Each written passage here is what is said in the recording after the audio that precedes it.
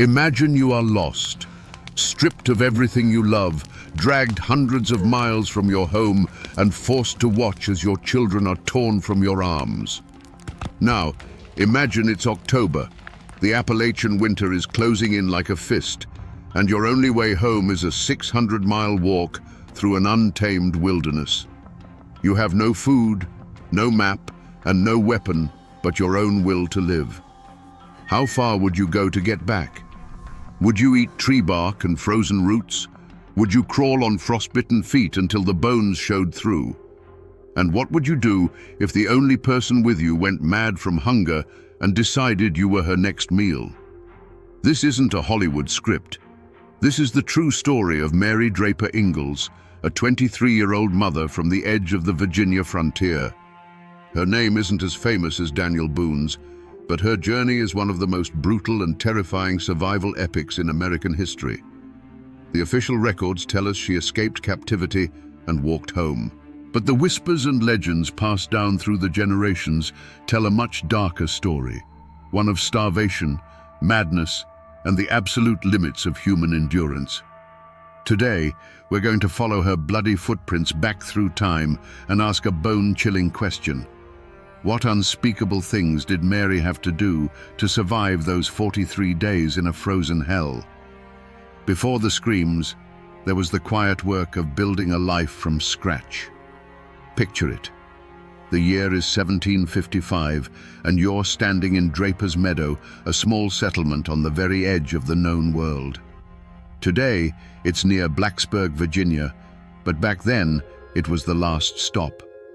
Beyond it lay an ocean of trees, a wilderness so vast and ancient, it felt like it could swallow you whole. The mountains weren't just a backdrop, they were a living, breathing entity that watched over the valley. They gave you timber for your home and game for your table, but they also held secrets, and they never let you forget how small you were. This little patch of cleared land was a fragile bubble of civilization, and at its heart were families like the Ingalls and the Drapers. William and Mary Ingalls were young, strong, and filled with the kind of hope that only pioneers can understand. They weren't looking for gold or glory, they were looking for a future. Their days were measured by the sun and the seasons. William's hands were calloused from the axe and the plow, carving a farm out of the forest.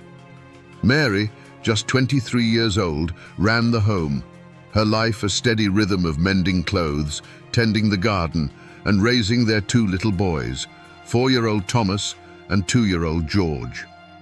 And as that summer sun beat down, Mary was heavy with their third child. Every stitch she sewed, every meal she prepared, was an act of faith in a future that seemed to stretch out before them, as promising as the valley itself. They weren't alone in this endeavor. A community is a fortress built of people, and Draper's Meadow was a tight-knit clan. When a new cabin needed to be raised, every man lent his back. When sickness came, the women shared remedies and watched over each other's children. They were bound together by hardship, by faith, and by the shared, unspoken understanding that their survival depended on one another. But beyond their cleared fields, the world was on fire. The French and Indian War wasn't some distant conflict fought by men in red coats. Here, on the frontier, it was a phantom war fought in the shadows. The French, desperate to halt the westward push of the British colonies, had forged alliances with native tribes, including the powerful Shawnee. They armed them, paid them, and pointed them east, urging them to unleash chaos on the remote settlements. Draper's Meadow, isolated and miles from any fort, was a perfect target, a lone candle flickering in a gathering storm. The people of the meadow knew the danger, of course. It was a low hum of anxiety beneath the surface of their daily lives. Every strange sound from the woods, every rumor that trickled in from the east, was a reminder of their vulnerability. Yet, life had to go on. The corn was growing tall, the harvest needed to be brought in, and a new baby was on the way. They held on to the comforting routines of their existence, praying that the war would remain a distant thunder. They didn't know that the storm was already upon them, and that in a matter of hours, their entire world was about to be washed away in blood. To understand the blood that was spilled in Draper's Meadow, you have to understand the ink that was used to claim the land. That valley wasn't empty when the first settlers arrived. For generations, it had been a thoroughfare, a seasonal hunting ground for the Shawnee and other tribes. It was a part of their world, a land not owned but used, a place woven into the fabric of their memory and their survival. The streams had their names, the mountains held their spirits. Then, men from the east arrived with pieces of paper issued by a distant king that claimed this ancient land was now theirs. The architect of this push into the wilderness was a man named Colonel James Patton. He was an Ulster Scot, tough as a hickory root and driven by a relentless ambition. He'd secured a massive land grant from the British Crown, 100,000 acres, with the mission to settle the Virginia frontier. He was a land speculator, a military man, and a politician. To the colonial government, he was a visionary, building a buffer against the French and their native allies. To families like the Drapers and the Ingalls, he was the man who offered them a dream, a piece of land to call their own, a chance to build something that would last. They were the human bricks in the wall he was building against the wilderness. But this grand vision was built on a foundation of betrayal. Just over a decade earlier, at the Treaty of Lancaster, colonial officials had made a deal with the Iroquois Confederacy, who, in a move of political power, sold off the rights to the Ohio Valley, land they didn't truly control and that the Shawnee considered their own. The Shawnee never signed that treaty. They never agreed to it. In their eyes, every cabin razed, every tree felled, every field plowed in places like Draper's Meadow was an invasion. Colonel Patton's land grant wasn't a legal document to them. It was a declaration of war written on sheepskin. In these mountains, a family name was everything. For the Ingalls and the Drapers, their name was a seed they were planting in new soil, a legacy they hoped would grow into a dynasty of farmers and families. Their identity was tied to the deed in their pocket and the sweat on their brow. But for the Shawnee, a name like Cornstalk carried the weight of ancestors, the sacred duty to protect the hunting grounds that fed their people. Their identity was inseparable from the land itself. So when these two worlds collided, it wasn't just a dispute, it was a clash of destinies. The settlers saw themselves as pioneers taming a savage land. The Shawnee saw themselves as patriots defending their home from invaders. Draper's Meadow was the fault line, and the tremor was about to begin. In a place as isolated as Draper's Meadow, news traveled on foot and was paid for in whispers. Every few weeks, a lone trapper or a circuit rider would appear out of the woods, a ghost from the outside world, and the community would gather to drink in his words like water. But in the summer of 1755, the news they brought was poison. They told stories of homesteads on the Greenbrier River burned to ash, of families vanished from their cabins without a trace. These tales spread through the settlement like a fever, leaving a chill that the summer heat couldn't touch. The names of the Shawnee leaders were no longer abstract. They became specters that haunted the daylight. The settlers spoke of a warrior named Kilbuck, whose ferocity was legendary. And they spoke of a young chief named Cornstalk, a man whose reputation was already growing into myth. They said he was a brilliant strategist, a man who could move his war parties through the dense forest like a silent wind, striking and disappearing before a proper defense could be mounted. He wasn't some distant enemy. He was a neighbor whose land they now occupied, and his grudge was as deep and personal as the valleys themselves. The tension wasn't just based on far-off rumors. It was in the air they breathed. A few months prior, a hunter from a nearby settlement had been found dead by a stream, his rifle gone, his body bearing the unmistakable marks of a tomahawk. It was a clear and brutal message. You are not safe here. The men started carrying their rifles with them even to the fields, and the women kept the children closer to the cabins. Every snapped twig in the woods, every owl's call that sounded just a little too human, sent a jolt of ice through their veins. This constant fear began to fray the edges of their small community. Some whispered that Colonel Patton had been too bold. that his relentless push westward had painted a target on all their backs. Others argued that his was the only way, that to show fear was to invite attack. A quiet suspicion could curdle a lifelong friendship. A glance held a second too long could be mistaken for an accusation. The very silence that had once been a source of peace for these settlers now felt menacing, as if the endless forest was holding its breath, waiting for the perfect moment to reclaim what it had lost. And Mary Ingalls felt it all. As a mother with two small boys and another life growing inside her, her senses were sharpened to a razor's edge. She watched her sons, Thomas and George, playing in the dirt near the cabin, their laughter a fragile sound in the heavy, watchful air. She would feel a kick from within her womb, and her hand would instinctively go to her belly, a gesture not just of love, but of a fierce, desperate desire to protect her children from a world that felt like it was closing in, a world where the line between a peaceful home and a slaughterhouse was as thin as a cabin wall. The people of the mountains have always known that the world speaks in signs if you're quiet enough to listen. And on the morning of July 30th, 1755, the signs were all there. They said later that the birds in the forest had fallen silent just before dawn, a heavy, unnatural hush that replaced the usual morning chorus.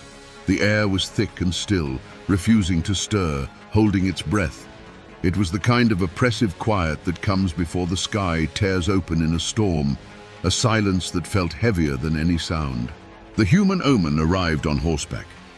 Colonel James Patton rode into the settlement that morning, his face etched with a gravity that chilled everyone who saw it. He wasn't there for a social call. He was the embodiment of the war, the walking, talking proof that the conflict was no longer a distant rumor.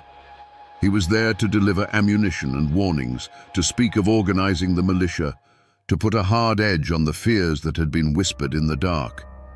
His presence was meant to be reassuring, a symbol of colonial authority, but it had the opposite effect. It was like planting a lightning rod in the middle of the cabins. He was a magnet for the very violence he was trying to prevent. And Mary felt it. She felt it deep in her bones, a cold dread that coiled in her gut. She was at her sister-in-law Betty Draper's cabin, going through the familiar motions of the day with the other women. But her hands felt clumsy, her mind distant. A wave of profound unease washed over her, so strong it almost made her dizzy. She looked out the cabin door at her sons, Thomas and George, playing near the edge of the woods. In that moment, their small, innocent forms seemed terribly fragile, like ghosts already fading into the deep green shadows. She tried to dismiss the feeling, blaming it on the heat and the weight of her unborn child. But the premonition was a physical thing, a cold hand gripping her heart, whispering that the world as she knew it was about to end. The men of Draper's Meadow were in the fields, their backs bent to the harvest. The rhythmic swing of the scythe, the feel of the sun on their necks. It was the hard, honest work that had defined their lives. They were far enough from the main cabins that the sounds of the settlement were just a faint murmur on the summer air. William Ingalls worked alongside his brother, his mind on the harvest, on the coming winter, on the new baby his wife Mary was due to deliver any day.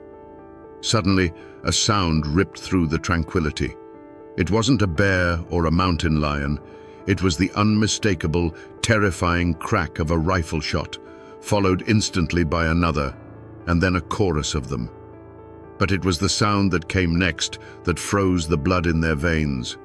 A human scream. A woman's scream, high and sharp with pure terror, cut short. Then another, and the chilling war cries of the Shawnee warriors, a sound they had only heard in frightened tales around the fire.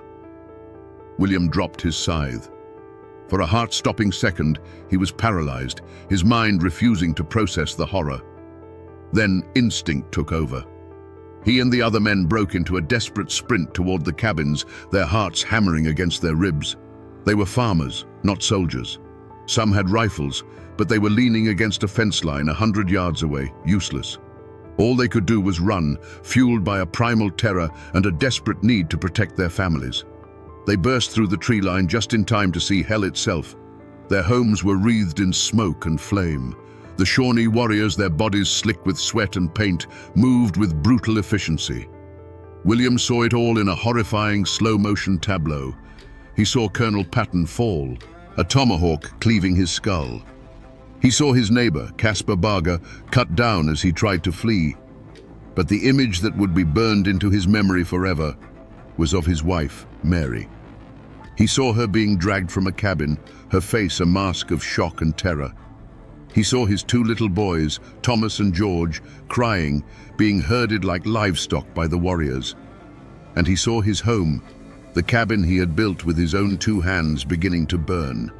He was 100 yards away, unarmed, helpless. To charge forward was suicide. To stay was to witness the end of his world. He could only watch in impotent agony as the raiding party gathered its terrified captives and melted back into the shadows of the forest, leaving behind a scene of carnage, silence, and smoke.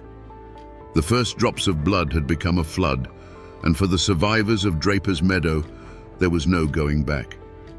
Inside Betty Draper's cabin, the world was small and safe.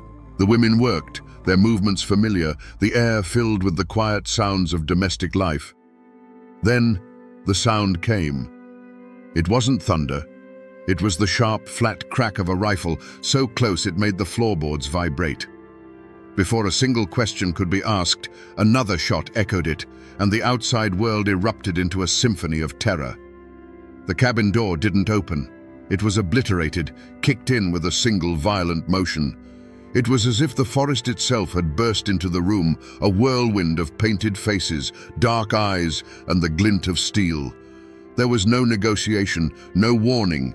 It was a storm of pure, calculated violence. Time seemed to stretch and warp. A minute of chaos felt like an eternity. The air filled with the coppery smell of gunpowder and fear.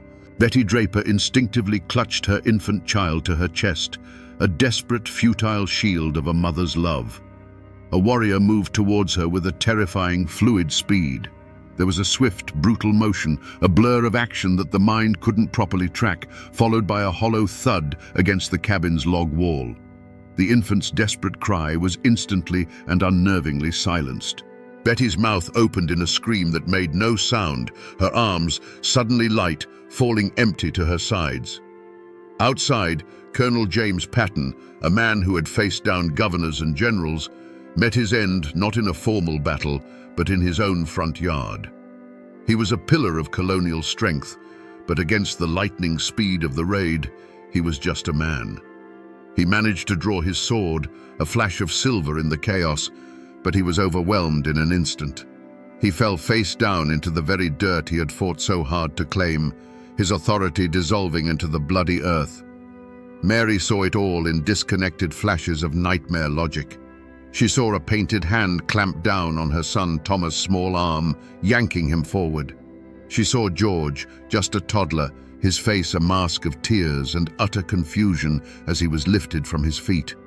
Her own body was frozen, trapped between the ferocious instinct to fight for her children and the paralyzing absolute certainty of death. She was no longer a wife or a pioneer, and she was a terrified animal, watching as her young were stolen from the den. The chaos subsided as quickly as it had begun. The screams faded into whimpers, and the sharp crack of gunfire was replaced by the hungry roar and crackle of flames as the cabins began to burn in earnest. This was not a battle, it was a harvest, a human harvest. In the middle of the path, a small corn-husk doll lay face down in the dirt, a solitary, innocent witness to a horror it could not comprehend. The life they had built was gone, reduced to ash and silence in less time than it takes to say a prayer. To us, sitting here centuries later, the men who stormed Draper's Meadow were monsters, pure and simple. But to understand the true horror of that day, you have to do something deeply uncomfortable. You have to try, just for a moment, to see the world through their eyes.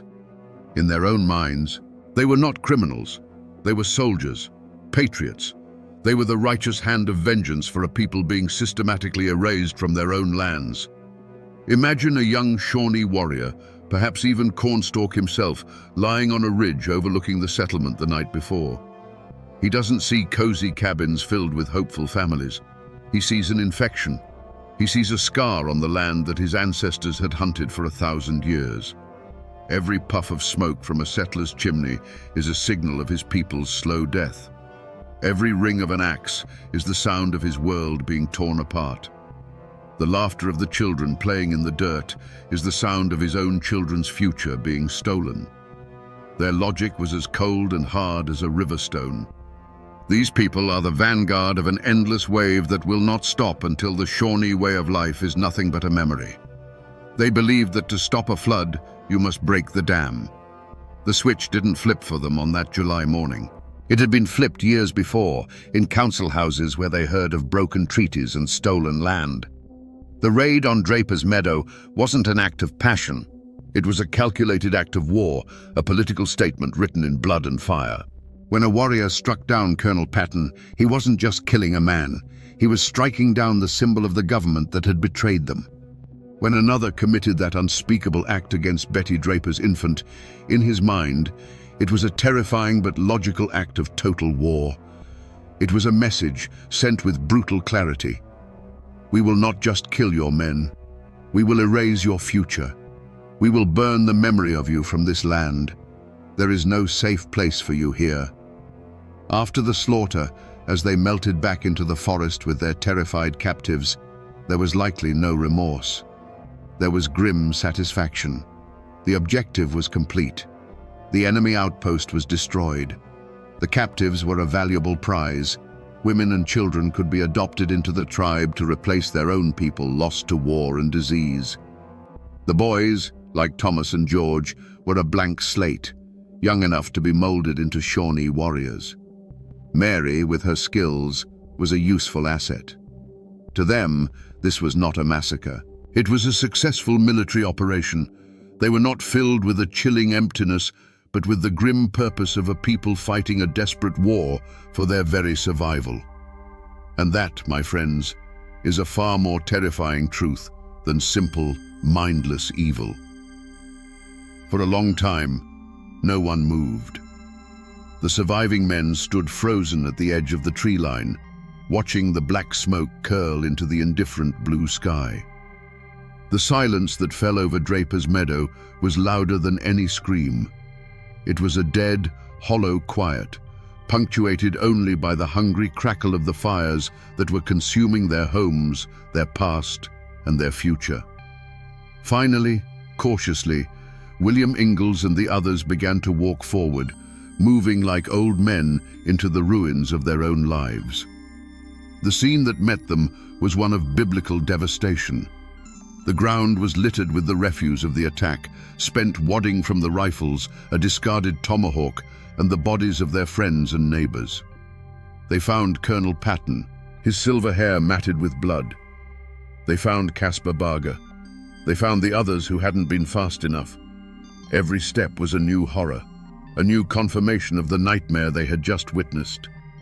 William's heart hammered in his chest as he searched for his family, a desperate, sickening prayer on his lips that he wouldn't find them here, among the dead. He reached the spot where his cabin had stood. It was now just a collapsing skeleton of burning logs. His wife and 2 sons were not there. A wave of something that was part relief and part a deeper, more profound terror washed over him. They weren't dead. They were taken. He sank to his knees in the dirt, the reality of it crashing down on him. Mary, 9 months pregnant. Little Thomas and George, dragged into that endless, hostile wilderness. The image of their terrified faces was a brand on his soul. The other survivors gathered in the smoking clearing, a small, dazed band of broken men. Their shock was a physical thing, a heavy blanket that smothered thought. But as the sun began to dip toward the mountains, shock curdled into a white-hot rage. Philip Barger, seeing his brother's body, grabbed his rifle and swore an oath of vengeance. He wanted to go after them, right now, to plunge into the forest and hunt them down. For a moment, a wild, suicidal energy gripped them all. The primal need to do something was overwhelming, but William Ingalls, his heart shattered, forced himself to think. The Shawnee were expert woodsmen on their own ground. They had a massive head start. To charge blindly into the forest at dusk was not a rescue mission, it was suicide. They were farmers, not trackers. Their grief was a fire, but it would not light their way in the dark. A grim, terrible reason prevailed. They had to get help. As night fell on the smoldering remains of Draper's Meadow, one of the men mounted the least injured horse and galloped east, a messenger of horror, to raise the alarm and summon a posse. For William Ingalls, the hunt had already begun, but it would be a hunt of agonizing patience, of staring into the dark woods and praying for a miracle that felt impossible. The news of the Draper's Meadow massacre traveled faster than any horse. It was a poisoned arrow shot into the heart of the frontier, and it spread a sickness of fear through every isolated cabin and fortified settlement along the New River. The fragile illusion of safety that these pioneers clung to was shattered. If a community as established as Draper's Meadow could be wiped out in broad daylight, then no one was safe. Absolutely no one. In the days that followed, settlers from the surrounding area gathered at the small, palisaded fort that served as the local strongpoint. They came for safety, but they brought their terror with them, and it filled the cramped space like a thick smoke. The community, once a fortress built on mutual reliance, began to crack under the strain. You see, my friends, a tragedy like this doesn't just unite people, it can also tear them apart, exposing the fault lines of fear and self-preservation that run beneath every society. Lines were drawn in the dirt, right there in the muddy courtyard of the fort. On one side were men like Philip Barger, their eyes burning with grief and rage. They demanded immediate bloody retribution. They wanted to form a war party right then and there, ride into the Ohio country and burn every Shawnee village they found. To them, caution was just another word for cowardice. On the other side were the older, more pragmatic men. They understood the futility of such a plan. They argued that a small, vengeful posse charging into the wilderness would be an ant marching into a hornet's nest. It would only lead to more death and leave their own homes defenseless. They urged patience, waiting for the official colonial militia for a proper, organized campaign. And then there was the third group, the largest group of all, the silent. They didn't argue, they didn't make speeches, they just watched with hollow eyes, and at night they would whisper to their wives about packing up and heading back east, back over the mountains where the hand of the law was stronger. The Shawnees' raid had been a brutal act of psychological warfare, and it was working perfectly. It had planted the seeds of terror, and now they were watching them grow, choking out the courage of an entire region. A conspiracy of silence began to take hold. Many knew the trails the Shawnee used. Some had even traded with them before the war. But to share that knowledge, to offer help to William Ingalls, was to mark your own family for the next attack. The fear was a physical presence. People who had been friends for years now avoided each other's gaze. They barred their doors earlier, shushed their children's play, and prayed that the trouble would pass them by. In a handful of cabins, there were small acts of quiet courage. A woman leaving a loaf of bread and a slab of bacon on the doorstep of a family who had lost everything. But these were flickering candles in a vast and encroaching darkness. For William Ingalls, this was a special kind of hell. He had lost his family, and now he was losing his community. He was a man crying for help in a room full of people who were pretending to be deaf. William Ingalls could not wait. The colonial militia was a slow, lumbering beast, and every hour that passed was an hour that took his family deeper into an enemy world. He knew, with the chilling certainty of a husband and father, that he had to go now. A small, grim-faced posse formed around him. This wasn't an army. It was a handful of men bound by grief and rage, his brother John, Philip Barger, who thirsted for vengeance for his own brother, and a few others from the settlement. They were farmers and hunters, not soldiers, armed with long rifles, leather pouches of shot, and a desperate, burning hope. They plunged into the forest, following the trail of chaos left by the Shawnee war party. For the first few days, the trail was brutally clear.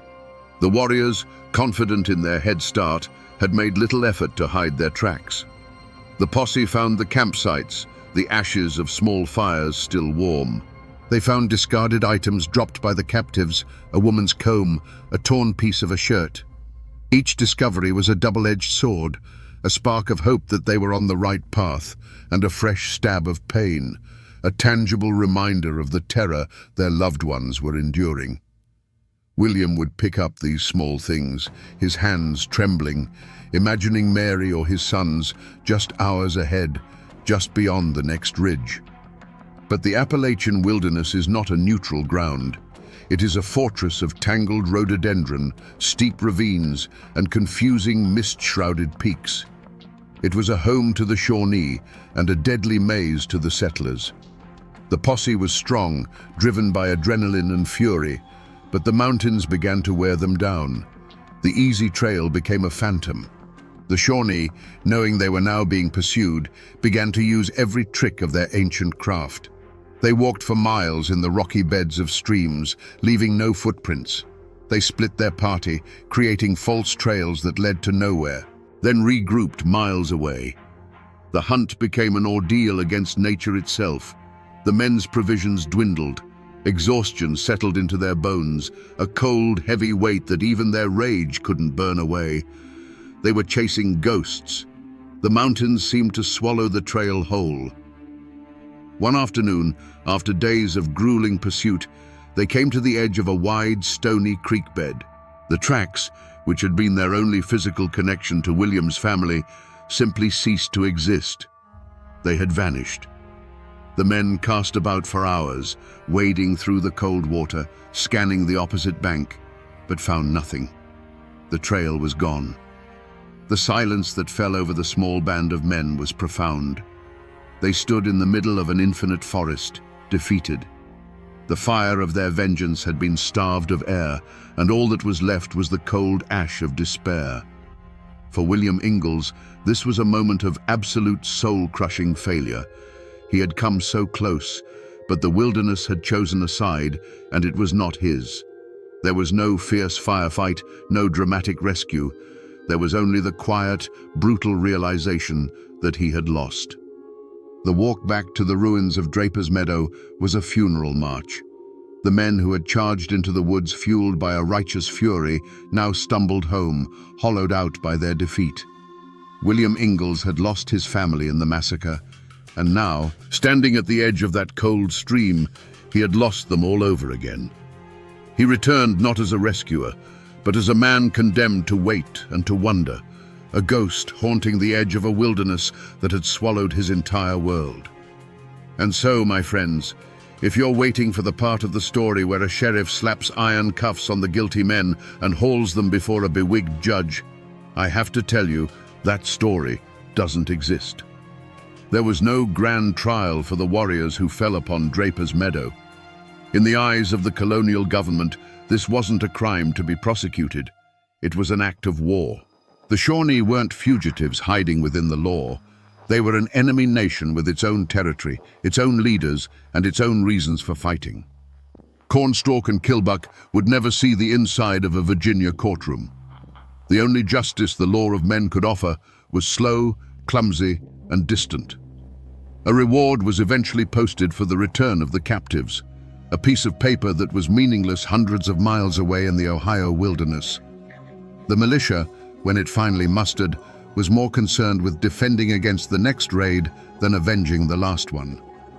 The wheels of colonial justice turned with the speed of a dying glacier, while for the captives, every tick of the clock was an eternity. For William Ingalls, the verdict was clear. The system had failed. The law was a distant abstraction, useless against the immediate, brutal reality of his loss. But in the mountains, there is another kind of court, another kind of justice. And in the fall of 1755, Mary Draper Ingalls found herself standing trial in it. Her captors were not on trial, she was. The courtroom was the vast, unforgiving landscape of the Ohio Valley. The judge was the coming winter. The jury was hunger, fear, and exhaustion. The verdict would be simple and final: life or death. While William was hunting shadows in the east, Mary was enduring the verdict of her captors. She had been judged not as a criminal, but as an asset. Her skill with the needle and thread spared her from the brutal gauntlet ritual upon her arrival at Lower Shawneetown. She was put to work, her hands making fine shirts for the very men who had destroyed her world. But this small mercy was a cage within a cage. The true sentence had already been carried out on her family. Her sons, Thomas and George, were judged young enough to be assimilated and were torn from her side, adopted into different families, their pasts to be systematically erased. Her infant daughter, Louisa, was deemed just another mouth to feed and was given away. Mary was now a prisoner, not just of the Shawnee, but of her own bottomless grief. The law of men had abandoned her. The justice of the tribe had shattered her family. In that profound darkness, she came to a realization. If there was any justice to be had, she would have to seize it for herself. It would not be a justice of punishment or revenge. It would be the justice of survival, the justice of reclaiming a life that had been stolen. The Shawnee had passed their sentence on her. Now, she was about to deliver her own. You might think this is where the story finds its happy ending. The hero has returned. The ordeal is over. But for Mary and William Ingalls, the reunion was not an end to the suffering. It was the beginning of a new kind of pain.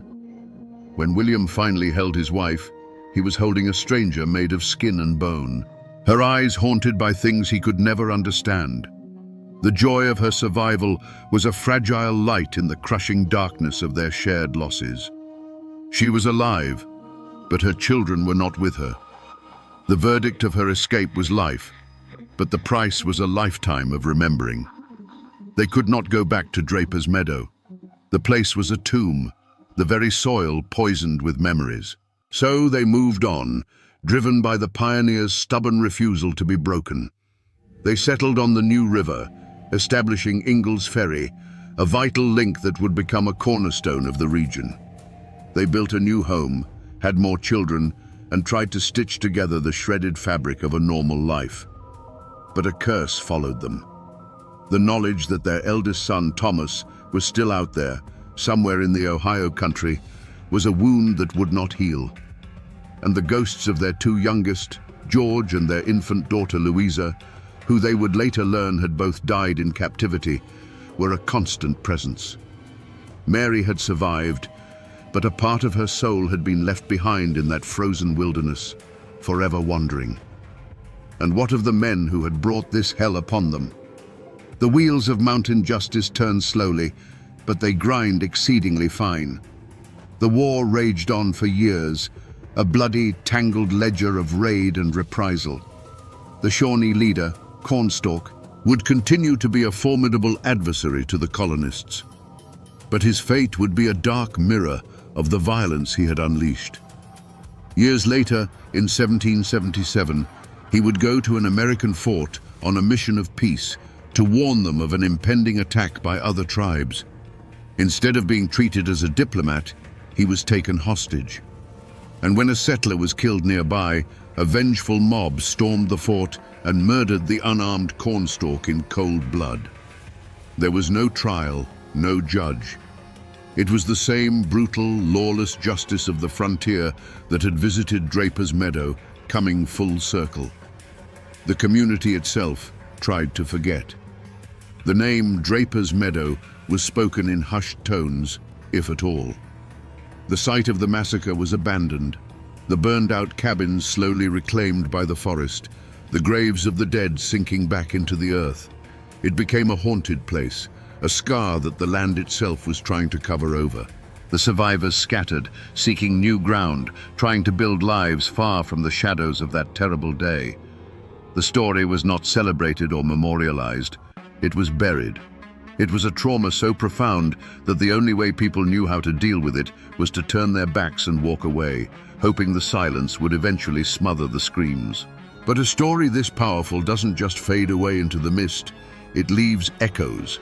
It seeps into the soil and becomes part of the land itself. The most powerful echo, of course, was human. 13 years after the massacre, a treaty was signed and a teenage boy was returned to the Ingalls family. It was Thomas. But the joyful reunion was also a tragedy. He was a ghost from another world. He spoke Shawnee. He had forgotten English, forgotten his parents, forgotten the life he was born into. His reintegration was a long, painful struggle, a living testament to the chasm that had opened up between two worlds. Yet, he endured. The Ingalls family grew, and they never, ever forgot. The story of Mary's ordeal was their founding legend, passed down from parent to child, a sacred inheritance. It was preserved not in dusty history books, but in the living memory of a family, until Mary's own son, John, finally wrote it down, ensuring it would never be lost. And the physical traces are still there, hidden in plain sight. If you go to Blacksburg, Virginia today, you can find the site of Draper's Meadow. It's not a haunted ruin in the woods. It's the heart of the Virginia Tech campus. Thousands of students walk across that land every single day, their minds on exams and their futures. They sit by a quiet duck pond, a memorial to that day, many of them having no idea they are studying on ground that was once soaked in blood and terror. Travel a little further, and you'll find the New River. This, to me, is the greatest monument of all. It is the silent, winding witness to her ordeal. It is the same river whose icy water she waded through, whose banks she crawled along in delirious agony. When you stand on its edge, you are standing in the exact footsteps of her 600-mile journey into hell. Its currents still whisper her name. You can even go and stand at her grave in Radford, Virginia, and touch the cold stone that bears her name. It's a tangible link, a direct connection to this woman of impossible courage. People build new lives. They pave roads and raise buildings and try to look forward. But they can never completely erase the past. It's always there, just beneath the surface. The highways and the college campuses can cover the scars, but they can't erase them. The mountains watched it all happen, and the mountains remember. So we come back to the question we asked at the very beginning around this digital campfire. What unspeakable things did Mary Draper Ingalls have to do to survive? The historical record, the official documents, will never tell you.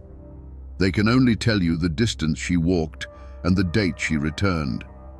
But the story she told her son, the story of the old Dutch woman and her descent into madness, that is the only answer we have.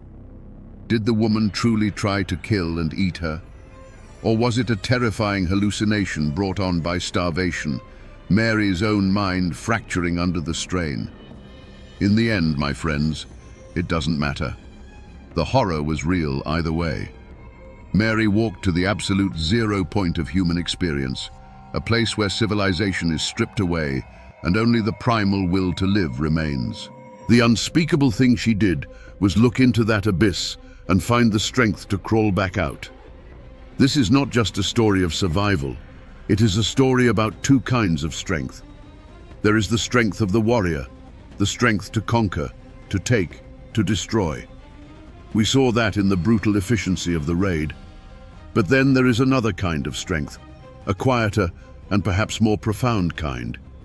It is the strength of the root that holds fast to the earth in a storm. It is the strength of a mother who, having lost everything, decides that her own life is still a testament to the family she loved. Mary Draper Ingalls had that strength. She refused to be erased. Her journey home was an act of defiance, a declaration that even after the fire, after the slaughter, after the loss of her children, she was still here. This is the indomitable Appalachian spirit, forged in the crucible of stories just like this one. It's a story of heartbreak and endurance, of cruelty and unimaginable courage.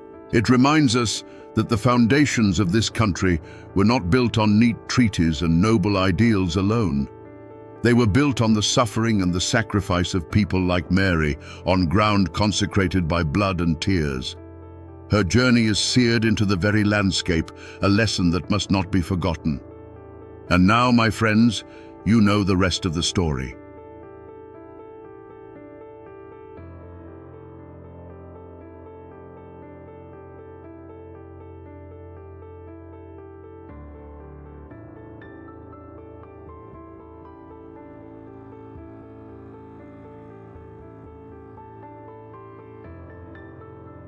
A volley of rifle fire tore through the quiet air over the Kentucky River, and the man they called Bad Tom Baker fell.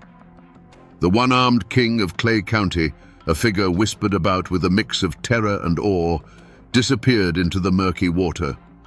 History calls it the end of a feud. But was it just a family squabble over a stolen pig or a stray card game?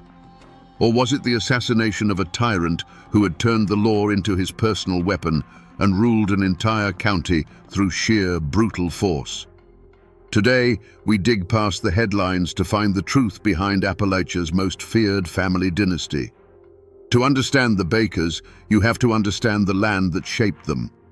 Clay County, Kentucky, after the Civil War, was a world unto itself.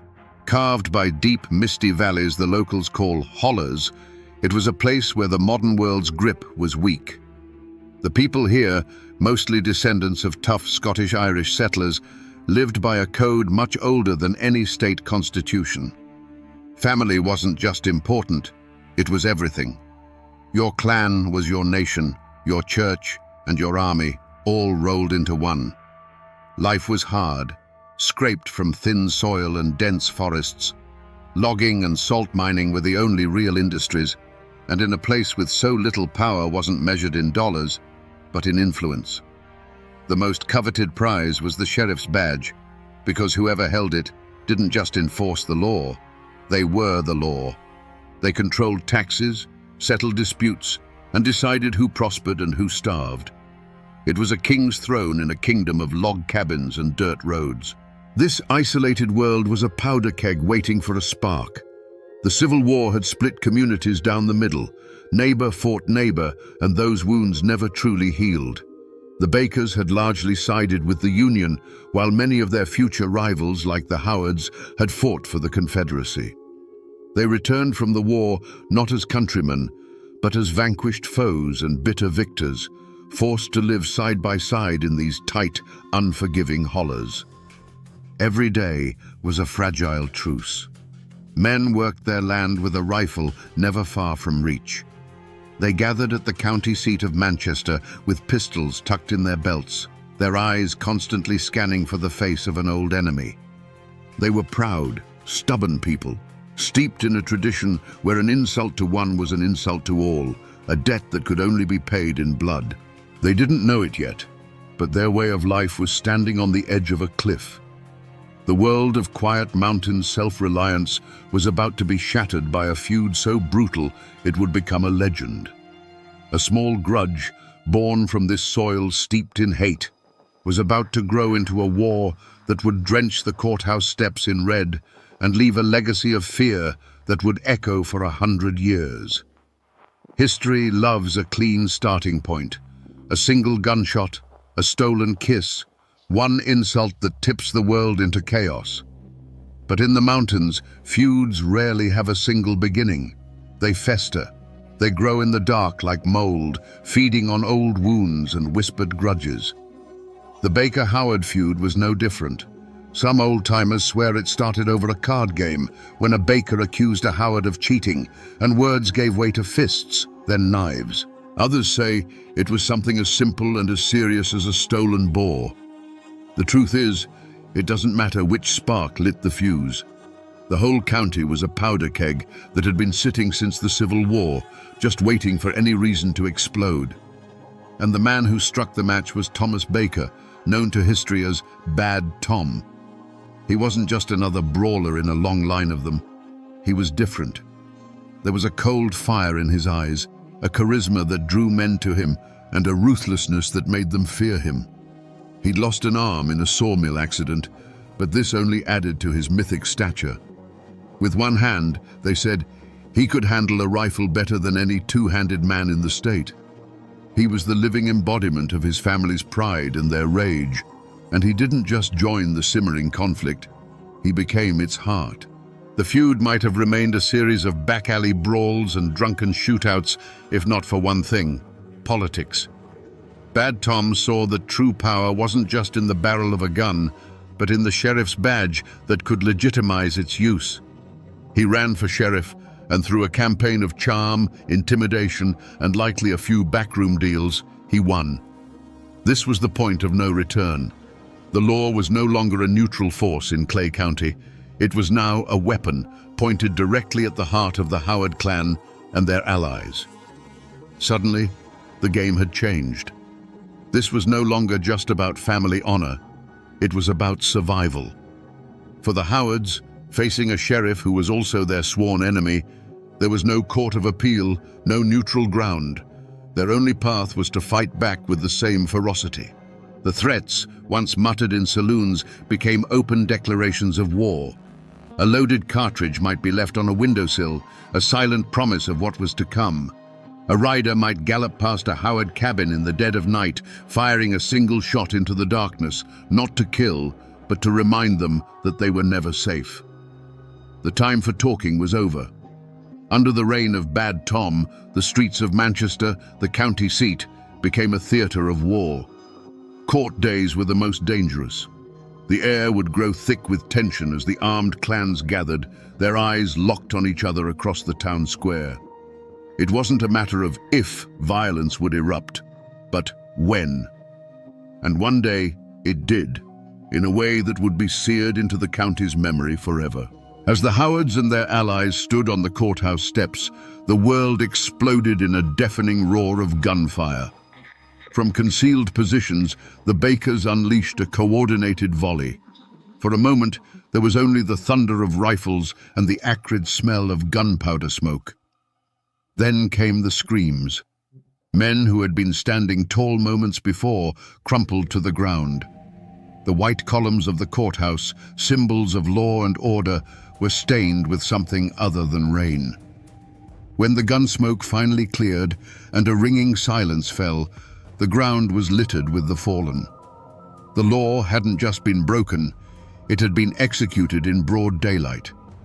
But the horror wasn't confined to these public spectacles. The war followed people home. It crept onto their porches in the dead of night, leaving a single bullet on a windowsill, a silent promise. Or worse, a small, crudely carved coffin, a message more chilling than any spoken threat. A family would be sitting down to supper, and a shot would ring out from the darkness, shattering a window pane. The bullet wasn't meant to hit anyone.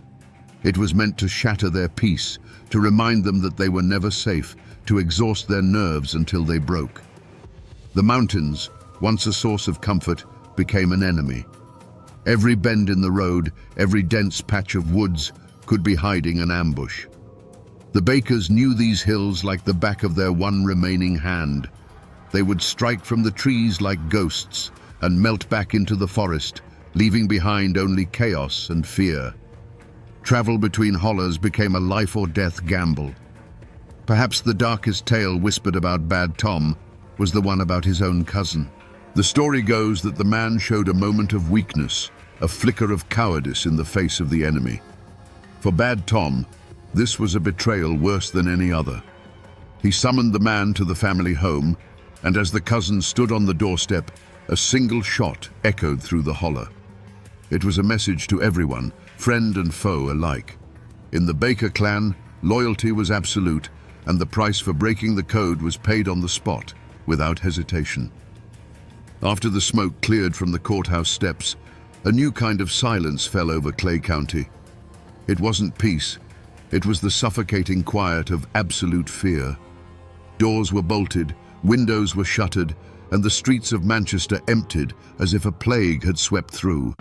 The only ones who moved freely were the Bakers and their allies, who walked with the swagger of conquering heroes. The law, which had bled out on the town square, was now whatever Bad Tom Baker said it was. For the survivors of the Howard clan, grief quickly hardened into a cold, unbending resolve. They carried their dead back to their family plots in the quiet hollers, but they weren't just burying their kin. They were burying any hope of conventional justice. To appeal to Sheriff Baker to investigate a crime committed by the Bakers was not just futile, it was a death sentence. They knew then that the war would not be won in a courtroom or on a ballot. It would only end when Bad Tom Baker was in the ground. The fear was a poison that seeped into every corner of life. Neighbors who had known each other for generations stopped speaking, their eyes averting in the street lest a friendly word be misinterpreted as taking a side. Business ground to a halt. The mountains that had once been a sanctuary became a prison, and the legend of Bad Tom grew with every whispered story. People said he couldn't be killed, that he'd made a deal with the devil for his one-armed marksmanship. In the flickering firelight of their cabins, people began to believe that he wasn't a man at all, but a spirit of vengeance sent to punish the county for its sins. But the gunshots in Manchester echoed far beyond the hills of Clay County. Newspapers in Frankfurt and Louisville began to run sensational stories about Bloody Clay, painting it as a savage land ruled by a one-armed tyrant. The state government, long content to let the mountain counties manage their own affairs, could no longer ignore the anarchy. The governor was embarrassed. Rewards were quietly offered for information, and the first whispers of sending in the state militia began to circulate. The outside world was finally starting to peer into the heart of darkness that Clay County had become. This external pressure, combined with the desperation of his enemies, sealed Bad Tom's fate. His opponents realized they couldn't outfight him, and they couldn't outvote him. They had only one option left. In secret meetings, deep in the woods, a plan was forged. It wouldn't be a fair fight, because a fair fight with Tom Baker was one you lost. It would be an ambush. They began to watch his movements, learning his routines, waiting for the perfect moment to cut the head off the snake and end his bloody reign for good. With Bad Tom Baker's body lost to the Kentucky River, you might think the story was over, but it wasn't. His death wasn't an act of law, it was an assassination.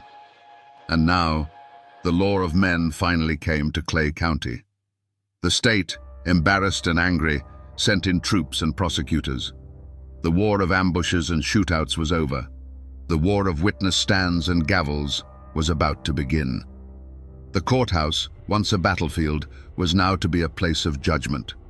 The trials that followed were a spectacle, a clash of two entirely different worlds. Armed state militiamen stood guard, their faces grim, watching a crowd that was divided by an invisible line of hatred. On one side sat the remaining Bakers, on the other, the Howards and their allies. In the middle were the city lawyers in their pressed suits, trying to apply abstract legal principles to a conflict fueled by generations of raw, personal vengeance. For the mountain folk packed into the gallery, it was a strange and foreign circus, where truth seemed less important than procedure. The men in the dock were a study in defiance. Whether Baker or Howard, they showed little remorse. They sat with a stoic dignity, their faces carved from the same hard Appalachian rock as their homes. To them, this wasn't a trial for murder. It was a trial of survival. They looked at the judge and the jury, not with the eyes of guilty men, but with the weary gaze of soldiers who had fought a long and brutal war, only to be judged by outsiders who had never spent a single night in the trenches. They didn't plead for mercy, because mercy wasn't a currency they understood. The verdicts, when they came, were as messy and complicated as the feud itself. Some men were convicted, sent away to rot in a Frankfurt prison, becoming martyrs to their families. Others, even those known to have pulled a trigger, were acquitted. Witnesses suddenly couldn't remember faces. Juries of local men who had to live in these hollers long after the judge went home delivered verdicts that defied the evidence. The law came to Clay County, but it found that the old codes of silence and clan loyalty were stronger than any prosecutor's argument.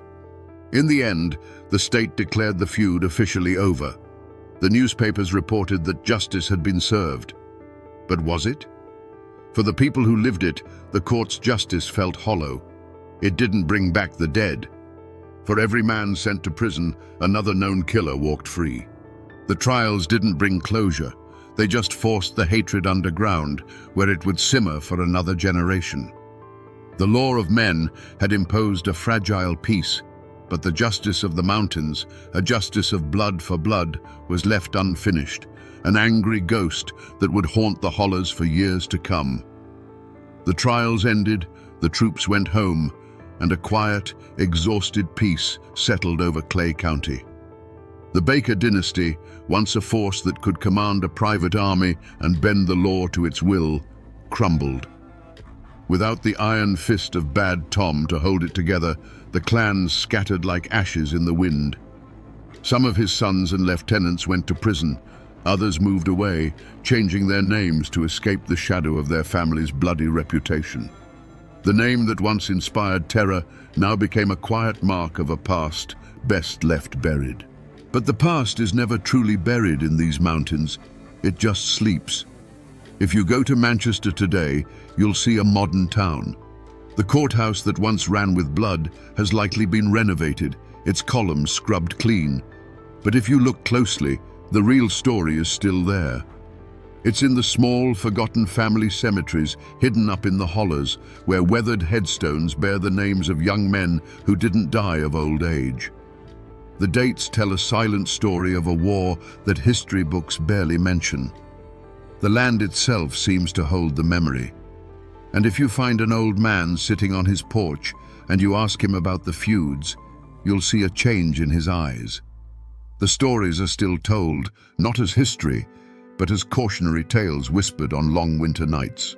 They'll tell you about Bad Tom, the one-armed king, and how he ruled this county with fear. The official records are sparse, but the oral history, passed down from grandfather to grandson, is rich and terrifying. The name Baker is no longer a threat. It's a legend, a ghost that haunts the local memory. Most of the cars that drive the winding roads of Clay County are just passing through, their drivers unaware of the ghosts that linger in the shade of the trees.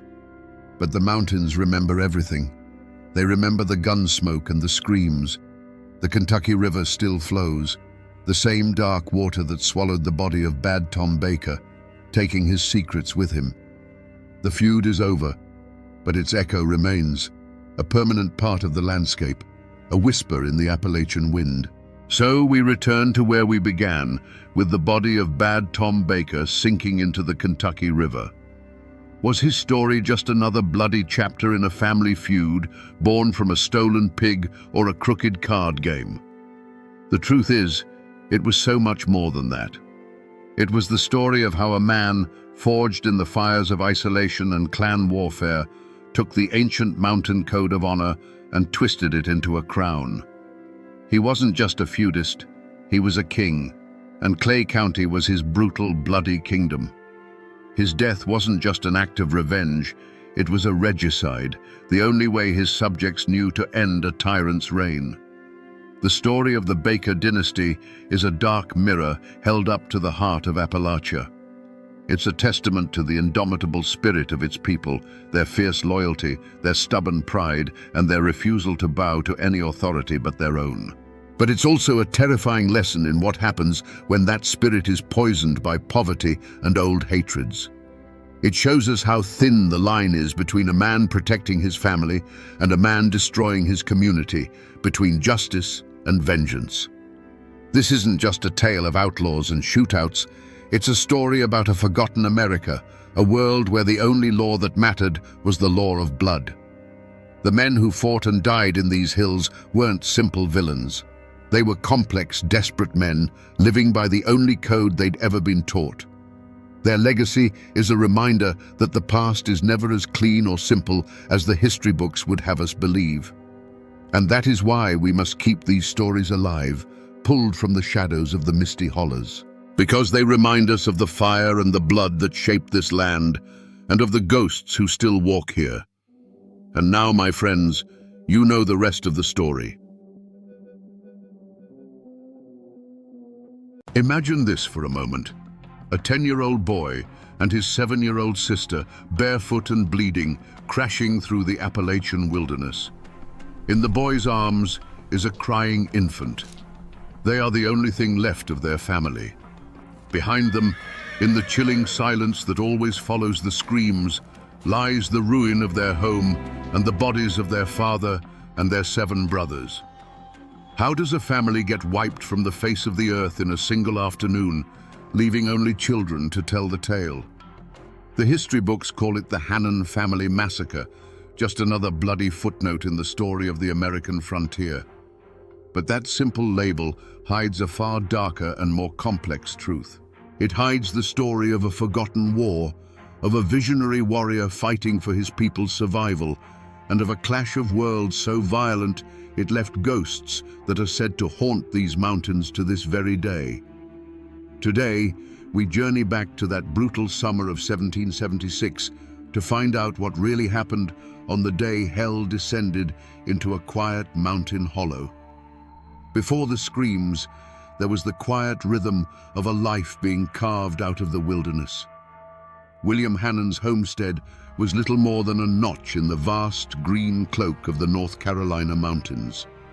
A log cabin, sturdy and rough-hewn, stood in a small clearing, a testament to endless hours of labor. Around it, a field of corn and beans fought a daily battle against the encroaching forest. This was the frontier in 1776, not a place of grand adventure, but of grueling, back-breaking work from sunup to sundown. The forest was both a provider and a threat. It gave them timber for their home, game for their table, and cool water from its creeks. But it also held its secrets in a deep, watchful silence. William Hannon was a man defined by that silence. A widower, he was the sole guardian of 10 children, a responsibility that would have crushed a lesser man. His 5 eldest sons were already turning into men themselves, their hands calloused from the axe and the plow. They worked beside their father in the fields, their shared sweat watering the very ground they hoped to one day call their own. They weren't invaders in their own minds. They were builders, planters, men chasing the simple, universal dream of leaving something behind for their children. Inside the cabin, life was a hum of smaller chores. 10-year-old Edwin was already learning the weight of responsibility, while his 7-year-old sister Winnie was more mother than child to the 2 toddlers and the new baby, Elizabeth. Their world was small, bounded by the edge of the woods and the arc of the sun. Their joys were simple: a cool drink of water after a hot day's work, the rare taste of wild honey, the stories told by the firelight as the mountains outside grew dark and quiet. It was a hard life, but it was their life, whole and unbroken. But the year was 1776, and while men in Philadelphia were debating the birth of a new nation, the world these settlers knew was on the verge of a violent, bloody death. The winds of revolution that blew through the cities reached the mountains as distorted whispers, rumors carried by traders and traveling preachers. They spoke of war with the British, of independence, of freedom, words that felt distant and abstract in a place where survival was the only law that mattered. The more immediate danger had a name that was beginning to be spoken with a mix of fear and reluctant respect: Dragging Canoe. He was the leader of the Chickamauga Cherokee, a man who refused to bow to the white tide. Whispers said he had sworn a blood oath to drive the settlers from his ancestral lands. The Hannon family, in their quiet hollow, knew of these rumors. Every snap of a twig in the forest, every unfamiliar shadow at dusk, was a reminder that their small patch of cleared land was an island in an ocean of ancient history they did not understand. They were living on borrowed time, and they had no idea the debt was about to be called due. The Hannons had no quarrel with their immediate neighbors. On the frontier, you relied on the folks in the next valley over. No, the grudges that doomed them were older, deeper, and written on the land itself. William Hannon and his family were living on the edge of a wound that had been festering for decades. Each treaty signed by distant chiefs, each parcel of land ceded under pressure, was another drop of poison in the well. To the Cherokee, the settlers' cabins weren't homes. They were markers of a slow, creeping death to their way of life. The architect of this simmering rage was Dragging Canoe. He was a man who saw the future in the tired eyes of the old chiefs who kept giving away land, hoping for a peace that never came. At a treaty meeting, as yet another swath of ancestral hunting ground was signed over, he pointed to the land and spoke words that would become a prophecy written in blood. "You have bought a beautiful land," he told the settlers, "but I am afraid that you will find its settlement dark and bloody." He saw no compromise, only oblivion. Dragging Canoe and his followers, the Chickamauga, were not just a band of renegades. They were the hardened soul of the Cherokee resistance. They saw the American Revolution not as a fight for freedom, but as a chaotic opportunity. British agents, eager to sow terror on the colonial frontier, fanned the flames of their fury. They provided guns, ammunition, and promises, turning the Chickamauga's righteous anger into a weapon. For Dragging Canoe, this wasn't about fighting for the British king. It was a holy war for the mountains themselves. This web of intrigue and old hatreds created an atmosphere thick with paranoia. In the scattered settlements, rumors spread like wildfire. A hunter would report seeing unfamiliar tracks by the creek. A trader would bring news of Chickamauga war parties gathering in the hidden valleys. Whispers turned to warnings, and warnings turned to cold, hard fear. The Hannon family, like every other settler, would have felt it. The friendly waves they might have once exchanged with Cherokee hunters were gone, replaced by wary, assessing stares across the trees. The air itself had changed. It was no longer just the quiet of the mountains. It was the tense, listening silence before a storm. The point of no return wasn't a shouted argument or a line drawn in the dirt. It was a silent decision made in the deep shadows of the forest. It was the moment a Chickamauga war party, their faces painted in the colors of vengeance, began to move with purpose toward the smell of wood smoke from the Hannon cabin. For them, this wasn't murder. It was surgery. It was cutting out a cancer that was killing their world, one small homestead at a time. Every snapped twig under their moccasins was a drumbeat of inevitability. On the other side of that thin veil of trees, life continued in blissful ignorance. It was a hot, heavy summer afternoon. William Hannon and his 5 oldest boys were in the field, likely bent over their work, their backs slick with sweat. The rhythmic thud of a hoe against the earth, the drone of insects in the thick air, these were the sounds of their world. Their rifles, the essential tools of frontier survival, were likely propped against a stump at the edge of the clearing. In the quiet rhythm of their labor, the danger that had been a whisper for months had faded to a dull background hum. This was the fatal miscalculation of the frontier, the belief that because the morning was peaceful, the afternoon would be too. The Hannon men were tired, focused on the soil, their senses lulled by the heat. They didn't see the flicker of movement in the tree line. They didn't hear the collective intake of breath as dozens of eyes fixed on them from the shadows. The war party had reached the edge of the woods. They could see the unsuspecting figures in the field, see the faint outline of the cabin beyond. There was no turning back now. The promise made to Dragging Canoe, the anger fueled by British guns, the generations of grief for lost lands, it all coalesced into this one irreversible moment. A hand was raised. A silent signal was given. The deep, listening silence of the Appalachian forest was about to be broken by a sound that would echo through generations.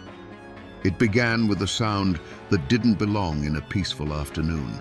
It wasn't the call of a bird or the snap of a twig, but the chilling, high-pitched war cry of the Chickamauga erupting from the tree line.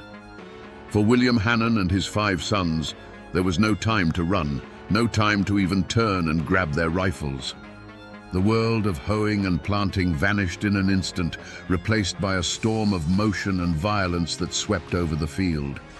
It wasn't a battle, it was a harvest. Moments later, it was over. The rhythmic sounds of work had been replaced by a silence that was heavy and absolute. 6 men who had been toiling under the sun were now part of the very earth they had been turning. From the cabin, one could only see the aftermath, the still figures lying in the dirt and the attackers moving among them. One warrior stood over the body of William Hannon and with a swift, practiced motion raised a dark, bloody proof of his victory to the sky before disappearing back into the shadows of the forest. Inside the cabin, The screams from the field had been cut short, leaving a ringing void that was even more terrifying. 10-year-old Edwin and 7-year-old Winnie huddled together, trying to quiet the two toddlers and the crying infant, Elizabeth. Then came a new sound, the splintering of their own front door.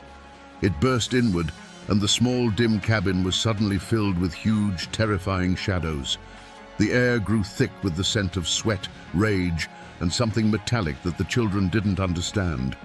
The warriors' eyes, accustomed to the dim light of the forest, scanned the cabin. They saw the children. In the merciless logic of a war for survival, these were not children. They were the seeds of their enemy, seeds that could not be allowed to grow. One of the warriors moved toward the 3-year-old boy, who was crying in terror. There was a small, sharp scream, followed by a sickeningly dull thud against the log wall, and then silence. The newborn, Elizabeth, began to wail, her infant cries filling the cabin. Another warrior moved toward her. But in that moment, in that bloody, chaotic frenzy, something happened. Perhaps the warriors were spooked by a sound. Perhaps they believed their work was done and were eager to leave. For one critical second, their attention was diverted. It was all the time the universe would give. It wasn't a thought, but a pure animal instinct that moved 10-year-old Edwin. As the warrior turned away, the boy lunged, scooping the screaming infant from her cradle. He grabbed Winnie's hand, pulling her with a force she didn't know he possessed. He didn't look back at the small, still form of his little brother.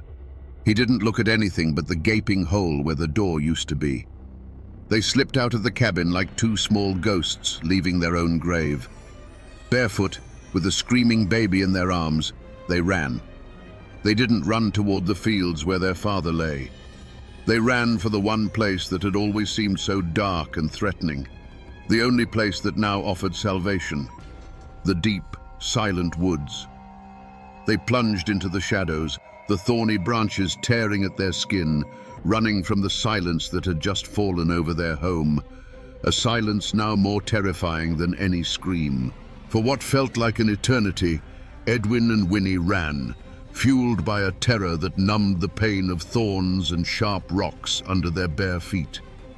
The only reality was the weight of the baby in Edwin's arms and the desperate, ragged sound of their own breathing. They finally stumbled out of the tree line and into the clearing of the nearest farmstead, collapsing in a heap of exhaustion and shock. They were a horrifying sight. Two children covered in scratches, their eyes wide with a horror no words could yet explain, and a wailing infant. But the message they brought didn't need words. It was carried in their silence and their tears. Within the hour, a grim-faced party of neighbors, rifles in hand, made their way cautiously toward the Hannon homestead. The first thing they noticed was the silence. The familiar sounds of a working farm, the chop of an axe, the call of a voice were gone. All they could hear was the buzzing of flies in the oppressive summer heat. They found William and his sons in the field, lying where they had fallen, the earth around them stained a dark, terrible color. The scene spoke of a swift, merciless violence that left no room for a fight. The men's faces hardened as they approached the cabin. The door hung broken on its hinges, a gaping wound in the side of the small home. Inside was a scene of profound violation. The simple furniture was overturned, and in the dim light they saw what the children had fled from: the overturned cradle, the small, still body of the 3-year-old boy. It was a sight that burned itself into the minds of even the most hardened frontiersmen, turning their fear into a cold, diamond-hard rage. The surviving children were taken in, passed from one set of gentle, grieving hands to another. But they were no longer the children they had been that morning. They were ghosts, haunted by what they had seen and heard. Winnie clung to the infant Elizabeth as if the baby were the last anchor in a world that had been washed away by a flood of violence. Edwin, the 10-year-old boy who had saved them, retreated into a silent, watchful place deep within himself. His eyes held the look of a man who had stared into the abyss and had seen the abyss stare back. The news of the massacre traveled like a shockwave through the scattered settlements of the North Carolina frontier. It was a story told in hushed, terrified whispers around hearths that night. Doors were barred, rifles were loaded, and every shadow in the woods became a source of terror. The fragile illusion of safety was shattered. Dragging Canoe was no longer a distant rumor. He was a tangible, blood-soaked threat who had reached into their world and ripped a family apart. Fear was the first reaction. But in the heart of the Appalachian settler, fear was always followed by something else, a burning, unquenchable thirst for vengeance. The hunt began not with a sheriff's decree, but with a low growl of fury that rippled through the scattered cabins. As the bodies of the Hannons were being prepared for their final rest in the hard Appalachian soil, the men of the frontier were gathering. They came with their long rifles, powder horns, and a quiet, murderous resolve in their eyes. These weren't lawmen. They were farmers, blacksmiths, and trappers whose hands were as accustomed to an axe handle as a trigger. The massacre wasn't an attack on a stranger. It was an attack on every single one of them, on their wives, their children, their own precarious existence. They formed a ragged posse, a grim collection of about 20 men, and plunged into the forest on the trail of the war party. They were skilled woodsmen, men who could read a bent twig or a scuffed patch of moss like a page in a book. But the mountains that had been their home now became an alien landscape, a deadly labyrinth that belonged to their enemy. Every ravine could hide an ambush, every thicket of rhododendron a sniper. The air, thick with humidity, was also thick with a palpable tension that made the sweat on their necks run cold. For days, they pushed deeper into the wilderness, their initial rage sharpening into a focused, exhausting pursuit. They found signs of the war party's passage, the remains of a hastily eaten meal, a single dropped feather from a ceremonial dress, a faint moccasin print in the mud of a creek bed. Each discovery sent a jolt of adrenaline through the weary men, pulling them onward. They were close. They could feel it. They slept in shifts, their rifles never leaving their hands, their dreams filled with shadows and the ghost of a child's scream. But the Chickamauga were masters of this domain. They moved like smoke through the trees, their trail growing fainter and more confusing with every mile. The posse would follow a clear path for hours, only to have it vanish completely on a rocky ridge, as if the warriors had simply been lifted into the sky. The mountains were helping their own. The forest that had provided the Hannons with life was now actively shielding their killers, swallowing them into its vast green depths. The moment of capture never came. After a week of relentless pursuit, the posse stood on a high bluff, looking out over an endless expanse of ridges and valleys. They were gaunt, their supplies were dwindling, and their tracks were the only ones they had seen for 2 days. The grim truth settled upon them like a shroud. The war party had dissolved back into the wilderness, swallowed by a network of hidden paths and sympathetic villages they could never hope to find. There was no fierce firefight, no exhausted surrender. There was only the cold, bitter realization that the men they were hunting were gone. They had struck and then vanished, leaving nothing behind but corpses and terror. The posse returned to their homesteads, not with prisoners, but with a new, chilling certainty. The war had just begun, and the enemy was a ghost they could not catch. There was no trial, no courtroom, no judge in a black robe, no clever lawyers arguing points of law. To expect such things would be to misunderstand the brutal reality of the frontier in 1776. The courthouses of the new nation were far away, beyond the mountains, and their laws felt as distant and irrelevant as the king across the sea.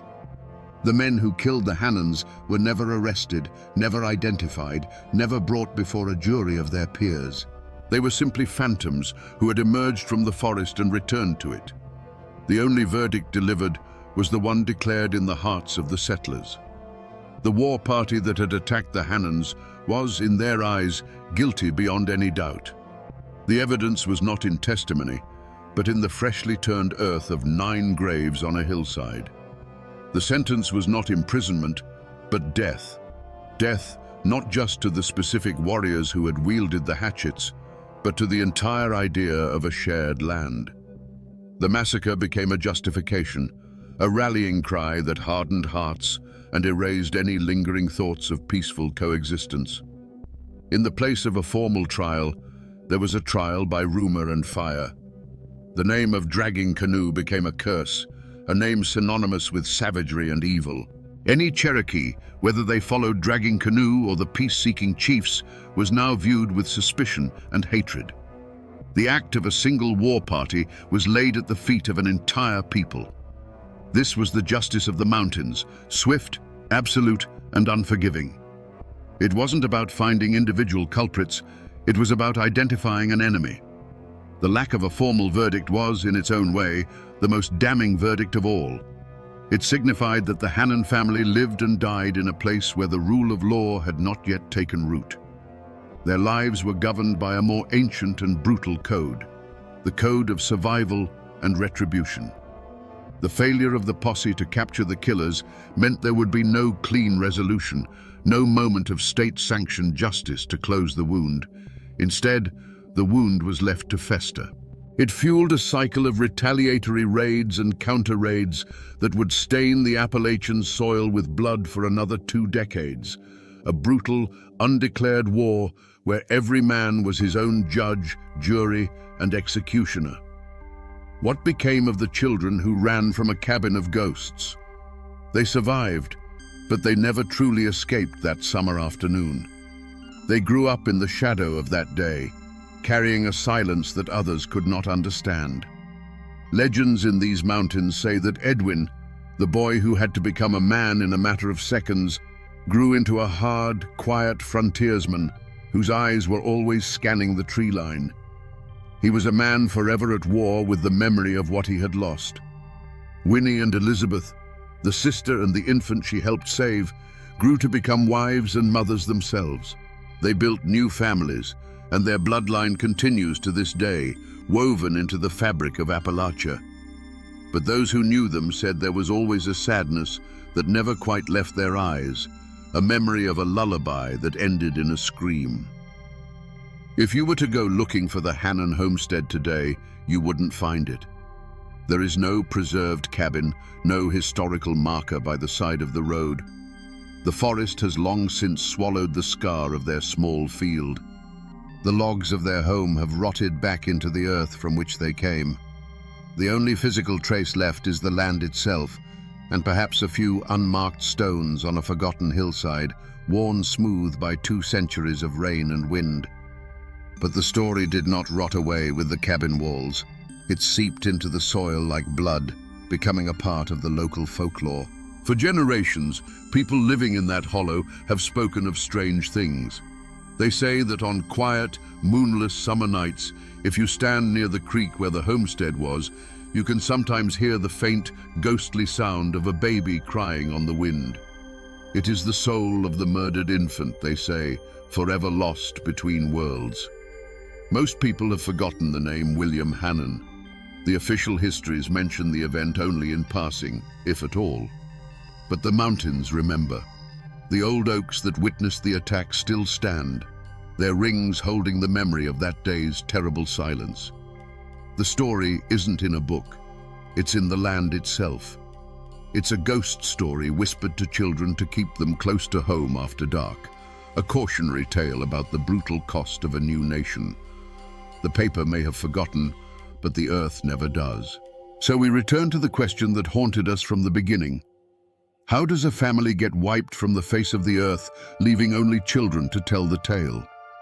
The easy answer is to blame the savagery of the frontier, to point a finger at Dragging Canoe and his warriors. But the truth, like the Appalachian forest itself, is a place of deep and tangled shadows. The Hannon family weren't just killed by men with hatchets. They were caught in the grinding gears of history, crushed between one people's desperate dream for a new life and another people's even more desperate struggle to save their ancient world from disappearing forever. This story is not just an account of a brutal massacre. It is a parable of how America was born. For every noble word written in the Declaration of Independence that summer, there was a silent, bloody chapter being written in a forgotten mountain hollow. It reminds us that progress is never clean, and the foundations of a new world are often laid upon the graves of the old one. The Hannans were pioneers, but they were also trespassers. The Chickamauga were defenders of their homeland, but they were also the agents of a nightmare. There are no simple heroes or villains here. There are only human beings pushed to the limits of their endurance, their fear, and their fury. The real legacy of this tragedy isn't just the ghost of a crying baby on the wind. It's in the resilience of those who survived, the children who ran from hell and somehow managed to build new lives. It is a story not just of cruelty, but of the unyielding strength of the human spirit. It is a wound on the soul of Appalachia that has never fully healed, a quiet reminder that the land we walk on is layered with stories, sorrows, and blood we have long since forgotten. The mountains hold these memories, locked away in their silent, stony heart. They remember the laughter of children in a sunlit field, the chilling war cry that shattered the peace, and the terrible silence that followed. And now, my friends, so do you.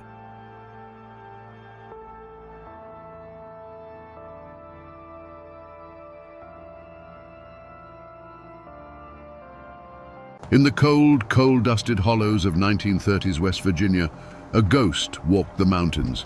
They called him Little Billy Rhodes. He was a thief who never took for himself, a phantom who left sacks of flour on the doorsteps of starving miners' shacks. Then, one day, as suddenly as he had appeared, he was gone. No body, no trial, no final shootout. Just silence. The company bosses called him a dangerous criminal. The law called him a menace. But to the families trapped in the crushing grip of debt and desperation, he was something else entirely. A prayer answered in the dead of night. Was he a real man of flesh and blood? Or was he an idea, a spirit of defiance that lived in the hearts of a whole community? Today, we dig through a mountain of legend to find the truth, to understand how the quiet anger of 1,000 miners gave birth to the ballad of Little Billy Rhodes. To find the man, you have to dig past the myth, and the story they tell always begins in the same place. A grey, clapboard house in a nameless company town, indistinguishable from 100 others pressed into the folds of the West Virginia hills. It's a place where the air itself tastes of coal dust, and the only clock that matters is the steam whistle from the tipple. This wasn't a community, it was a holding pen, built for the sole purpose of extracting coal from the earth and loyalty from the men who mined it. They say Billy was born into a miner's family, like every other boy in the camp. His father was a man whose strength was legendary, able to load more tons in a shift than any two younger men, but who came home each night with a little more of the mountain ground into his lungs. His mother was a woman who could make a meal from next to nothing and find a way to patch a patch, her silence a testament to a resilience that ran deeper than any coal seam. In that small shack, he learned the unspoken code of the mountains. You protect your own, you owe no debt to an outsider who disrespects you, and you never, ever show weakness. The world outside that door, however, operated on a different code entirely. The turning point, the moment the boy became something more, came with the sound of a cough. It was his father's cough, a wet, ragged sound that signaled the end. Black lung. The company called it miner's asthma and docked his pay for missed shifts. When he finally succumbed, the company sent no condolences. They sent a man with a ledger to calculate the family's outstanding debt at the company store. The man who had given his life to the mine was now just a negative number in a book. The true breaking point came a week later. Billy, still a boy, but now the man of the house, watched his mother stand before the company store manager, a man with a soft belly and clean fingernails. She was pleading for a bag of flour on credit just until her oldest son could start in the mines. The manager checked his ledger, shook his head, and turned her away empty-handed. In that moment, Billy saw it all with a terrifying clarity. The injustice wasn't a mistake in the system, it was the system. He saw his mother's shame, the manager's indifference, and the well-stocked shelves that might as well have been a world away. That night, something in him hardened, turning his grief into a cold, sharp-edged purpose. He didn't cry. He watched. He began to truly see the woods that surrounded the camp, not as a playground, but as a sanctuary, a place with its own laws that the company couldn't touch. He learned the paths the guards walked, the timing of the supply wagons, the way a loose floorboard in the company store sang a different tune than the others. The mountains were teaching him, forging him. He was creating his own code, born from the ashes of his father's life. It was a simple code, but absolute. You do not harm a working man. You do not touch a family's meager possessions. You do not spill blood if it can be avoided. But you take back what was stolen, you humble the proud, and you deliver justice where the law refuses to tread. The boy who watched his mother walk away with nothing was gone. In his place stood a shadow, waiting for the right moment to fall. Before the full weight of the law and the focused rage of the coal barons came crashing down, there was a period of strange, tense equilibrium. The name Little Billy Rhodes settled over the hollows, not like a storm cloud, but like the persistent mountain fog, a constant, unseen presence that changed the landscape. He wasn't a man you'd meet at the company store. He was the reason you could walk past that store with your head held a little higher, knowing its power wasn't absolute. In those days, his legend was written on the porches of the needy. A family whose father was too sick to work would wake to find a side of bacon and a sack of potatoes by the door, left sometime between the last patrol of the company guards and the first light of dawn. A widow, facing eviction, might find a handful of real US dollars tucked into the frame of her screen door, just enough to pacify the company man for another month. These weren't grand gestures, they were acts of targeted survival, a quiet redistribution of stolen wages. His relationship with the community was a sacred, unspoken pact. They were his eyes and ears. A child playing by the creek might see a new company guard and mention it to his father. That evening, the information would travel through the camp. A ripple of warning passed in hushed tones between miners at the coalface, between women hanging laundry on the line. In return, the community became a fortress of silence. When the sheriff and his deputies came asking questions, they were met with blank stares, slow shrugs, and the impenetrable wall of mountain folk protecting their own. Little Billy? Can't say I know the man. This was Billy in his prime, a master of his domain. He moved through the world of the company town like a ghost in his own house. He knew which guards drank on duty, which managers were careless with their keys, and which routes the payroll wagon took on the last Friday of the month. He wasn't just a thief, he was an intelligence operative in a war nobody had officially declared. He had turned the mountains that imprisoned his people into his greatest weapon, a labyrinth of shadow and stone where he was king. This fragile balance was the world he had built, a world he sought to protect. It was a place where fear was no longer the only currency, where a single defiant man could hold back the tide of corporate greed. He had given his people more than just food and money. He had given them hope, a dangerous and priceless commodity. And it was this very success, this growing legend, that would eventually become the greatest threat to his existence. But a man who lives by a code is also a predictable man. And little Billy's greatest strength, that unwavering, white-hot sense of justice, was also the one crack in his armor. He wasn't a cold strategist. He was a man fueled by a righteous fire. His heists on company property were calculated, almost impersonal acts of war.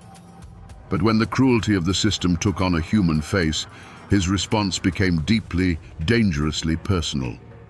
The story they tell is of a new mine foreman, a man named Blackwood, who came to the camp with a reputation for breaking unions and a temper as foul as mine drainage. Blackwood wasn't content to simply enforce the rules. He reveled in the humiliation of the miners. One afternoon, he publicly berated an elderly miner, a man who had worked the seams for 40 years, for being too slow, kicking the old man's lunch pail into the mud and mocking him in front of his crew. For Billy Rhodes, this was not a matter of scrip or payroll. This was an intolerable affront to the dignity of his people. The system wasn't just starving them, it was now spitting in their faces. That night, little Billy didn't go to the company store. He slipped past Blackwood's own yard dogs, through the window of his private residence and into the room where the foreman slept. He stole nothing of value. Instead, he took Blackwood's prized double-barreled shotgun from its rack over the mantel, broke it clean over his knee, and laid the two splintered pieces on the pillow next to the sleeping man's head. To the miners who heard the story whispered the next day, it was a moment of pure triumph. But in truth, it was a grave error. It was the first time Billy had let his anger guide him instead of his reason. He had shown his hand. He had revealed that the way to get to the ghost wasn't to guard the safes, but to wound the community. He had proven that he could be baited, that his fury could be aimed. And in the cold, calculating eyes of the coal company, a man who can be angered is a man who can be trapped. The company, led by the foreman Blackwood, understood its enemy now. Humiliated by the broken shotgun, Blackwood realized that the way to kill a ghost is to attack what it loves. He stopped looking for a man in the shadows and started looking for a lever in the community, a way to force little Billy into the light. And he found that lever in a widow named Sarah, whose husband had been crushed in a rockfall the year before. Sarah and her young son were a symbol of the camp's suffering, and it was widely known that they were among the first to receive the Phantom's nocturnal gifts. The affront, when it came, was an act of calculated theater. On a cold, drizzly morning, Blackwood and two of his hired guards marched to Sarah's shack. In front of the assembled miners heading to the morning shift, he accused her of consorting with thieves and possessing stolen company property. He wasn't arresting her. He was doing something far more cruel. He was evicting her. The guards began throwing her meager possessions out into the muddy street: a cast-iron skillet, a threadbare quilt, a small stack of books. Her son, no older than 7, ran out to grab his only real toy, a small bird carved from a piece of scrap wood. One of the guards deliberately stepped on it, crushing it under his boot heel. The news of this public humiliation spread through the mine faster than a gas leak. For the miners, it was a profound act of terror, a message that even the most vulnerable were not safe. For little Billy, hearing the story passed in enraged whispers, it was something else entirely. It was a declaration of war aimed directly at his soul. The crushed wooden bird, the woman's silent tears, the foreman's smug satisfaction, these images burned away all his caution and calculation. This was no longer about scrip or safes. The unwritten rules of their conflict had been shattered. Blackwood had crossed a sacred line, targeting the innocent to draw him out. In that moment, Billy's mission changed. The cool-headed strategist vanished, replaced by a man consumed by a cold, singular rage. He saw the face of the system, and it was Blackwood's face. The foreman had taken a silent war and made it deafeningly personal. This was the point of no return. To let this stand would be to admit defeat, to tell the miners that their champion was powerless against true cruelty. It would poison the very hope he had cultivated. A response was no longer a choice. It was an obligation. The trap had been set, the bait had been taken, and little Billy Rhodes began walking a path from which there could be no turning back. The character of the Hollows changed.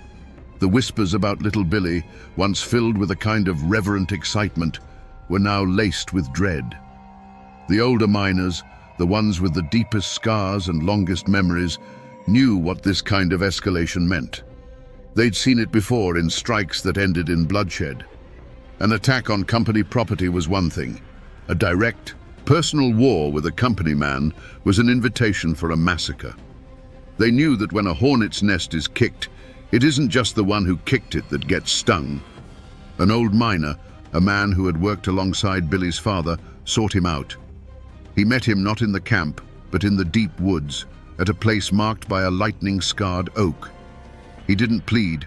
He spoke with the quiet authority of a man who had buried too many friends. "It's a trap, son," he said, his voice raspy from a lifetime of coal dust. "Blackwood is goading you. He wants you to come at him. He wants a reason to bring in the guns from Baldwin Felts and turn this camp into a war zone. You do this, and every family here will pay the price for your anger." Others sent messages through the silent network of the community. They urged patience. The unions were getting stronger, they argued. Roosevelt's government was starting to make noise. There were other ways to fight, slower ways that wouldn't get people killed. They were offering him a path of compromise, a chance to let his personal fury cool and melt back into the collective struggle. They were begging their ghost to remain a ghost, not to become a target. But Billy's ears were deaf to caution. From his perspective, their pleas for patience sounded like a quiet acceptance of defeat. How could he wait for a union organizer to arrive next month when a widow and her son were homeless now? His entire existence was built on the principle of immediate, tangible justice. To ignore Blackwood's cruelty would be to break his own code, to betray the very people he was trying to protect. He saw their warnings not as wisdom, but as the fear that had kept them all in chains. His response, passed back to the old miner, was chilling in its finality. He put a woman and her child in the mud. There's no waiting after that. The conversation was over. His actions grew bolder and more personal. He no longer cared about stealth. One night, the two guards Blackwood had used to evict Sarah woke up to find their shotguns missing and a dead blacksnake coiled on each of their doorsteps, a clear mountain threat. Then, he went for Blackwood himself. The foreman came out one morning to find a single pristine bullet sitting on his porch railing, a promise of what was to come. The ghost was no longer content to rob. He was now actively hunting. Each act was another step down a narrowing path, stripping away his anonymity and locking him into a collision course. He was ignoring every outstretched hand, every offered exit, his eyes fixed only on the man who had become the embodiment of all his hatred. The company brought in new guards, hard-faced men from out of state who didn't know the miners' names and didn't care to learn them. They patrolled the camp in pairs, shotguns held at the ready, turning the already tense atmosphere into a powder keg, waiting for a spark. The community that had been Billy's shield was now a prison for its own people, and he was the reason. The weight of that knowledge led him to the one place he could think clearly, a rocky outcrop high above the camp, a crow's nest where he could watch the lights of the shacks below without being seen. It was there she found him. Sarah. The old miner who had warned him must have told her where to look. She didn't approach with fear, but with a weary, heartbreaking resolve. She stood before him, a simple woman in a worn dress, and in the pale moonlight, he could see the profound exhaustion in her eyes. "You have to stop, Billy," she said, her voice barely a whisper.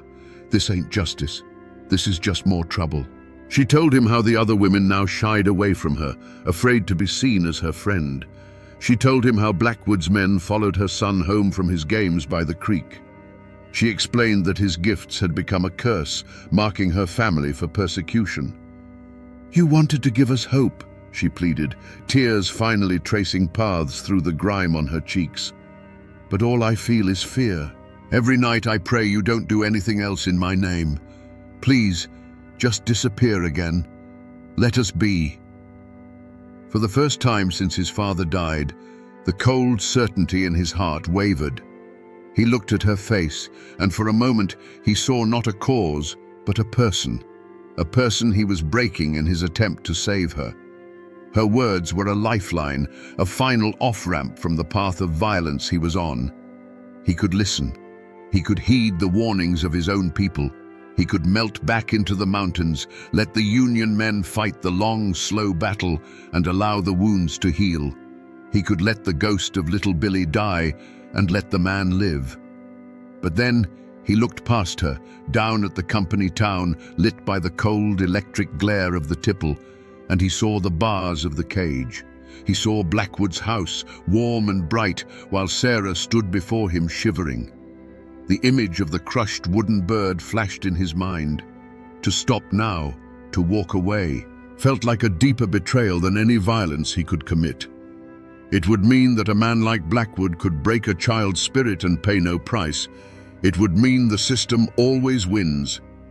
He looked back at Sarah, and the conflict in his eyes hardened back into resolve. "If I stop now," he said, his voice low and final, "then he wins. Then they all win. This has to end with him." He had heard the plea of the widow and chosen the path of the bullet. The final crossroads had been passed.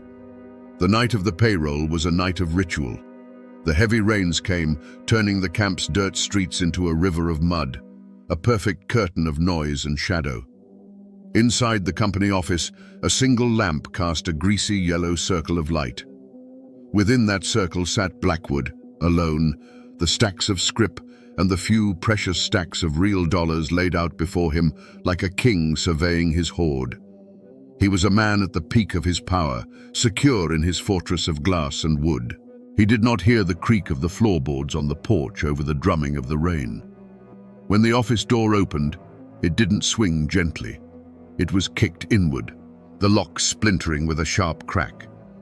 Blackwood looked up, not in fear, but in pure, undiluted rage. Standing there, framed in the doorway with the storm at his back, was no longer a ghost. It was a man, soaked to the bone, his face pale and set like a death mask. For the first time, the two men were in the same room, the entire conflict of the hollows condensed into the 10 feet of space between them. Blackwood slowly pushed his chair back, a venomous smirk spreading across his face. "So the rat finally comes out of his hole," he sneered, his voice dripping with contempt. "Come to see what a real payroll looks like?" He gestured to the money on the desk, a clear and final act of mockery. Billy didn't look at the money. His eyes, burning with a cold fire, never left Blackwood's face. The world outside, the rain, the camp, the entire mountain, it all faded away. The universe had shrunk to the size of this one small, lamplit room. "This is for Sarah." Billy's voice was unnaturally calm, a quiet stone in the heart of the storm. "This is for the bird." Blackwood laughed, a harsh, ugly sound. He started to rise, his hand moving toward a drawer in the desk. "That worthless woman, that brat, you threw your life away for—" He never finished the sentence. A flash of brilliant orange light filled the room, so bright and so brief it seemed to steal the very air. It was followed by a sound so immense, so absolute, it was more than a sound, it was a physical blow. The single window pane behind the desk shattered, and the lamp on the desk leapt into the air before crashing down, plunging the room into near darkness. The argument that had raged for a month was suddenly, permanently over. The heavy silence that rushed in to fill the void was broken only by the steady drumming of rain on the tin roof and the frantic metallic spin of a single silver dollar that had been knocked from a stack on the desk. It spun on the floorboards, a tiny, glittering whirlwind in the gloom, before it finally wobbled, fell, and was still. In that deafening quiet, Billy stood in the doorway, the cool rain on his back a stark contrast to the sudden, stifling heat in the room. He could smell the sharp, acrid scent of burnt powder hanging in the air. There was no feeling of victory, no satisfaction. There was only a cold, hollow emptiness. The ghost of little Billy was gone, and in his place stood a man who had just crossed a line from which no one ever returns. For a long moment, Billy did not move. The only sound was the rain, a constant, indifferent witness. The ringing in his ears slowly subsided, replaced by a silence that was heavier than any noise. The fire that had driven him for months, that white-hot core of righteous fury, was gone. In its place was a profound and chilling emptiness, as if the act itself had scoured him clean of all emotion. He looked at the dark shape slumped behind the desk and felt nothing. Not triumph, not remorse, just the dead weight of a line crossed. A distant shout cut through the sound of the storm, followed by the frantic barking of a dog. The world was waking up to the sound of the shot. The spell was broken. He looked at the desk, at the stacks of scrip and cash scattered by the force of the blast. This was the prize, the very currency of the company's power. It was his for the taking. But he didn't move toward it.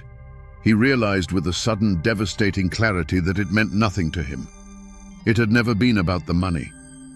He turned his back on the office, on the wealth, on the body of his enemy, and stepped back out into the rain. He didn't run. He simply receded, melting back into the storm that had delivered him. He moved with an animal's instinct, his feet finding sure purchase on the muddy paths he knew better than the lines on his own hand. The cold rain was a baptism, washing the smell of cordite from his clothes, but it couldn't wash the feeling from his soul. The mountain, his lifelong sanctuary and accomplice, was now his place of exile. The hollows and ridges that had once been his kingdom were now the walls of his banishment. From a high, hidden place, the same rocky outcrop where Sarah had pleaded with him, he watched the camp below erupt. Lanterns bobbed like fireflies in the dark as men emerged from their shacks, their shouts muffled by the downpour. A crowd was gathering around the company office. He was watching the consequences of his choice unfold, watching his own legend transform from a whisper of hope into a stark and bloody fact. The law would come now, and the company's wrath would be absolute. He had won his personal battle, but in doing so, he had lost his place in the world. The man known as Billy Rhodes was gone. Only the ghost remained, and its work was done. The ghost was gone, but the storm he had called down had only just begun to break over the hollows. Within days, the camp was transformed into an occupied territory. The company brought in a dozen more guards, hard-faced professionals whose only job was to make the miners pay for the sin of defiance. They patrolled the muddy streets with a swaggering authority, their shotguns a constant, silent threat. The camp, once a place of quiet, simmering rebellion, was now gripped by a cold and open fear. The company's revenge was not swift and bloody, it was slow and suffocating. The logic was as simple as it was brutal. If a community could spawn a killer, then the entire community was sick and needed a harsh cure. Credit at the company store was cut off for everyone. The scrip-to-dollar exchange rate was slashed, rendering their meager pay almost worthless. Every privilege, every tiny bit of leeway, was revoked. It was a campaign of collective punishment designed to grind the spirit of the miners into dust, to teach them a lesson they would never forget. The most profound wreckage was left at the feet of the very person Billy had sought to avenge. Sarah became a pariah. To the company, she was the witch who had conjured the devil. Her shack was watched constantly. To her neighbors, consumed by their own new hardships, she was a painful reminder of the trouble, the woman whose name was now tied to a killing. The whispers that had once been of support turned to whispers of blame. The other women would pull their children close when she passed, as if the tragedy were a contagion she carried. The gifts left on her porch had become a curse, just as she had feared. The sacred silence that had once been their shield now became a weapon turned inward. The unified front against the company cracked, splintering into factions of fear and resentment. Men who had once shared a nod of understanding now avoided each other's eyes. Was Billy a hero who went too far, or a fool who had brought this hell down upon them all? The question hung in the coal-dusted air, poisoning the relationships between families, turning a community of brothers into a collection of isolated, frightened individuals. In his quest for a pure, singular act of justice, little Billy had done the one thing his enemies never could. He had broken the spirit of the camp. He had cut the head off the snake, but in its place, 100 smaller serpents of fear, suspicion, and misery had grown. The single shot fired in the company office had not freed them. It had only tightened the chains, and now everyone was paying the price. The law that came to the hollows was an alien thing. It arrived in polished cars that struggled on the muddy roads, carried by men in clean suits, who looked at the mountains not with respect, but with a flat, assessing gaze. A company foreman was dead, and the world outside the camp demanded a resolution. But their target, the man whose name was now spoken only in fearful whispers, was gone. A ghost cannot be put in handcuffs. A legend cannot be put on trial. So the law, prodded by the immense pressure and deep pockets of the coal company, did what systems of power always do when they cannot find a culprit. They created one. Her name was Sarah. The charge was not murder, but a tangle of legal terms that meant little to the miners: conspiracy, aiding and abetting a known fugitive. The trial was moved from the local courthouse to the county seat, a stage deliberately set to intimidate the mountain folk. It was a performance for an audience of one, the Blackwood Coal and Coke Company, who needed to demonstrate that the old code of the Hollows was dead, and their law was now the only law. The trial itself was the very picture of the culture clash. On one side sat the company lawyers, their arguments sharp, precise and cold, twisting the miners' code of silence into a web of conspiracy. Every miner who took the stand and claimed "I don't know" was another thread in the noose they were weaving around Sarah. On the other side, Sarah sat, a bewildered figure of quiet dignity. Her defense was the simple, unadorned truth. She told them about her husband's death, about her son's hunger, about the food that appeared on her porch like a miracle. Her simple truth was like a wooden bucket against a steel dam. It held nothing back. To the miners who packed the courtroom, their faces scrubbed clean but their eyes weary, Sarah was not a criminal. She was a martyr. They watched in stony silence as the life they understood, a life of loyalty, of protecting your own, of accepting help without asking questions, was presented to the jury as a criminal enterprise. They saw the proceedings not as a search for justice, but as the final public humiliation of their community. Their silence was no longer about protecting Billy Rhodes. It was a wall of contempt for the world that was judging them. The verdict, when it came, was a formality: guilty. The judge, a man who would never understand the desperation of a company town, spoke of the sanctity of law and order as he sentenced her to 10 years in the state penitentiary. There were no gasps from the miners in the gallery. There was no outrage. There was only a deep, collective sigh, the sound of a people having their worst fears confirmed. They had seen the true face of the law, and it looked exactly like the face of the company boss. Was justice served? A court of law had delivered a verdict. A woman was sent to prison. A murder case was officially closed. But in the Hollows, they knew the truth. The law hadn't brought justice. It had simply been the final weapon used to crush a rebellion. It had punished the victim to send a message to the ghost, and in doing so, proved that the only real crime in the eyes of the company was to be poor, hungry, and defiant. And what of the other side of this bloody coin? What became of the company that Blackwood served, the machine that had ground so many lives into dust? You might think the death of a foreman would be a blow, a disruption to their operations. But for Blackwood Coal and Coke, it was a godsend. Blackwood was a blunt instrument, and he had served his purpose.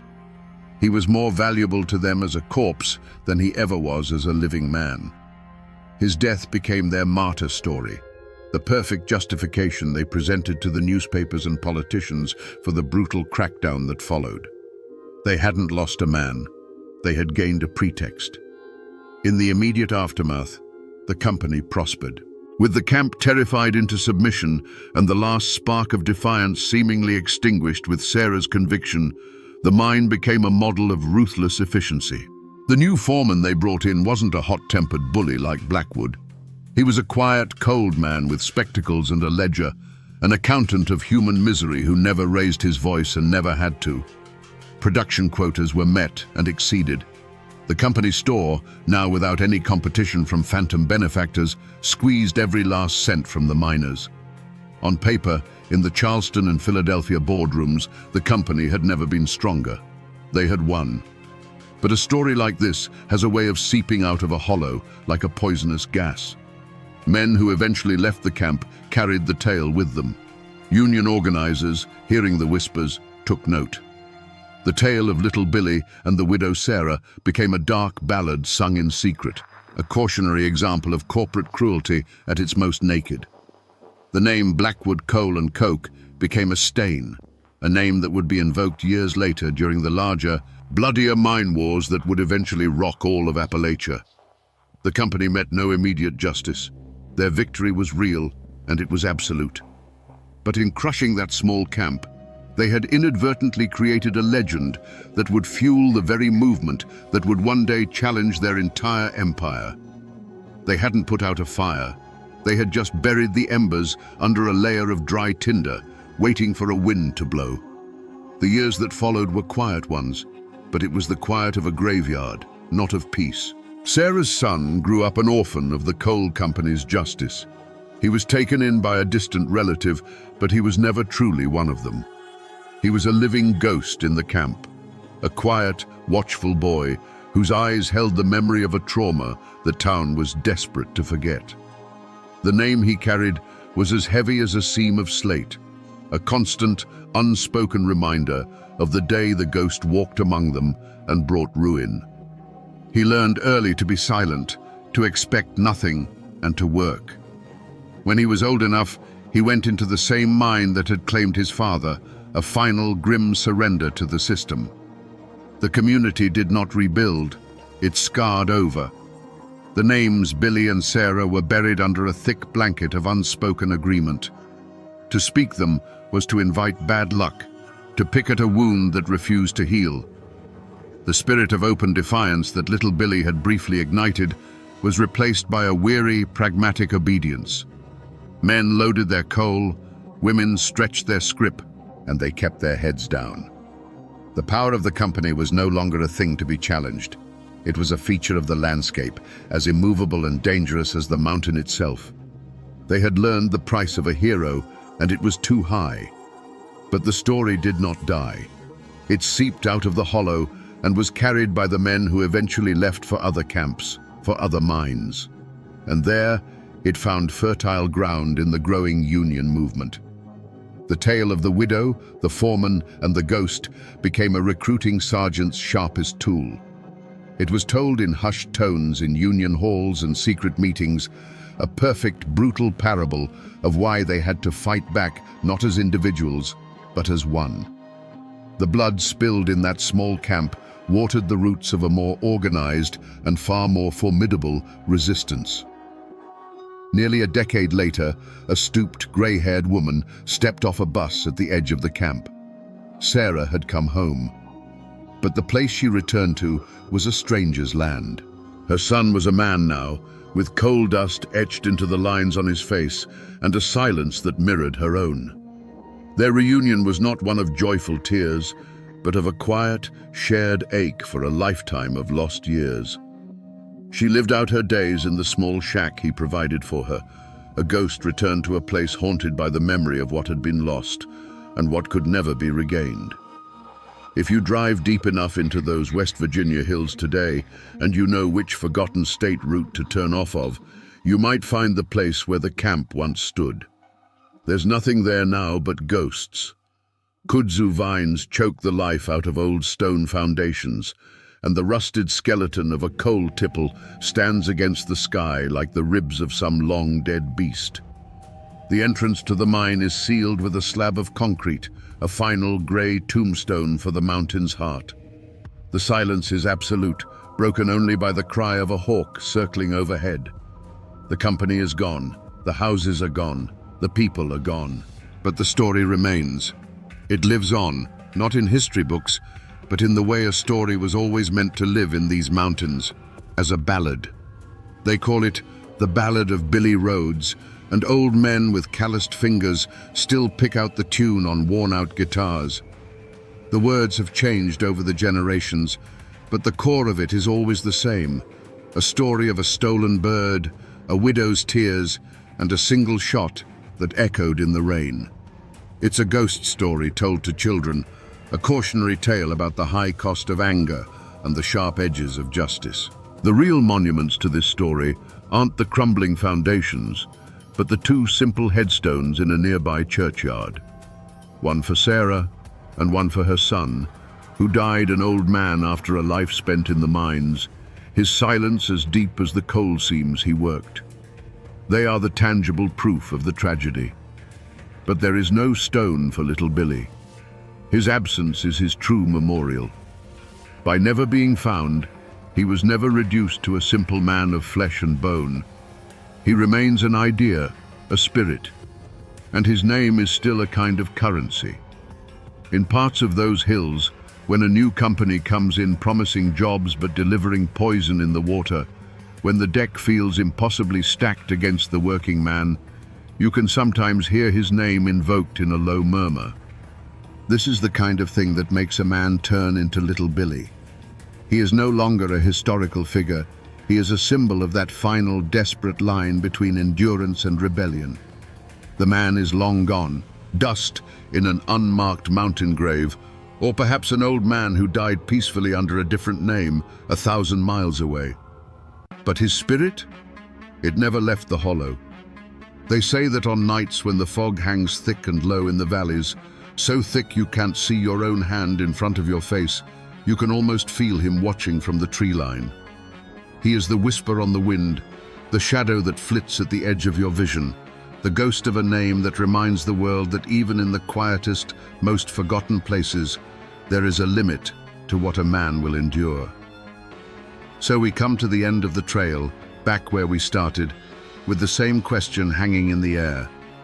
Was little Billy Rhodes a hero or a villain? The truth, like a mountain stream, is never that clear. He wasn't a hero. A hero saves his people. Billy's righteous fury brought a world of pain down on the very community he bled for, proving that a single act of vengeance can be more destructive than years of quiet suffering. His victory was their catastrophe. But he was no villain. Villains are driven by greed or a lust for power. Billy was driven by a love so fierce it became a fire, and a sense of justice so pure it was blind to the consequences. He was a symptom of a disease, a violent reaction to an unbearable pressure. He was a man who became a monster to fight a monster, and in the end, he was consumed by the battle. In the end, this is a story about the terrible price of a justice that is demanded in a single moment with a single bullet.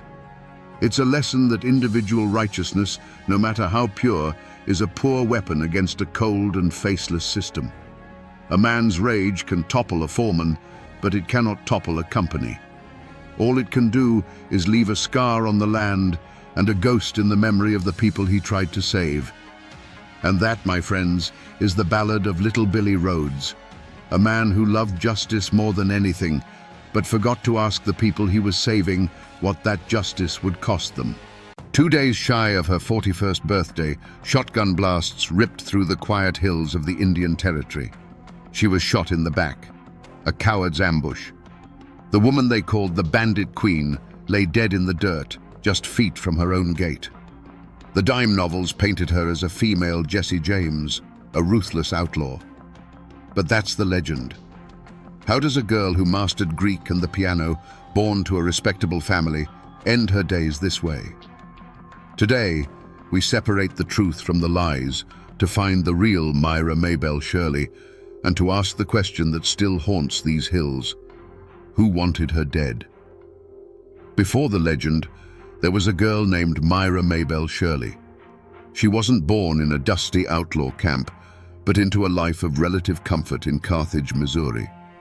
Her father, John Shirley, was a respected farmer, innkeeper, and judge, a man of property and standing.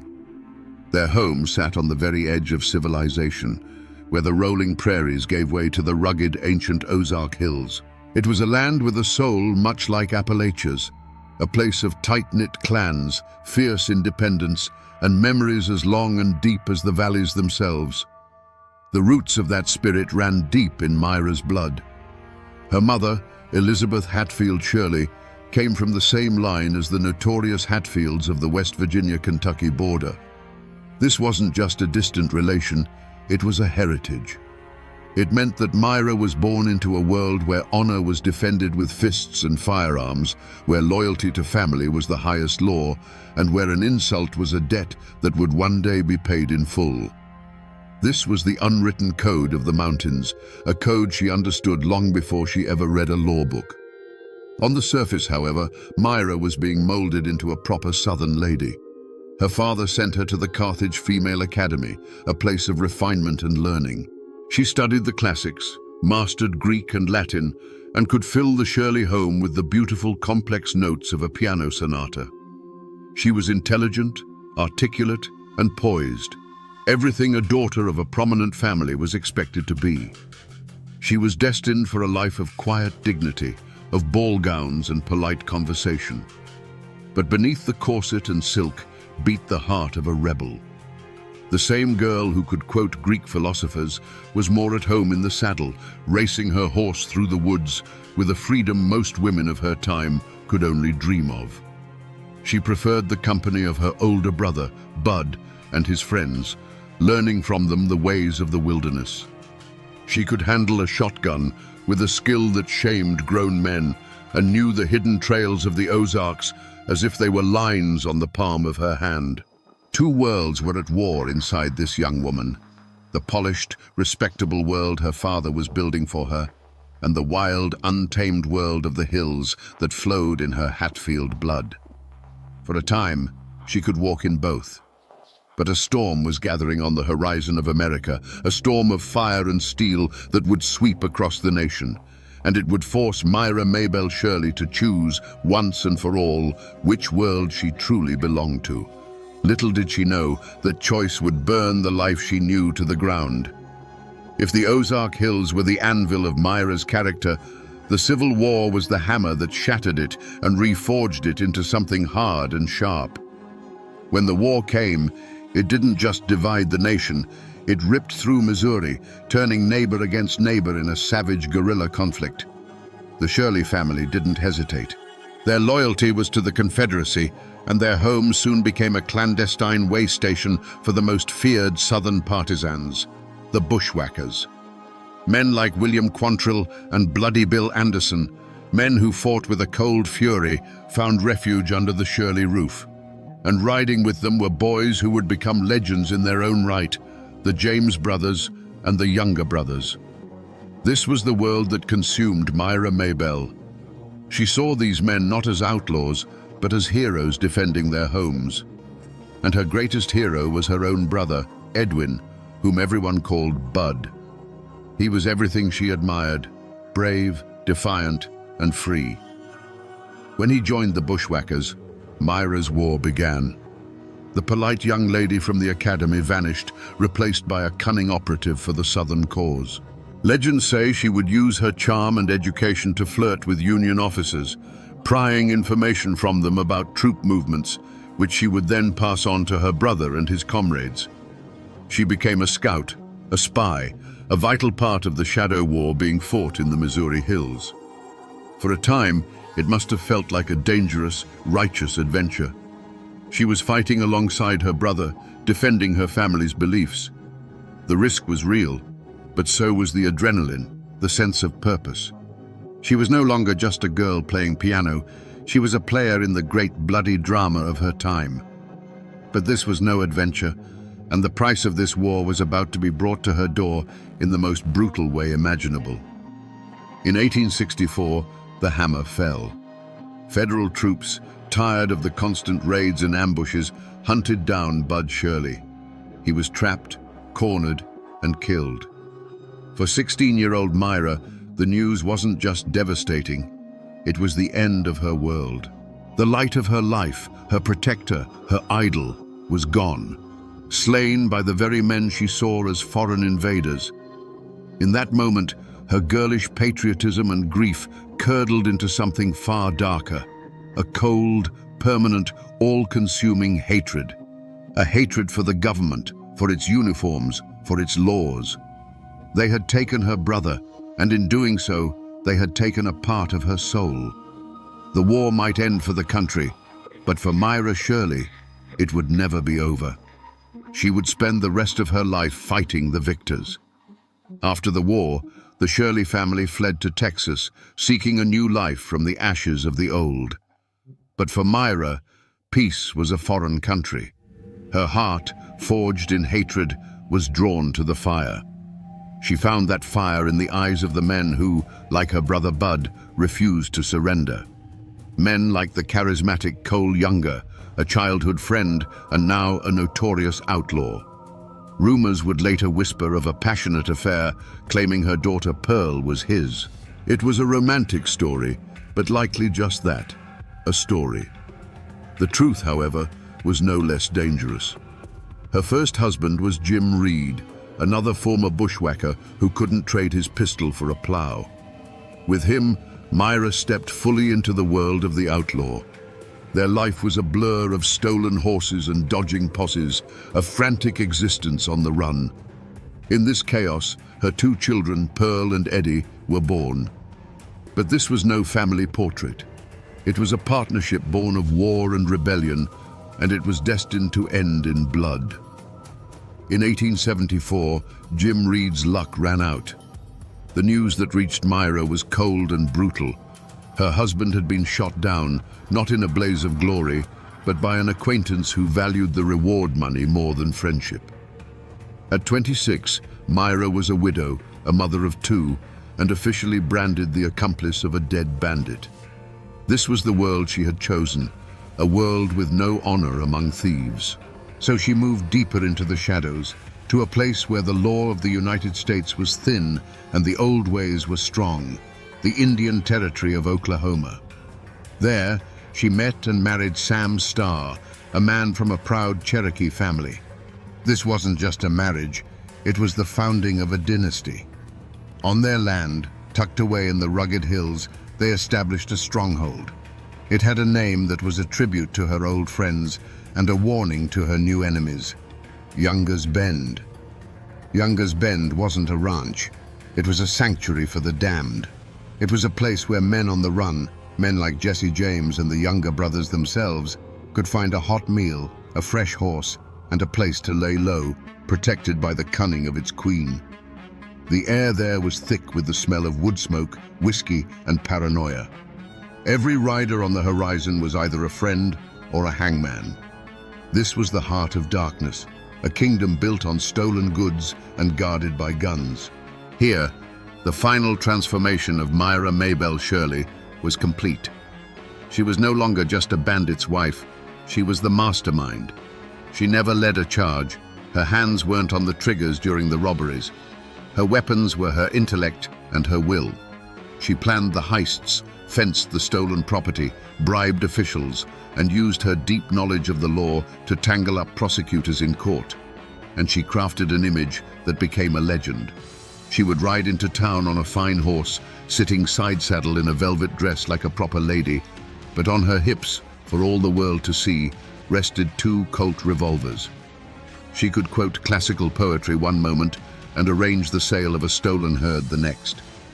This walking contradiction, the refined lady and the criminal queen, was her armor and her declaration of war. She had created a monster, and her name was Belle Starr. The two shotgun blasts echoed through the hills and then faded into an unnerving quiet. Belle Starr's horse, spooked and riderless, galloped the rest of the way to the ranch house, its panicked whinny the first alarm. Her daughter Pearl, hearing the sound, ran out to see what was wrong. The discovery she made in the mud of the road, just outside their own gate, would become the final bloody chapter of her mother's legend. The bandit queen was dead, her velvet riding habit stained with the earth and her own blood, her back riddled with buckshot. News of a murder like that travels fast, even in the isolated Indian Territory. It moved from ranch to ranch on the lips of breathless riders, then crackled across the telegraph wires to the newspapers in Fort Smith and beyond. The death of Belle Starr was an event. For the lawmen, it was the closing of a long and frustrating case file. For the dime novelists, it was a dramatic ending they couldn't have written better themselves. For the locals, it was a source of fear and feverish gossip. The queen was dead. But who had dared to kill her? Soon enough, Deputy U.S. Marshals rode down the trail to Younger's Bend. For years, this place had been a no-go zone, a sanctuary for fugitives where the law entered at its own peril. Now, they were in charge, picking through the life of the woman who had so often made fools of them. The investigation began, and the web of suspects was tangled and dark, spun from the threads of Belle's own life. Every person in her orbit had a potential motive. The first and most obvious suspect was a man named Edgar Watson. He was a tenant on Belle's land, a man with a shadowy past from Florida, rumored to be wanted for murder himself. They had argued bitterly. Belle wanted him gone, and Watson wasn't a man who liked being told what to do. It was a simple, logical motive, a dispute over land and money that ended in violence. But the simple answer isn't always the true one. Then there was her own husband, a Cherokee man named Jim July Starr. He was younger than Belle and was, at the time of her murder, facing his own trial for horse theft. Did they have a falling out? Was he driven by jealousy? Or, as some whispered, did he arrange the murder to silence her before she could testify in some secret deal with the law? He had an alibi, but in the murky world of Younger's Bend, an alibi was just another story. The silence that fell over the hills wasn't one of peace. It was a silence of fear. Belle's network of outlaws scattered, not knowing who among them might be next, or who might sell them out for a pardon. A reward was posted for information, but few dared to speak. The killer was still out there, and no one knew how far their reach extended. The hunt was on, not just for a murderer, but for the truth behind the final bloody act of the bandit queen's life. The wheels of justice turned slowly, but in the case of Belle Starr's murder, they seemed to grind through mud. The primary suspect, Edgar Watson, was finally brought to trial. You can just imagine the scene in the Fort Smith courtroom. It wasn't just a legal proceeding, it was a spectacle. The room was packed with a tense mix of lawmen, curious townsfolk, and shadowed figures in the back rows, friends and enemies of the dead woman, all there to see how this final chapter would play out. The air itself felt heavy, thick with whispered theories and cold stares. Everyone had an opinion, and everyone was waiting for a conviction. The prosecution laid out its case. They painted a picture of a bitter dispute between a landlord and her troublesome tenant. They spoke of threats exchanged, of Watson's notorious temper, and of his presence near the scene of the crime. They presented him as a man with a motive, the means, and the opportunity. But their case was like a house built on sand. There was no murder weapon. There were no direct eyewitnesses to the shooting. The entire argument rested on bad blood and circumstantial evidence, a foundation that began to crumble under the slightest pressure. Watson, for his part, sat there with a cold confidence. He was no frightened farmer caught in the gears of the law. This was a man who understood the violence of the world. His defense lawyers didn't just deny his guilt. They threw the courtroom doors wide open to the chaos of Belle's life. They argued that putting only Edgar Watson on trial was absurd. Why not her husband, Jim July, who had his own legal troubles? Why not any of the dozens of spurned lovers, jilted partners, or vengeful victims Belle had created over the years? To have an enemy, they argued, was to be Belle Starr's acquaintance. And then, the darkest rumor of all, a chilling whisper that slithered through the courtroom, gave everyone pause. The story of Belle and her own son, Eddie. Their relationship was poison. He was a disappointment, and she was a harsh mother. The gossip was that just before her death, she had taken a whip to him for mistreating her favorite horse. Had the boy's resentment finally boiled over into an unspeakable act? Could he have pulled the trigger himself, or perhaps paid Watson to do it for him? It was a monstrous thought, but in the world Belle had built, it wasn't an impossible one. Faced with a weak case and a sea of reasonable doubt, the jury was trapped. They could condemn a man on suspicion, or they could let a potential killer walk free. They deliberated, and when they returned, the foreman's voice cut through the silence. "Not guilty," A shockwave went through the room. Edgar Watson, the man everyone was so sure had done it, stood up and walked out of the courtroom a free man. And so the law of men had spoken. But was it justice? Or was it just a failure of a system that couldn't comprehend the complex, violent world of Younger's Bend? The court case was closed, but the murder remained unsolved. The killer had vanished back into the hills, becoming just another ghost in the bloody history of the territory. The truth, it seemed, was buried with the bandit queen. The murder of Belle Starr wasn't the end of the story. It was the explosion that scattered the pieces. Her kingdom, Younger's Bend, crumbled without its queen. The outlaws who had found sanctuary there drifted away, seeking new shadows to hide in. The land itself was eventually swallowed up by the relentless tide of settlement and progress. Today, what was once the most notorious hideout in the Indian Territory lies quiet and still, submerged beneath the placid waters of Lake Eufaula. A concrete historical marker stands on a nearby hill, a lone sentinel pointing toward the drowned land, the only official sign that this infamous chapter of the West ever happened here. The fates of those in her orbit were as tangled and often as tragic as her own. Edgar Watson, the acquitted suspect, moved on, but his reputation followed him. He eventually met a violent end himself, gunned down by a vigilante mob in Florida. Her last husband, Jim July Starr, died in a gunfight with lawmen not long after Belle's murder. Her son, Eddie Reed, who some whispered was the true killer, lived a troubled life, eventually becoming a deputy sheriff himself before being killed in a saloon brawl. It seems the violence that Belle had courted her whole life clung to those she left behind, an inescapable inheritance. But there is one final strange twist.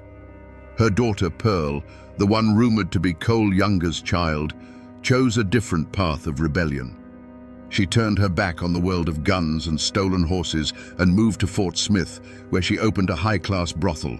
In a way, she too became a queen, presiding over her own illicit kingdom, a world with its own codes and dangers, just a stone's throw from the courthouse where her mother's killer had been set free. The strongest echo of Belle Starr, however, is not in the ground, but in the story itself. After her death, the legend took on a life of its own. A journalist named Richard Fox penned a lurid book called Belle Starr, the Bandit Queen, or the Female Jesse James. It was a work of pure fiction, filled with sensational tales of her leading bank robberies and stagecoach heists, things she never actually did. This book, and the countless dime novels that followed, created the image we think of today, the pistol-packing outlaw in a feathered hat. The myth completely consumed the woman. You can still visit her grave, tucked away in the woods not far from where Younger's Bend once stood.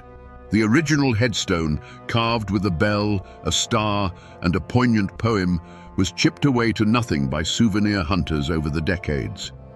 A new, protected monument stands in its place. And as you stand there, in the quiet of those Oklahoma hills, you realize the mountains do remember. They remember the real Myra Maybelle Shirley, the educated girl, the grieving sister, the cunning organizer, and the woman who gambled her life on a defiant dream of freedom and lost. So we return to the question that has hung in the air since those shotgun blasts first rang out. Who killed Belle Starr? The law of men never gave us a name. Was it the vengeful tenant, Edgar Watson? Was it one of her own family, a final, terrible betrayal? We will never know for sure. But maybe the real answer isn't a name. Maybe what killed Belle Starr was the violent, lawless world she had so carefully constructed around herself. In the end, the snake she had nurtured in the heart of Younger's Bend finally turned and bit its queen. Her story is a powerful reminder that the Civil War didn't truly end at Appomattox. It continued to rage in the hearts of people like Myra Shirley, leaving scars that festered into a deep and abiding hatred for the authority that had won. She was not a hero. She was not the cartoon villain of the penny press. She was a casualty, a woman whose fierce mountain pride, when poisoned by grief, became a force of self-destruction. She waged a 25-year war against a world she felt had wronged her, and in that war, there could only be one victor. Myra Mabel Shirley was a woman of stark contradictions, the educated lady who could quote the classics and the ruthless godmother who ruled a den of thieves. She was born with the spirit of the mountains in her blood, proud, defiant, and unforgiving. But that spirit, when broken, forged a legend written in gunsmoke and blood. A girl who was meant to be a lady became the bandit queen, a cautionary tale that still echoes in the hills where she once rode.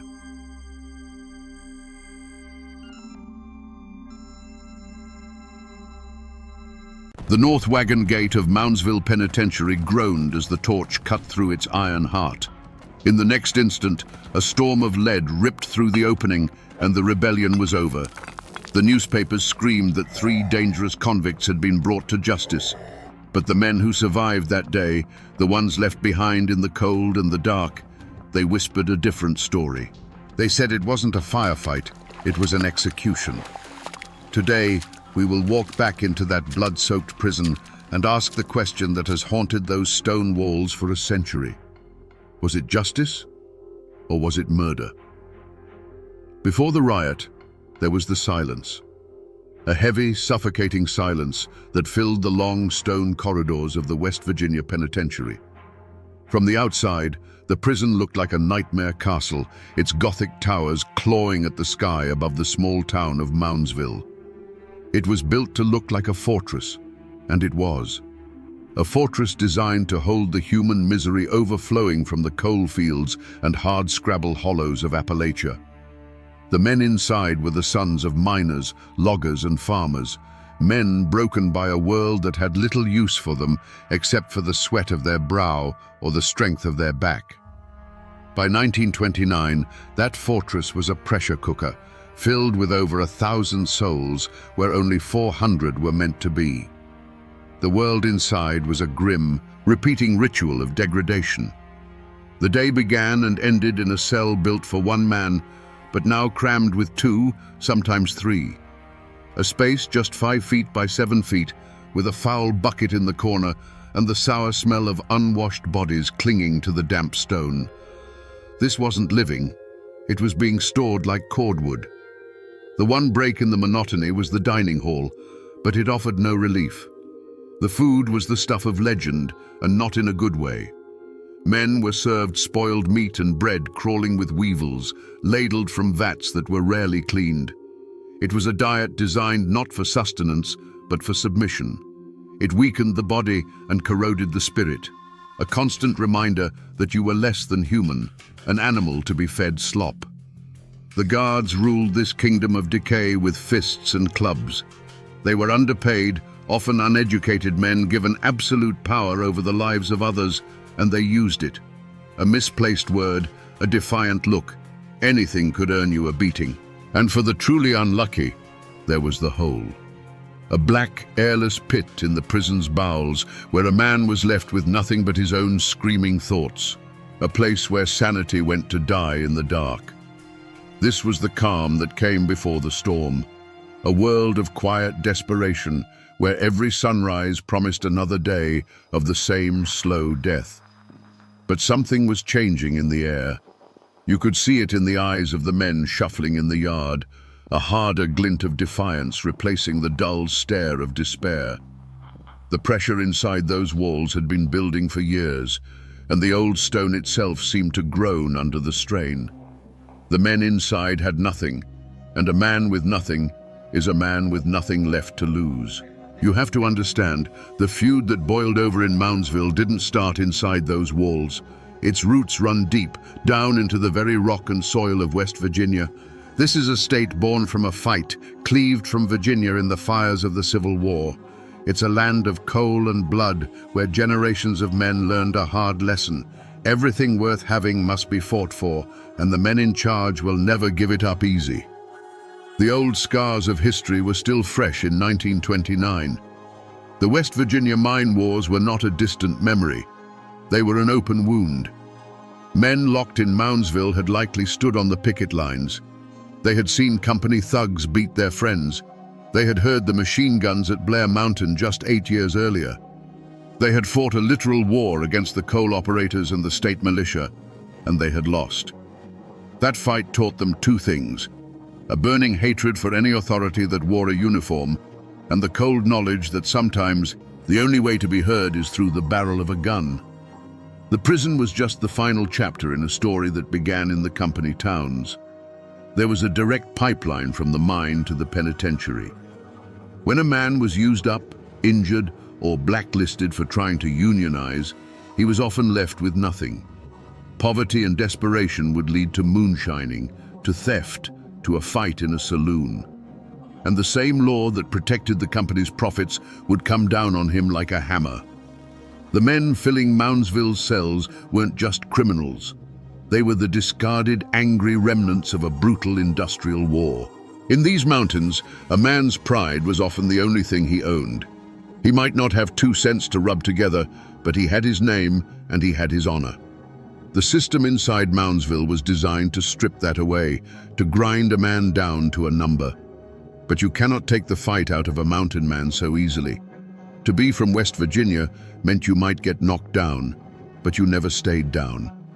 That defiant spirit, the same one that fueled the Union battles, didn't die at the prison gate. It just went underground, waiting for a spark. The feud wasn't between 3 inmates and a warden. It was the continuation of an old, bitter war between the forgotten men of the mountains and the system that was built to crush them. A prison is a world of whispers.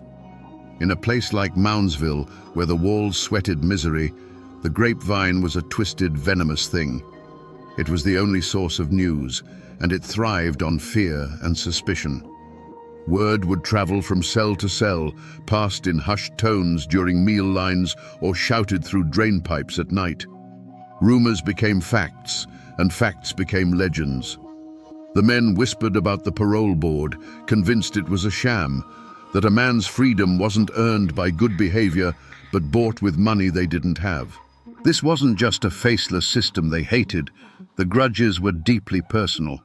There were guards known for their particular brand of cruelty, men who seemed to enjoy the sound of a hickory stick cracking against bone. An inmate who had been beaten unjustly wouldn't forget the face of the man who held him down. A family on the outside that was denied a visit for a petty reason wouldn't forget the name of the guard who turned them away. These weren't just inmates and guards. They were neighbors from warring hollows, now locked in a cage together. Frank Heyer, the man they called the ringleader, was known for his sharp mind. He'd likely tried to fight the system with words first, filing grievances that were ignored, trying to reason with an authority that had no interest in reason. Each dismissed complaint was another nail in the coffin of a peaceful solution. Everett Lilly, the muscle, was a different story. His was a language of fists and fury.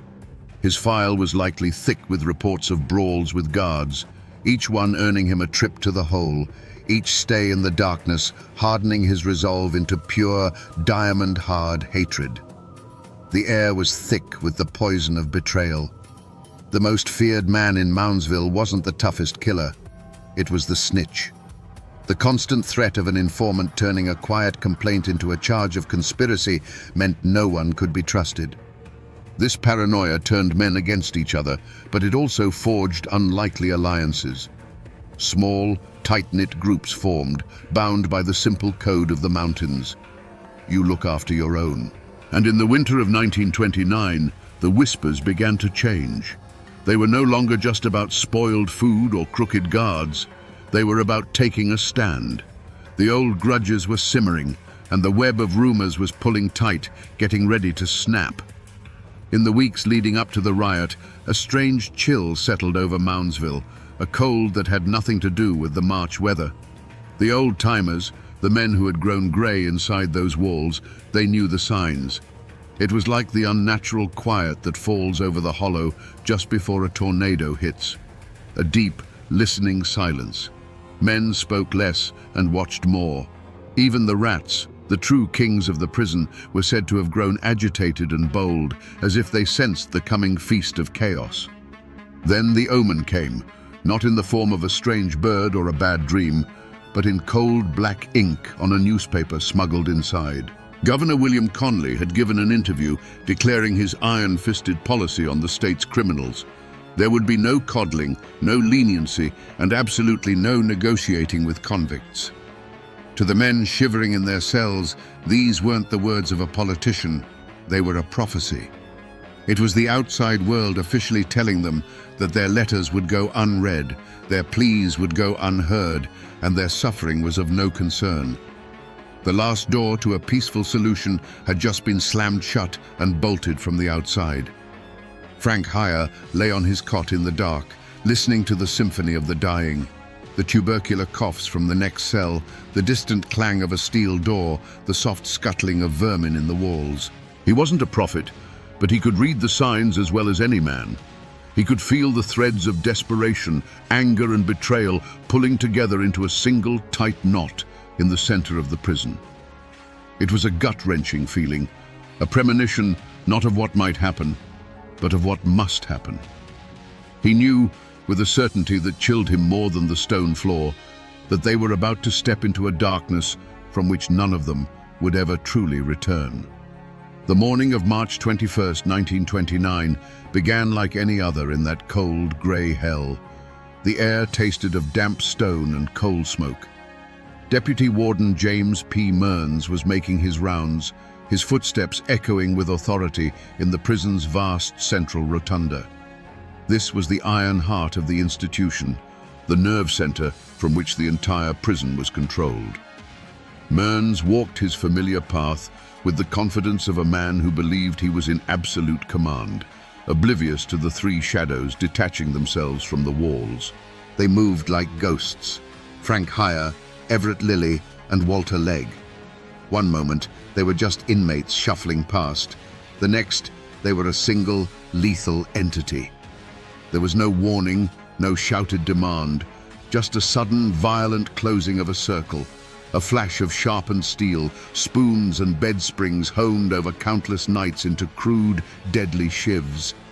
Mearns barely had time to register the threat before he was overwhelmed. The struggle was short and brutal. One moment, he was the master of this domain. The next, he was prey, the cold point of a prison-made knife pressed against his ribs. They didn't just hold him. They dragged him, struggling and terrified, to the circular iron cage that stood in the very center of the rotunda. This cage was the ultimate symbol of the guards' power, the perch from which they could watch over the cell blocks like gods on a steel throne. In a single defiant act, the inmates shoved Mearns inside and slammed the heavy door. The loud clang of that lock echoed through the prison, a sound that was both a death knell and a declaration of war. The watchers had become the watched. That sound was the spark that hit the powder. News of the warden's capture spread not like a whisper, but like a roar. A deep, guttural sound that erupted from the cell blocks. 1,000 voices joined in a single, primal scream of rage and triumph. It was the sound of chains breaking, of pressure valves exploding. In minutes, the riot was in full flood. Inmates overpowered the few guards on the interior, seizing control of the cell blocks and the dining hall. The prison, a place of rigid order, descended into controlled chaos. This was it. The line had been crossed, and there was no going back. By seizing a hostage and taking over the prison, Heyer, Lilly, and Legg had committed an act of open rebellion against the state of West Virginia. There would be no talking their way out of this. There would be no plea for leniency. On that cold March morning, in the heart of their own prison, they had signed their own death warrants. The only question left was how many men they would take with them. For 26 hours, the prison held its breath. Then, from the north wagon gate, came a sound that signaled the end. It was the high, screaming hiss of an acetylene torch, a sound that cut through the cold air and sliced away the last, thin thread of hope. To the state police outside, it was the sound of progress. To the men inside, it was the sound of the executioner sharpening his axe. Here, Lily and Leg heard it. They knew what it meant. In a final desperate gamble, they dragged Deputy Mearns from the cage and hauled him toward the groaning gate. Were they using him as a human shield? Were they planning one last defiant stand in the doorway? Or were they simply men cornered by fate, running blindly towards the noise and the fire? No one will ever know. All we know is that they moved toward the very violence they had summoned. Then, with a screech of tortured metal, a section of the gate gave way. A ragged hole opened up, and for one fraction of a second, the scene was frozen in a terrible tableau. Through the swirling smoke of the torch, the assault team saw three defiant silhouettes framed against the dim light of the prison interior, the terrified form of Mearns caught between them. It was a picture of pure, cornered desperation. The world then exploded in a single deafening roar, an eruption of sound and muzzle flash so violent it seemed to shake the very foundations of the prison. A volley of bullets tore through the newly made opening, a storm of lead that didn't distinguish between rebel and hostage. The air was filled with the sharp crack of rifles, the metallic shriek of ricochets off steel and stone, and the thick, choking smell of gun smoke. It was over in an instant. The defiant silhouettes in the gateway were simply gone. They didn't fall. They were erased, slammed back into the darkness by the sheer force of the volley. One moment they were men making a stand, the next they were just heaps of grey prison cloth on the cold stone floor. A third figure staggered back, a look of shocked disbelief on his face before collapsing into the spreading shadows. Through the smoke, hands reached in and pulled Deputy Mearns out into the daylight. He was alive, untouched by the bullets, but forever haunted by the sounds and the fury of those final seconds. As the state police poured through the breach, a profound and unnatural silence fell over the rotunda. The Great Rebellion had not been crushed in a battle. It had been ended with a single, brutal, and overwhelming act of violence. The wisps of gun smoke curling out of the opening looked like the last desperate gasps of three men who had dared to ask for dignity and were answered with hot lead. To understand what happened at Moundsville, you have to try and crawl inside the minds of the men who started it. What switch flips inside a man to make him take a life-or-death gamble where the odds are impossibly stacked against him? This wasn't the work of mad dogs. It was something far more chilling. It was the result of a terrible, twisted logic born in darkness. For Frank Heyer, it was likely a problem of mathematics. He had calculated every other possibility, and each one added up to zero. To him, the state wasn't an authority to be respected. It was a machine to be jammed.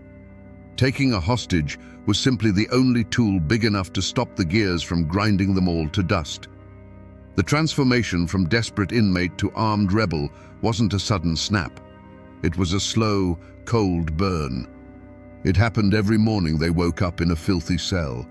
It happened every time they were fed rotten food. The final switch, though, the one that turned thought into action, likely flipped when they read Governor Conley's declaration. That was the moment the system officially told them they were not human. In that instant, they stopped being prisoners seeking justice and became soldiers in a war they knew they could not win. When they saw Deputy Warden Mearns walking alone, it was no longer a question of if they would act, but simply how. And what did they feel in those 26 hours of stolen freedom? It couldn't have been simple triumph. It must have been a terrifying cocktail of euphoria and dread. For the first time in years, they were men who gave orders, not men who took them. They held the power of life and death. That power is a potent drug. But beneath it, there had to be a cold, clear understanding of the end game. They were smart enough to know that no governor would ever bow to them. They were standing on the gallows, having a final defiant smoke. After the initial violence, after Mearns was locked in that cage and the roar of the inmates echoed in their ears, I don't believe they felt relief or satisfaction. I believe they felt a chilling emptiness. They had crossed the final line. The world had shrunk to the size of that prison rotunda. There were no more choices to make, no more avenues of appeal. There was only the siege, the wait, and the inevitable violent end. They had traded a slow death in a cage for a quick one in a firefight. In their minds, it may have been the only honorable transaction left to make. The silence that followed the final gunshot was heavier than any stone in that prison. It was a dead, suffocating quiet that swallowed the echoes of the volley. Through the hole in the gate, the state police poured in, their boots crunching on unseen debris, their rifles ready for a fight that was already over. The air was thick with the bitter smell of burnt metal and cordite, a fog that clung to the cold air like a shroud. And there, in the dim light of the rotunda, lay the rebellion. 3 crumpled shapes on the floor, their brief, violent reign ended in a hail of lead. The dream of a new day died with the sound of iron doors slamming shut. As guards swarmed the interior, the brief illusion of inmate control was brutally shattered. The men who had screamed in triumph just a day before were now herded back into their cells with curses and the sharp crack of hickory clubs. The euphoria was gone, replaced by a cold, stomach-turning dread. They had gambled everything and lost in the most absolute way possible. Hope is a fragile thing in a place like Moundsville, and it had just been murdered right in front of them. Deputy Warden Mearns, shaken but physically whole, was a free man. But the other survivors, the 1,000 inmates locked back in their cages, were now more captive than ever. They had tasted a moment of power, and the system would never let them forget the price of that taste. They knew what was coming. A wave of retribution, a cold, methodical punishment that would be far worse than the conditions they had been protesting. The fight for better food was over. The fight to simply survive the coming vengeance had just begun. The official machinery of the state moved quickly. The bodies of Hire, Lily, and Leg were carried out, not as fallen men, but as evidence to be processed. The warden and the governor prepared their statements for the swarm of reporters waiting outside. The story they told was simple, clean, and brutal. A dangerous uprising had been met with necessary force. Justice had been served. But inside the walls, the guards began their own kind of investigation. They started pulling men from their cells, one by one. The siege of Moundsville was over, but the hunt for every man who had stood with the leaders, that hunt was just beginning. The riot didn't just end at the gate.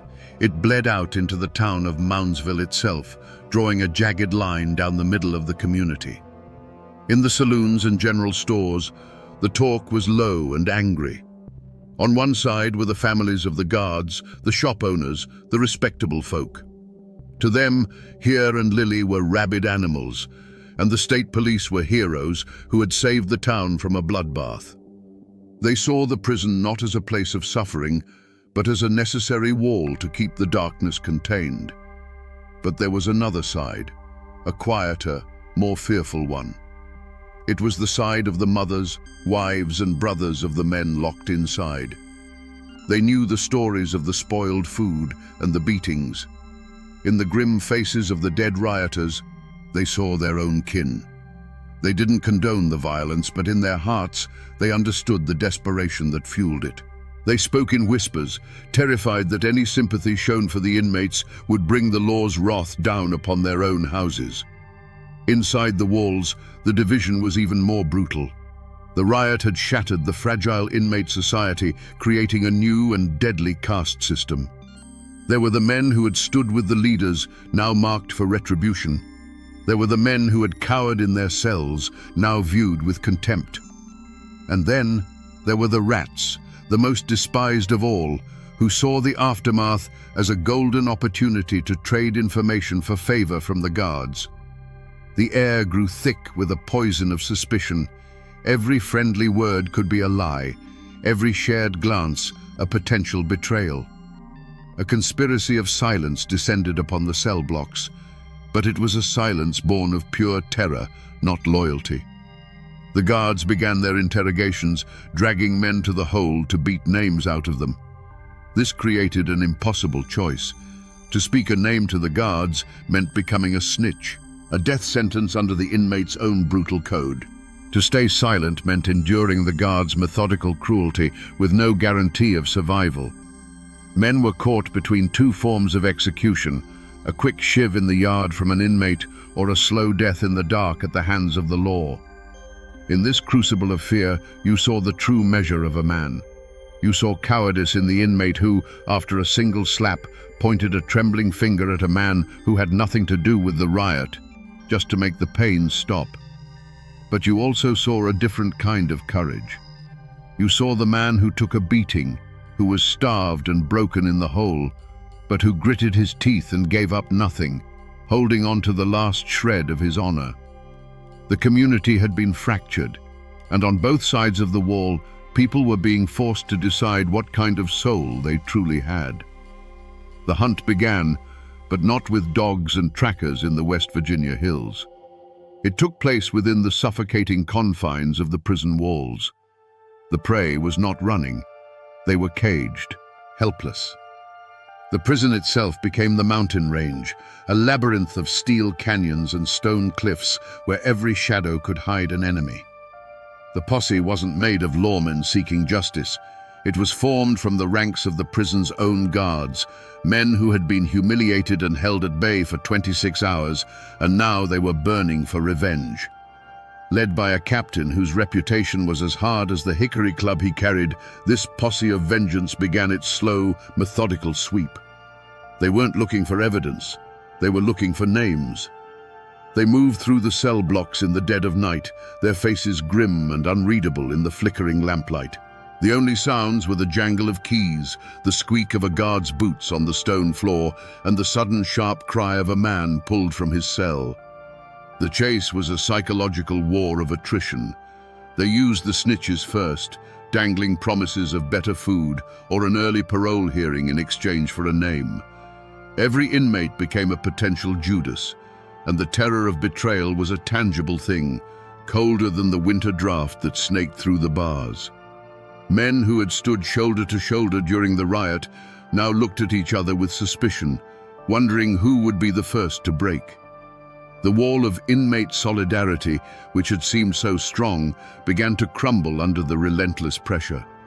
The moment of capture was a scene of brutal efficiency. A cell door would crash open without warning. 3 or 4 guards would flood the tiny space, their faces set like stone. There was no warrant read, no rights given. A name would be barked out, and a man would be hauled from his bunk. Some fought back, a final futile explosion of defiance that was answered with the dull, sickening thud of a club. Others went limp, their eyes wide with the knowledge of what was to come. They were not arrested, they were harvested. Dragged down the long, echoing corridors, past the cells of the other inmates who would lie frozen in their bunks, listening to the muffled screams and praying the guards would not stop at their door. The destination for every man captured in this shadow hunt was the same: the deep, lightless maw of the hole. They were thrown into the darkness, one by one, to face a different kind of executioner. The slow, methodical breaking of a man's body, mind, and soul. There was no trial for Frank Heyer, Everett Lilly, or Walter Legg. Their case was closed by the bullets at the North Wagon Gate. But the state of West Virginia still needed its public spectacle of justice. So, a dozen other men, identified by snitches and beaten confessions as the riot's secondary leaders, were shackled and marched into the Marshall County Courthouse. The trial was a grim formality, a play performed for the benefit of the newspapers. The room was a cauldron of silent hatred, with the families of guards on one side of the aisle and the hollow-eyed kin of the inmates on the other, a wooden railing the only thing keeping the two worlds from tearing each other apart. The air was thick with the threat of violence. State police, the same men who had stormed the prison, lined the courtroom walls, their hands resting on their sidearms. They weren't there just to keep order. They were there as a constant, intimidating reminder of the state's power. The key witnesses were inmates, brought in under heavy guard. They shuffled to the stand, their faces pale with terror. You could see the impossible choice in their eyes. If they told the truth and defended their friends, they faced the guards' wrath back at the prison. If they lied for the prosecution, they signed their own death warrant with their fellow convicts. Most mumbled their way through their testimony, a ghost at their own trial. The defendants themselves showed no fear. They sat in their chairs, gaunt and bruised from the weeks of retribution they had already endured, and watched the proceedings with a kind of stony defiance. There was no remorse in their eyes, only a deep, weary contempt for the whole charade. They had made their stand, they had lost, and this was simply the price. They were mountain men, and they would face the state's judgment with the same grim dignity they would face a harsh winter or a mine collapse. They would not beg. The verdict, when it came, was no surprise to anyone. Guilty, on all counts. The judge handed down sentences that were designed to crush what little was left of their lives, adding decades to the time they were already serving. It was a message sent loud and clear. This is what happens when you fight back. The gavel fell, and the law of West Virginia was satisfied. But in the cold, dark cells of Moundsville, the men knew that justice had not been present in that courtroom. Only power. For the families of the men who died at the gate, the verdict was a final, cruel twist of the knife. A name that had once been spoken with pride in the hollows was now a brand, a mark of shame. In the town of Moundsville, to be a Hire or a Lily was to be the kin of a killer, a cop-napper, a failed revolutionary. They were met with stony silence at the general store, with whispers that stopped the moment they turned a corner. There was no atonement for them, only a curse. Most simply couldn't bear the weight of it. They packed what little they had, and under the cover of darkness, they left the Ohio Valley, dissolving like ghosts into the wider world, hoping to find a place where their name didn't carry the stench of gun smoke and rebellion. For the men who were convicted, life after the verdict was a slow, walking death. Their real sentence wasn't written on paper. It was carved into their skin with every sneer from a guard, every extra hour of hard labor, every denial of a letter from home. They were living warnings, the ghosts of the riot made to walk the tiers as a daily reminder of the price of defiance. They were the first to be blamed for any trouble, the last to receive medical care, and the ones who were always watched. They were condemned to serve their time under the absolute power of the very men they had tried to overthrow, and that power was now absolute, unblinking, and hungry for payback. And what of the state, the warden, the guards? They faced no trial, no verdict. They were the victors. For a short time, the riot forced a sliver of light into the dark corners of Moundsville. Newspapers wrote editorials, and a few state commissions made recommendations. The food might have improved for a few months, and the most brutal beatings might have stopped for a while. But the soul of the place remained unchanged. The riot didn't cleanse the system. It taught it a lesson. It taught the men in charge that they had to be more careful, more total in their control. The community, both inside and outside the walls, began the hard work of forgetting. It was a conscious act of burial. The town of Moundsville buried the shame of having a national scandal erupt in its backyard. The prison buried the memory, because it was a dangerous and contagious thing. The story of the riot was locked away in a file, and on the cell blocks, speaking the names Here or Lily became an act of suicide. The whole brutal, bloody affair was covered over with a thick, heavy blanket of silence, pushed down into the dark mud of the past, where everyone hoped it would lie quiet forever. The state of West Virginia eventually closed the doors on Moundsville Penitentiary in 1995. But the prison didn't die. It stands there still, a stone skeleton by the Ohio River, its towers casting the same long shadows they did a century ago. The locks are off the doors now. You can buy a ticket and walk the same halls where Here and Lily made their desperate stand. The prison is a museum now, a tourist attraction, a monument to its own misery. If you go there today, they will take you to the North Wagon Gate. It's still there, a massive wall of iron and rust. and you can stand in the very spot where the state police opened fire.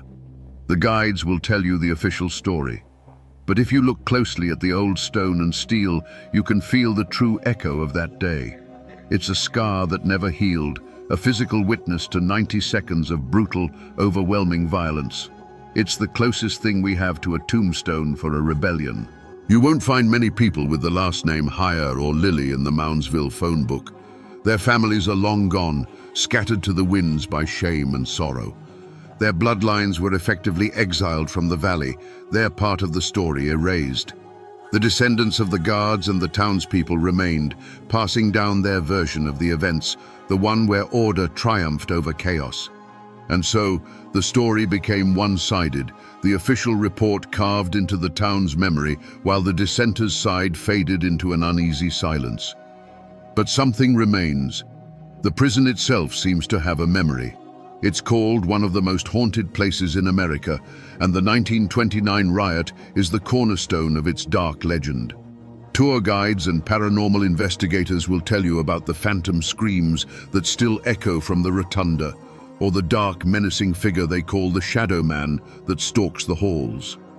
Some claim it's the lingering rage of a rioter, a spirit so consumed by the injustice of his end that he can never leave. The riot didn't just stain the floor with blood, it left a permanent psychic wound on the building itself. People may forget, but stone walls never do. So we come back to the question that has hung in the smoky air for nearly a century, the question that clings to the cold stone of the Moundsville prison like a shroud. Was it justice, or was it murder? The law has its answer, written in a dusty report. 3 armed and dangerous convicts killed while resisting law enforcement. A justifiable, if tragic, end to a violent siege. But in the mountains, where the line between a lawman and a company man has always been blurry, they tell a different story. They say that when you corner desperate men, deny them every peaceful path, and then meet their final defiant stand with an overwhelming volley of gunfire, you're not just enforcing the law. You're putting down a rebellion, and that always looks a lot more like murder. This story is not just about a riot. It's about the simple, terrible truth of what happens when a system is built to break the human spirit.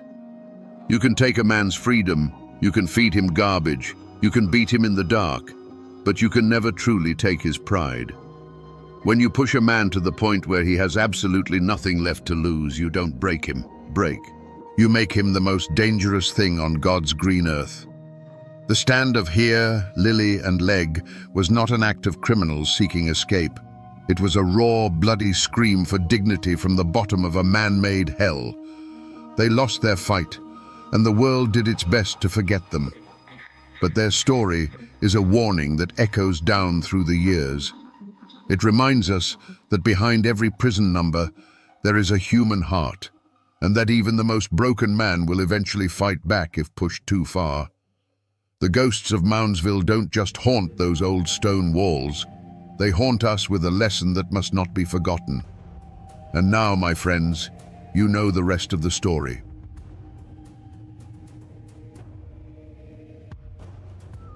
On October 20th, 1865, 6 long months after the Civil War had officially ended, a man stood on the gallows in Nashville, Tennessee. The great armies were silent, the soldiers paroled and sent home to rebuild their shattered lives. But for this man, there would be no peace. He wasn't being hanged for treason. He was charged with 53 counts of murder. He was a supposed Confederate soldier, yet he was being treated like a common criminal, a monster beyond pardon. What did this man do that was so terrible, even by the brutal standards of war, that forgiveness was impossible? To understand the blood that was spilled, you must first understand the land that soaked it up. The Cumberland Mountains, straddling the border of Kentucky and Tennessee, were a world unto themselves in 1861. This wasn't a land of grand plantations or bustling cities. It was a rugged, isolated quilt of misty hollows, dense forests, and winding rivers, a place where the mountains themselves dictated the terms of life. The people here were as tough and unyielding as the rock beneath their feet, forged by hardship, and bound by codes older than the nation itself. Their loyalties were not to distant governments in Washington or Richmond. They were to family, to kin, to the neighbor who helped you raise a barn, or the one you shared a long, simmering feud with over a property line. Here, personal honor was everything, and a grudge could be passed down through generations like a family heirloom. It was a place of deep faith and fierce independence, where the law was often just a suggestion and real justice was handled face to face. When the Civil War came, it didn't arrive like a disciplined army marching in formation. It seeped into these hollows like a poison, turning the very fabric of this society against itself. The conflict wasn't about slavery for most of these mountain folk. It was about loyalty, and it split communities with a surgical cruelty. Friend turned against friend, cousin took up arms against cousin. A dispute over a stray hog from 10 years prior could now be settled with a rifle, all under the banner of Union or Confederacy. Into this cauldron of simmering hate stepped two men who would become the living symbols of this brutal, personal war. One was Samuel Champ Ferguson, a man with a temper as sharp as his knife, who would side with the Confederacy. The other was David Tinker Dave Beatty, a staunch Unionist, as rugged and determined as his rival. They weren't generals or politicians. They were neighbors, products of the same mountains, who would soon become mortal enemies.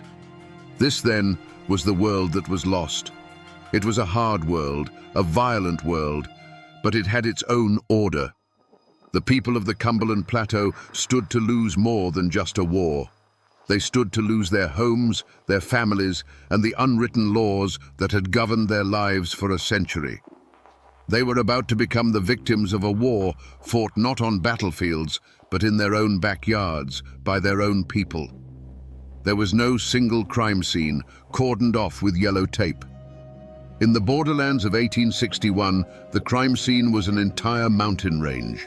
The first shots of Champ Ferguson's personal war weren't fired on a battlefield, but in a secluded clearing, witnessed only by the silent, ancient trees.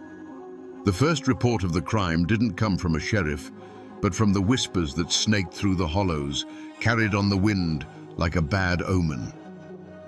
The most verifiable story begins with a capture. A group of local Unionists, led by a man named William Frog, cornered Ferguson and his friend Preston Smith. This was not a formal military arrest. It was a kidnapping, an act of personal power in a land where badges and uniforms meant less than the name your family carried. They were dragged to a makeshift camp, a place where the only law was the will of the man holding the gun. There was no trial, no charge read, just the cold, hard glint of hatred in Frog's eyes. The scene that unfolded was one of stark, summary brutality. Frog, acting as judge, jury, and executioner, declared Preston Smith an enemy. Before anyone could process what was happening, he raised his pistol. A single shot echoed through the hollow, and Smith fell dead to the ground. In that instant, Champ Ferguson, bound and helpless, watched his friend be murdered not for a cause, but for a conviction. He saw the grim satisfaction on Frog's face and understood that the rules of civilization no longer applied here. The only evidence left at the scene was a fresh grave, if they even bothered to dig one, and the memory of the man who got away. In a desperate surge of adrenaline, Ferguson broke free. He scrambled into the dense woods as bullets tore through the bark around him, a ghost in motion, fueled by pure terror and a dawning, white-hot rage. The tracks he left were not of a soldier retreating, but of an animal escaping a trap, an animal that would soon learn to become the hunter. This singular, brutal event was immediately tangled with other, even darker whispers. Stories began to circulate about a different kind of crime scene at Ferguson's own cabin. People said that Unionist home guards had come for him while he was away, finding his wife and young daughter sick in their beds. The tale, told in hushed tones, claimed the men forced the ailing women out into the freezing cold, an act of such profound cruelty that they soon died. Was it true? Or was it a legend that grew from the seed of Preston Smith's murder? The wilderness offered no easy answers, only a multitude of unsettling questions that all pointed to one terrifying certainty. A reckoning was coming. When the storm of violence finally broke, it wasn't a random tempest. It was a targeted lightning strike. The first suspects in Ferguson's war, the first men he hunted, were not strangers in blue uniforms from a distant northern state. They were his neighbors. They were the men he held personally responsible for shattering his world. His rage had a face and a name, and at the top of that list were William Frog and Tinker Dave Beatty. The motive was as clear as a mountain stream and as dark as a grave. Everyone in the borderlands knew the story of Preston Smith's execution. William Frog hadn't just killed a Confederate sympathizer, he had murdered Champ Ferguson's friend in cold blood right before his eyes. The image of his friend falling, the puff of gun smoke in the cold air, the casual cruelty of the act, it was a wound that could only be cauterized with blood. This was a debt of honor, and in the mountains, such debts are always paid in full. Layered over this undeniable act was the even more potent legend of his wife and daughter.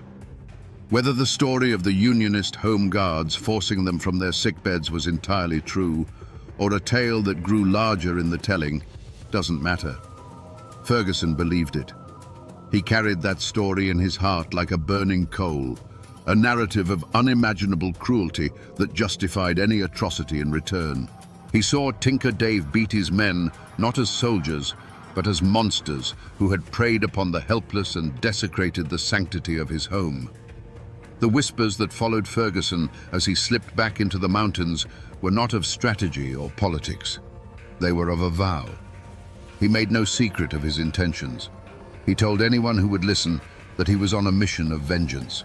He swore an oath that for every friend, for every family member lost, 100 Yankees would pay the price. The initial evidence of his coming rampage was his own chilling declaration of a war of extermination, a promise to hunt down and kill every last man he held accountable, giving no quarter and taking no prisoners. The borderlands were no longer a battleground, they were his personal hunting ground. But Ferguson's rage, as potent as it was, did not burn in a vacuum. A fire that big needs fuel, and it needs air. While his enemies gave him the spark, it was the people he considered allies, his own neighbors, and the very cause he fought for, who fanned the flames. This introduces the second, more insidious suspect in the creation of this monster, the quiet poison of internal betrayal. Ferguson became a weapon, but the hands that aimed him often belonged to his friends. No one suspected the motives of the Confederate-leaning families who offered him shelter, food, and information. They were seen as patriots supporting a local hero. But beneath the surface, older, more personal currents were at play. A long-standing land dispute, a family insult from a generation ago, simple jealousy. These were the true motives that often guided Ferguson's hand. A farmer would ride to his camp, not with news of troop movements, but with a whisper that his Unionist neighbor, the one who owned the fertile bottomland he'd always coveted, was a dangerous bushwhacker. When re-examined, the pattern of his killings suggests a darker truth.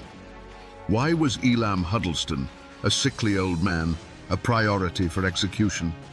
Because someone in the community declared him a very bad man. Ferguson, consumed by his own mission of vengeance, was the perfect tool. He didn't need much proof. A pointed finger from a supposed ally was enough. He became the physical manifestation of his community's petty hatreds, settling their private scores under the public banner of the Confederacy, perhaps without even realizing he was being used. This betrayal extended all the way to the top. The Confederate government in Richmond was happy to have men like Ferguson terrorizing the Unionist population, disrupting supply lines and tying down troops. They gave him legitimacy, a captain's commission, a flag to fly. But it was a relationship of convenience. They wanted the chaos he created, but they kept him at arm's length, officially disavowing his most brutal tactics. They betrayed the very guerrilla fighters they empowered, using them for the war's dirtiest work and leaving them to face the consequences alone. Ferguson thought he was a soldier, but to many on his own side, he was just a rabid dog, to be unleashed on their enemies and put down when he was no longer useful. But beyond the personal hatreds that festered in the mountain hollows, a larger, more impersonal storm was gathering. This threat came from outside the tight-knit world of the borderlands, an organized force that saw these hills not as a collection of homes and families, but as a strategic chessboard. This was the formal war machine of the United States and the Confederacy, and its arrival would pour gasoline on the fires of local feuds. To the Union High Command in Nashville and Washington, Champ Ferguson was not a grieving husband or a man avenging a friend. He was simply a problem to be solved, an infection of rebellion in a strategically important region. Their motive was cold, calculated, and entirely impersonal. Pacify the area, protect Union supply lines, and eliminate all irregular resistance.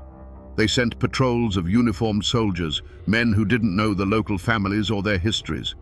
To these outsiders, a man plowing his field could be a farmer or a guerrilla fighter in disguise. They often couldn't tell the difference, and their harsh methods bred even more resentment.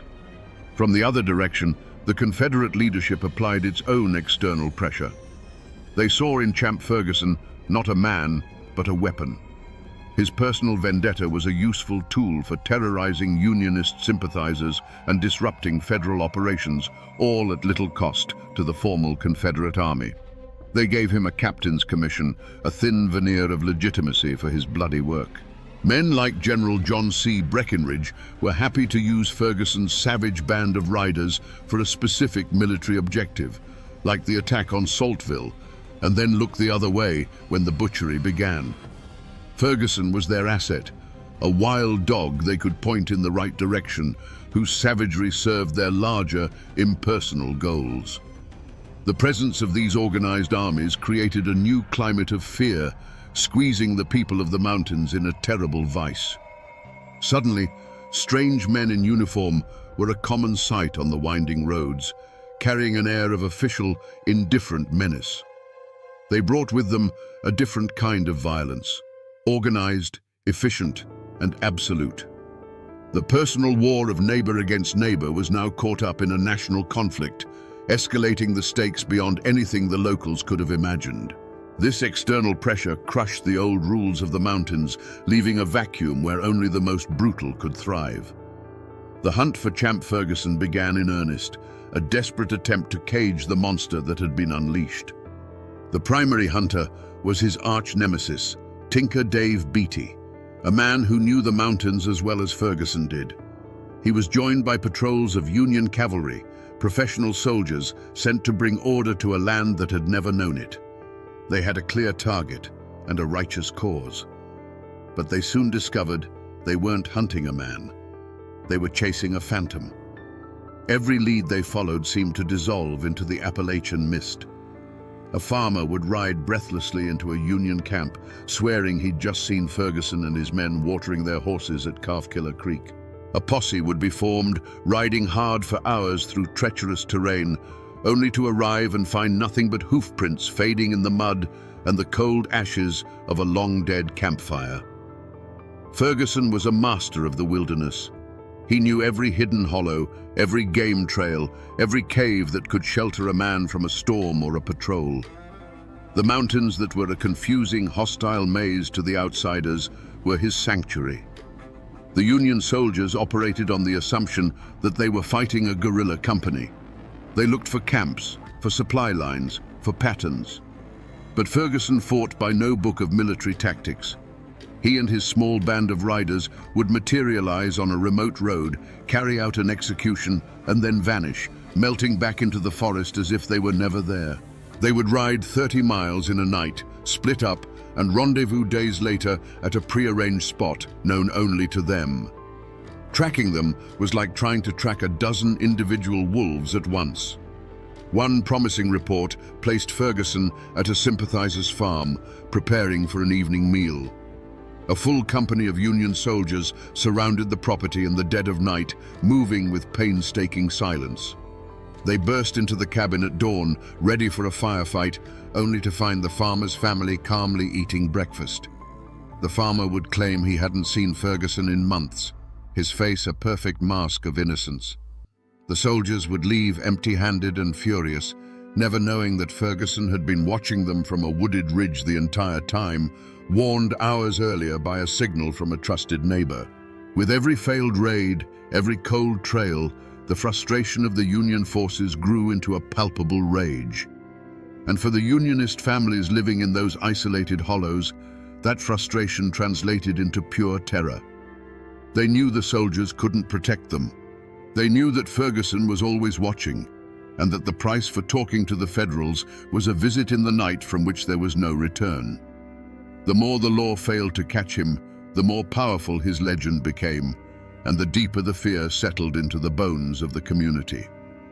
The Union Army quickly learned that the dense forests and rocky bluffs were not the most formidable obstacles in their hunt for Champ Ferguson. The true fortress that protected him was a silent, invisible wall built by the people of the mountains themselves. When soldiers came asking questions, they were met with blank stares, shrugged shoulders, and a maddeningly consistent refrain: saw nothing, heard nothing, knew nothing. This was the omerta of the Appalachians, a code of silence more binding than any law. This silence was rooted first and foremost in pure, paralyzing fear. Ferguson wasn't just a soldier, he was a specter of vengeance. He cultivated terror as a weapon. Stories, true or not, of his brutality were his greatest ally. He was known to decapitate his victims and leave their heads on fence posts as a grim message to others. A farmer who might have considered cooperating with the Union patrol knew that the soldiers would eventually leave. But Ferguson would remain. A whispered word to the wrong person could lead to a visit in the dead of night, a barn burned to the ground, or a fate far, far worse. But it wasn't just fear. It was a complex web of family ties and a deep-seated suspicion of outsiders. Ferguson was a local man. His kin and his wife's kin were woven into the fabric of the community. Turning him over to an army of strangers felt like a profound betrayal of their own blood. To many, the Union soldiers were an occupying force, invaders who didn't understand their ways, their feuds, or their loyalties. In the stark calculus of the mountains, it was often better to shelter your own monster than to trust the justice of a foreigner. This wall of silence took a heavy psychological toll. The air in these hollows grew thick with unspoken truths. Neighbors who had known each other for generations now avoided eye contact, their conversations becoming clipped and shallow, terrified of letting a dangerous word slip. Old Man Hemlock, who lived on the ridge overlooking the Calf Killer River, once mentioned to a traveling peddler that he'd seen riders pass his cabin late one night. A week later, he found his prize hog, his food for the winter, slaughtered in its pen. No one said a word, but the message was as clear as a gunshot in the night. In this world, the only thing more dangerous than Champ Ferguson's rifle was your own tongue. Silence had become the only armor they had left. For 4 years, the war had been the perfect cover for Ferguson's savagery. But in April of 1865, a piece of information more powerful than any army trickled into the Cumberland Mountains. It wasn't a secret whispered in a cabin or a clue found on a body. It was the news of General Lee's surrender at Appomattox. The Civil War was over, and with that single undeniable fact, the entire world shifted under Champ Ferguson's feet. The overlooked detail, the forgotten clue that broke the case wide open, was his own identity. For years, he had operated under the belief that he was a soldier, a commissioned captain in the Confederate Army. His killings, in his own mind, were acts of war. But the surrender stripped away that justification. The cause he fought for no longer existed. The government that gave him a commission was dissolved. Suddenly, his actions had to be re-examined, not as tactics in a guerrilla conflict, but as individual crimes. He was no longer a soldier. He was just a man who had killed, by his own count, over 100 people. The true turning point, however, was an act of profound arrogance on Ferguson's part. Believing his commission made him a legitimate combatant, he thought he was entitled to the same amnesty being offered to thousands of other Confederate soldiers. He made a fatal miscalculation. Instead of disappearing deeper into the mountains or fleeing west, he did the unthinkable. In May of 1865, he willingly rode into the Union-occupied city of Nashville and presented himself to the authorities to surrender and receive his parole. The moment he gave his name, the perception of the situation changed in a flash. The Union officers didn't see a weary soldier seeking peace. They saw a name from countless reports of atrocities. They saw the butcher of the Saltville massacre, the specter who had haunted the borderlands for 4 years. The forgotten clue, Ferguson's own wanted status as a war criminal, was no longer forgotten. Instead of a parole slip, they gave him iron handcuffs. The news of his capture was like a thunderclap across the mountains. The ghost had been caught. The boogeyman was in chains. And with that revelation, the wall of silence, which had been held together by fear, began to crumble. A new, desperate urgency took hold, not to find a killer, but to finally bear witness against him. The stories that had been buried in the dark soil of the Cumberlands for 4 long years were about to be unearthed. The climax of Champ Ferguson's story did not happen in a bloody mountain skirmish, but in the suffocating stillness of a Nashville courtroom in the autumn of 1865. The Phantom of the Cumberlands was finally caged, a physically imposing figure in the witness box, but his legend was about to be systematically dismantled, not by bullets, but by words. The central mystery was finally being addressed. Was this man a soldier, twisted by the horrors of war, or was he something else entirely? The trial would unmask him. The prosecution built its case brick by bloody brick. One by one, witnesses took the stand, widows, orphans, old men who had survived by some miracle. They didn't speak of battles or military objectives. They spoke of ambushes on lonely roads, of men shot down while pleading for their lives, of executions carried out with a terrifying calmness. They described Ferguson personally killing the sickly, bedridden Lieutenant Smith in a field hospital, dragging him from his cot and shooting him in the head. This wasn't war, it was murder. Then came the testimony that shocked a nation already numb to the horrors of the conflict. The Saltville massacre. Eyewitnesses, including Confederate officers, described the scene after the battle. They told the court how Ferguson and his men rode onto the field, ignoring the rules of surrender, and began a 2-day orgy of slaughter. They recounted watching him personally execute dozens of wounded and captured black soldiers from the 5th U.S. Colored cavalry, shooting them in their hospital beds and hunting them down in the woods. This act was so barbaric, it went beyond vengeance or military necessity. It was an act of pure, unadulterated hatred. But the final, definitive unmasking came from the mouth of Champ Ferguson himself. He took the stand, not with remorse, but with a chilling, defiant pride. He admitted to everything. He calmly confirmed the killings, one after another. His defense was simple and horrifying. He was a soldier, and these men were the enemy. When asked about killing the sick Lieutenant Smith, Ferguson coolly replied, "He was a bad soldier, and I wanted to get him out of the way." In that moment, the mask was gone forever. The journal, the letter, the forgotten clue, it was his own testimony. His motive was laid bare, and it was far darker than simple revenge. Vengeance may have been the spark, but the fire was fueled by something else, a cold, methodical enjoyment of power and death. He had appointed himself the ultimate arbiter of life and death in the mountains. The war had not created a monster. It had simply given a monster the perfect opportunity to flourish. The man in the witness box was not a soldier. He was a killer who had found his calling. Now that we know the verdict of the court, we can finally reconstruct the truth of those 4 terrifying years. We can push aside the rumors and legends and piece together the events, not as a soldier would tell them, but as the mountains themselves must remember them.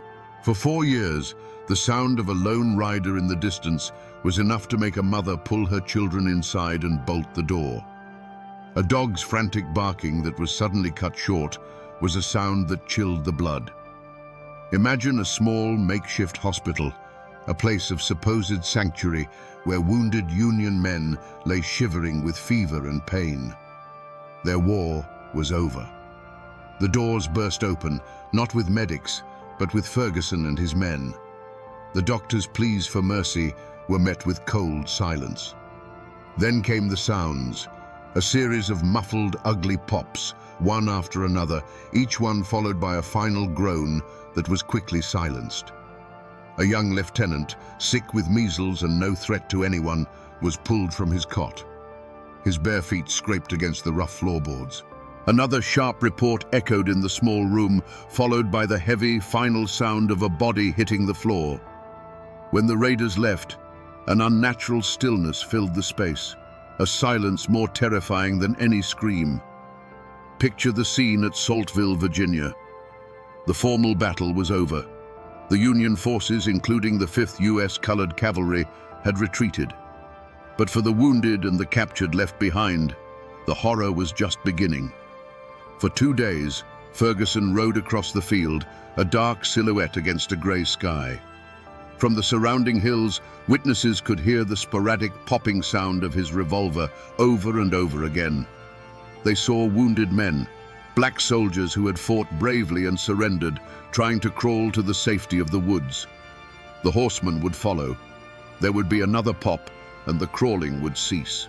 The battlefield, which had been a place of combat, became a silent field of execution, its fallen soldiers not casualties of war, but victims of a massacre.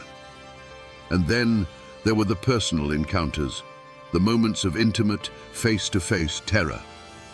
An old man, Elam Huddleston, sickly and frail, stood before Ferguson, pleading that he was too weak to have ever been a threat. Ferguson's voice was flat, a pronouncement of fate. "You are said to be a very bad man." A single deafening crack sent the birds scattering from the trees for a mile around. Then there was only the sound of the rider's horse sighing as he turned to leave, leaving another dark stain on the Appalachian soil. This was the truth of Champ Ferguson's war. It wasn't fought on battle lines with cannons, but in sick rooms, on fields of surrender, and on lonely mountain roads, with a cold heart and a steady hand.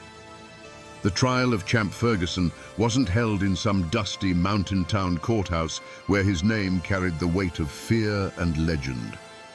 It was a formal military tribunal in Nashville, a public spectacle for a nation grappling with the war's savage legacy.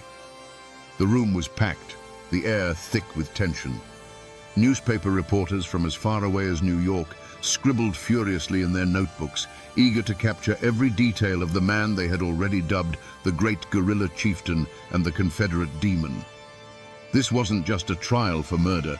It was an attempt to draw a line, to declare that even in the hell of a civil war, some acts were simply beyond the pale. Throughout the proceedings, Champ Ferguson was a figure of unnerving composure. As witness after witness took the stand to recount tales of cold-blooded slaughter, he watched them with a steady, unblinking gaze. He showed no remorse, no fear, not even a flicker of regret. He listened as men described him shooting the wounded in their beds, and his expression never changed. When it was his turn to speak, his defense was as simple as it was shocking. He claimed he was a soldier, a commissioned officer of the Confederacy. Every man he killed, he argued, was an enemy combatant in a war where the official policy, on both sides of the border conflict, was no quarter. In his mind, he was not a murderer. He was a patriot who had simply fought the war with more conviction than most. But the military commission was not swayed. The testimony was too damning, the victims too helpless, the cruelty too personal. They saw the clear pattern. This was not a soldier's work. This was a campaign of personal extermination, cloaked in the thin justification of a military commission. On October 10, 1865, the verdict came back. Guilty. The sentence was death by hanging. For most of the nation, the verdict was a moment of catharsis, a righteous judgment against one of the war's most notorious villains. Justice, it seemed, had been served. But back in the hollows of White County, Tennessee, on the good rebel soil where Ferguson had asked to be buried, the verdict was heard differently. To his family, his friends, and his sympathizers, he was not a war criminal. He was a soldier who had been martyred by a victor's court. They argued that Union guerrillas like Tinker Dave Beatty had committed similar acts and were now hailed as heroes. To them, Champ Ferguson wasn't hanged for his crimes. He was hanged for fighting for the Confederacy. The verdict, a clear-cut case of guilt in the eyes of the law, remains a subject of bitter debate in those mountains to this day, a perfect symbol of the brothers' war, where one man's monster is another man's hero. Champ Ferguson's death was not an end. It was a beginning. The beginning of a long and bitter memory that would coil itself around the lives of everyone he had ever touched. For his own family, the name Ferguson became both a curse and a martyr's cry. They buried his body in the good rebel soil he requested, but they could not bury his legacy. For generations, his descendants would carry the weight of his actions, forced to live in the shadow of a man remembered by half their neighbors as a monster and by the other half as a hero betrayed. His name was a burden, a mark that set them apart in the very hills they called home. And what of his great rival, Tinker Dave Beatty? He had won. He had outlasted his nemesis and fought for the victorious side. But victory in a war like this is a fragile, haunted thing. Beatty lived a long life, but the brutal tactics he had been forced to adopt, the friends he had lost, and the constant threat he had lived under for 4 years left scars that no government pension could heal.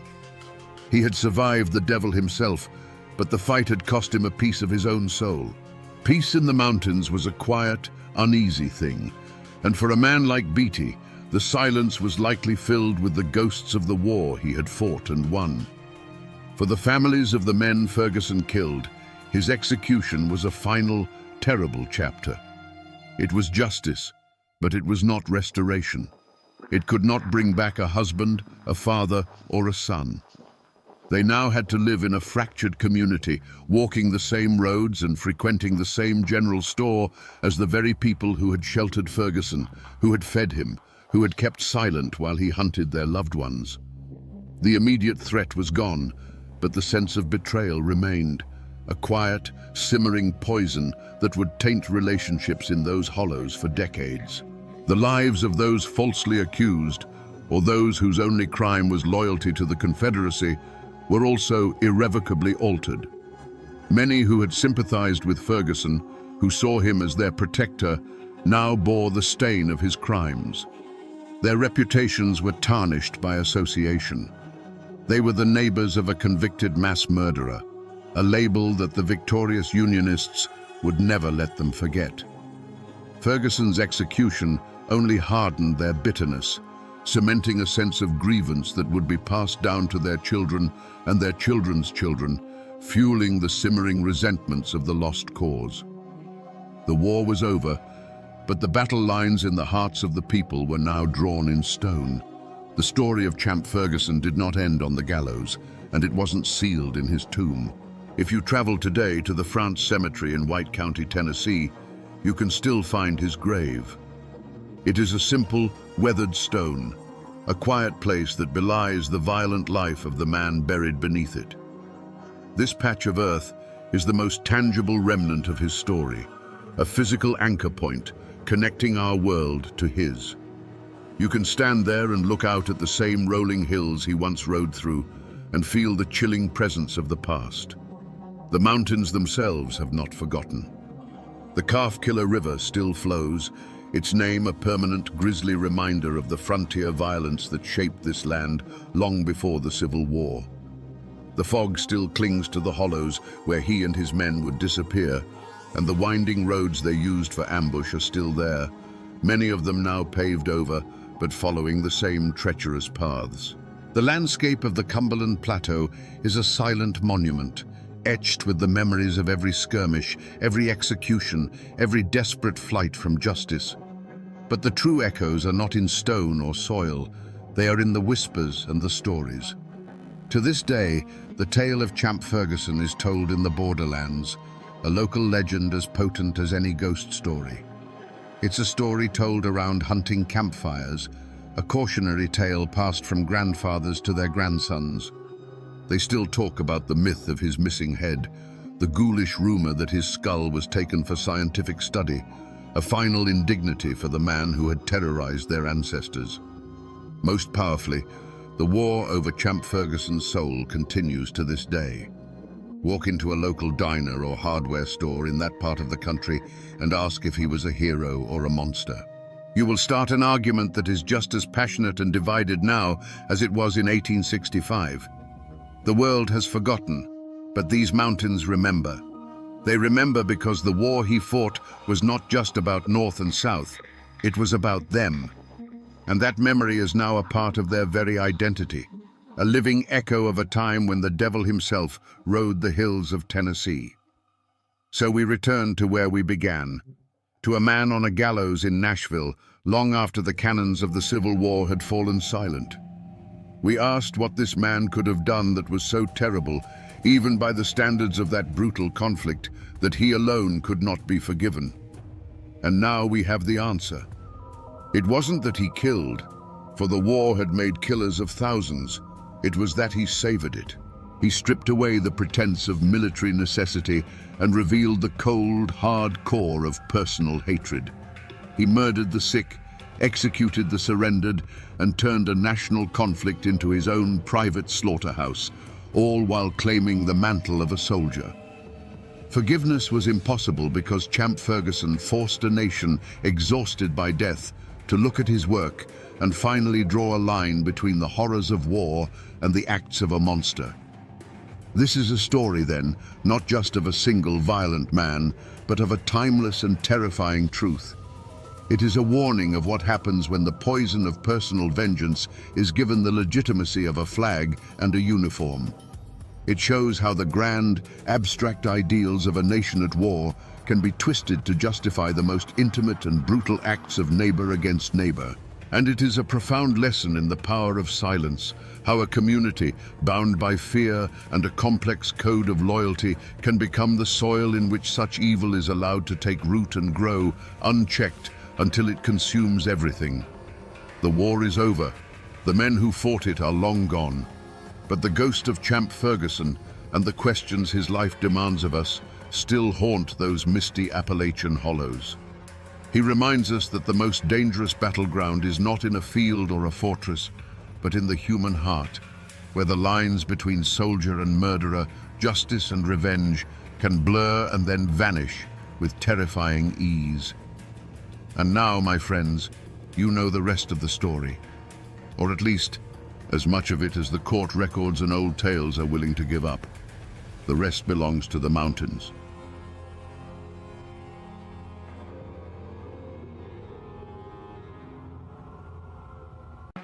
In the coal-dusted hollows of eastern Kentucky, whispers followed Luana Mooney like a cold mountain fog.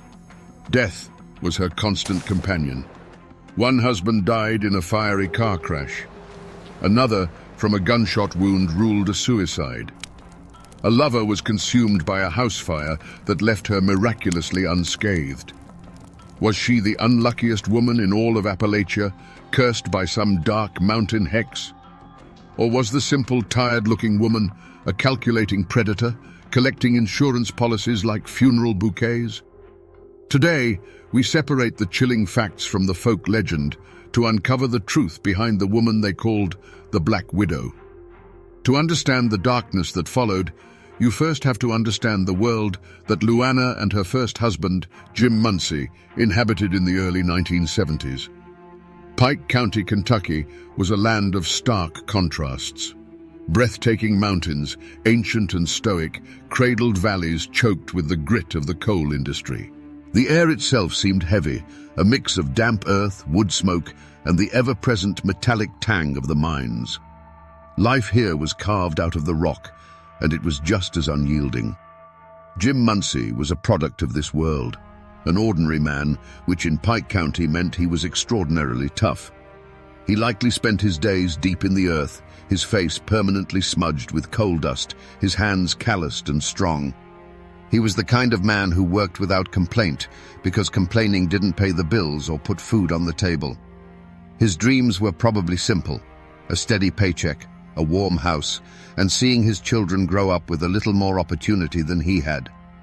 He was the backbone of Appalachia, the silent, hard-working man upon which everything was built.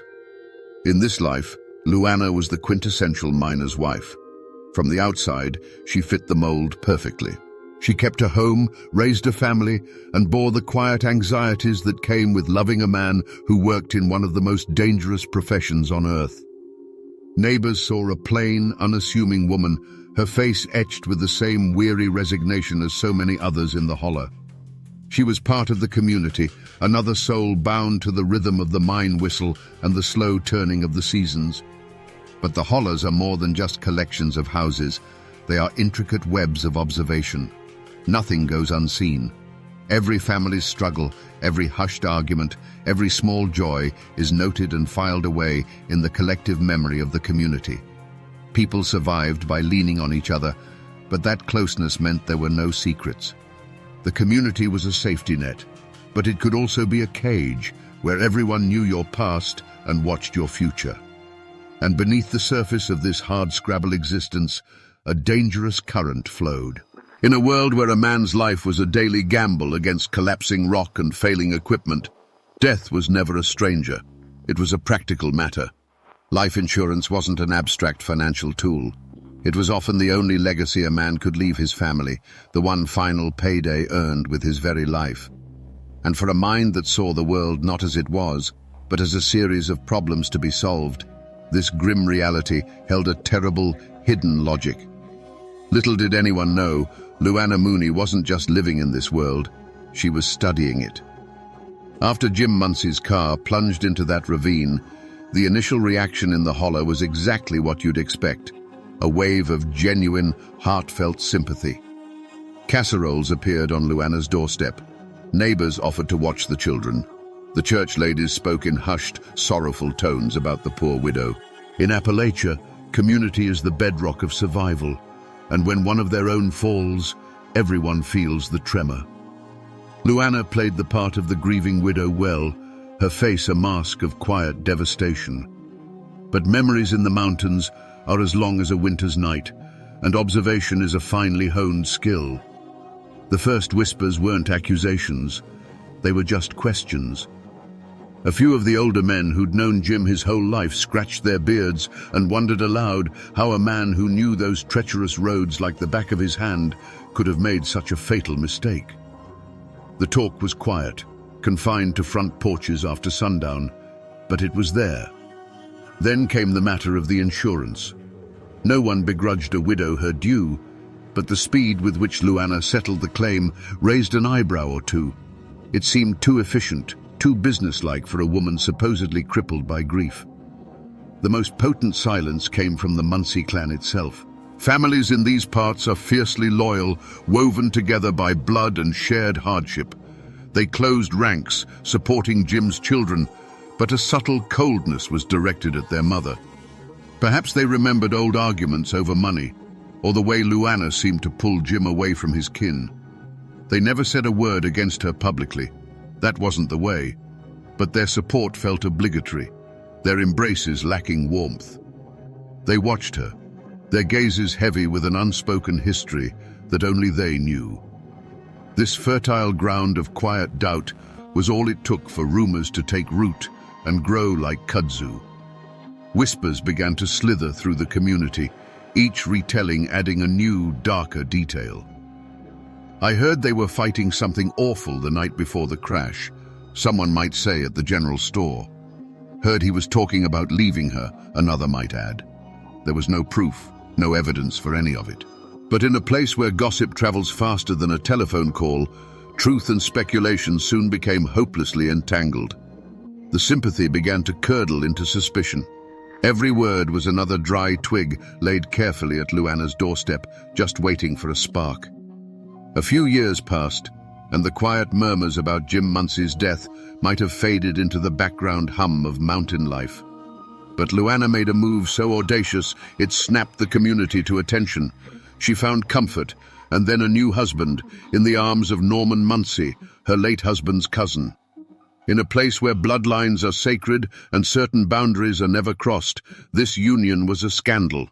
It felt wrong, a violation of memory and respect that sent a jolt through the Munsey clan and the entire holler. Norman, however, seemed blissfully unaware of the shadow he was stepping into. He was a man clearly smitten and perhaps a little naive. He started talking, bragging to his buddies over a beer after a long shift. He told them how Luana had taken out a new life insurance policy on him, a policy for a sum that was staggering by Pike County standards. He'd laugh it off, saying, "She just loves me so much, she's terrified of losing me." To his friends, hearing those words, a cold dread began to settle in. It sounded less like a term of endearment and more like a valuation. Then came the day the laughing stopped. Norman Munsey was found dead in their trailer. The official report delivered a verdict that was clinical, simple, and to everyone who lived there, utterly unbelievable. Suicide. A single gunshot wound. But the official story crumbled the second it hit the grapevine. The rumor, spreading like wildfire from the first person who saw the body to the last person in the county, was that the wound wasn't where a man could put it himself. The old-timers in Pikeville shook their heads, their faces grim. "A man don't shoot himself in the back of the head," they'd say, their voices low and certain. This was the point of no return. The death of Jim Munsey had been a question mark. The death of Norman Munsey was an exclamation point. The community's unspoken verdict was delivered. Luana was no longer just an unlucky widow. She was something else, something to be feared. The whispers about a curse were replaced by a chilling certainty of something far more human and far more sinister. The law might have closed the case, but in the court of mountain opinion, the first drops of blood had stained Luana Mooney's hands, and the stain was never going to wash out. By the time Luana took up with Curtis Copley, the cloud of suspicion around her had grown dark and heavy. They lived together in a dilapidated house on the edge of town, a place that seemed to sag under the weight of its own decay. It was the kind of house that old-timers would say had a misery about it, where the floorboards groaned with untold stories and the windows looked out like vacant eyes. For Curtis, it was just a place to live.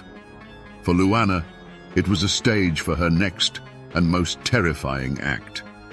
On the afternoon before the fire, a neighbor saw something strange. Luana was making trips from the house to an old shed out back, carrying boxes and bundles wrapped in blankets. The neighbor didn't think much of it at the time. Maybe she was just cleaning out some old junk. But the image stuck in her mind. The methodical way Luana moved, her face a blank, unreadable mask. It wasn't the hurried work of spring cleaning. It was the careful, deliberate action of someone salvaging valuables from a sinking ship. That night, the house didn't just catch fire, it exploded. One moment, there was the quiet dark of the holler. The next, a roar as the old, dry wood surrendered to the flames. The house went up like a paper lantern soaked in kerosene, tearing a furious orange hole in the night sky. Windows burst, sending showers of glass into the yard. The heat was so intense it buckled the tin roof, which peeled back with a scream of tortured metal. It wasn't just a fire, it was an erasure. And then came the figure running down the dirt road, a woman in a nightgown, her silhouette framed against the inferno. It was Luana, her voice a piercing shriek, crying for help, for someone to save Curtis. She was the picture of terror and desperation, collapsing into the arms of the first neighbors to arrive, her body racked with sobs. She told a frantic story of waking up to smoke and heat, of barely managing to jump from a window as the floor gave way behind her. A miraculous escape. When the volunteer fire truck finally arrived, there was nothing they could do but watch the structure collapse in on itself, hissing and spitting into a smoldering pile of black bones. They poured water on the glowing embers, the steam rising into the night like departing ghosts. It took hours for the scene to cool enough for them to search the ruins. Inside, amidst the charred timbers and ash, they found what was left of Curtis Copley. He was discovered in the remains of his bed, a blackened shape that was barely recognizable as human. The question hung in the smoky air, unspoken, but felt by everyone there. Why didn't he run? Why didn't he even try to get out? The fire had been a monster, but it hadn't been silent. Yet Curtis had never moved. The whispers that followed were no longer whispers. They were spoken aloud, in tones of dread and certainty. People remembered the boxes Luana had moved.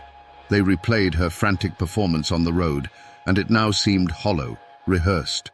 The talk of the evil eye returned, the legend of the woman who brought death to any man who shared her bed. Luana Mooney was no longer just a woman followed by tragedy. She was the tragedy itself, a walking, breathing folktale of Appalachian horror. The sun rose on a black, jagged wound in the heart of the holler.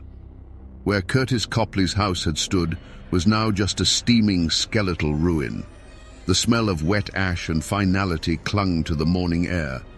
Investigators, what few the county had, poked through the debris, their faces grim. They found the remains of a wood stove, some twisted bed springs, and the charred remnants of a simple life. The fire had been too hot, too complete. It had consumed everything, including any shred of concrete evidence. The official explanation, when it came, was a shrug of the shoulders in paper form. Faulty wiring, perhaps. A stray ember from the stove. In a land of old wooden houses and overworked wiring, it was a plausible and convenient conclusion. It was ruled a tragic accident. Case closed. The system, lacking the tools or the will to dig deeper, moved on. Luana Mooney collected another insurance payment, a modest sum for a house and a life that had been reduced to cinders. In the days that followed, Luana played her role to perfection. She was the shattered survivor, the woman haunted by loss, her voice a fragile whisper. But those watching her saw something else. They saw that her grief was a garment she put on in the morning and took off at night. Her eyes, when she thought no one was looking, were not filled with sorrow, but with a cold, clear focus. She was a woman with a plan, and the ashes of her old life were simply the foundation for her next one. The community rendered a different verdict. The whispers were over. Now there was a wall of silence. When Luana walked into the general store, conversations would cease. Mothers would pull their children a little closer. Men who might have once offered a polite nod now stared straight through her, their faces hard as granite.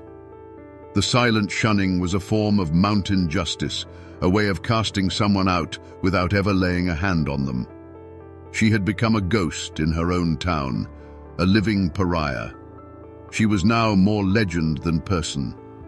The Black Widow of Pikeville was a name spoken in hushed tones, a story told to frighten restless children and warn young men.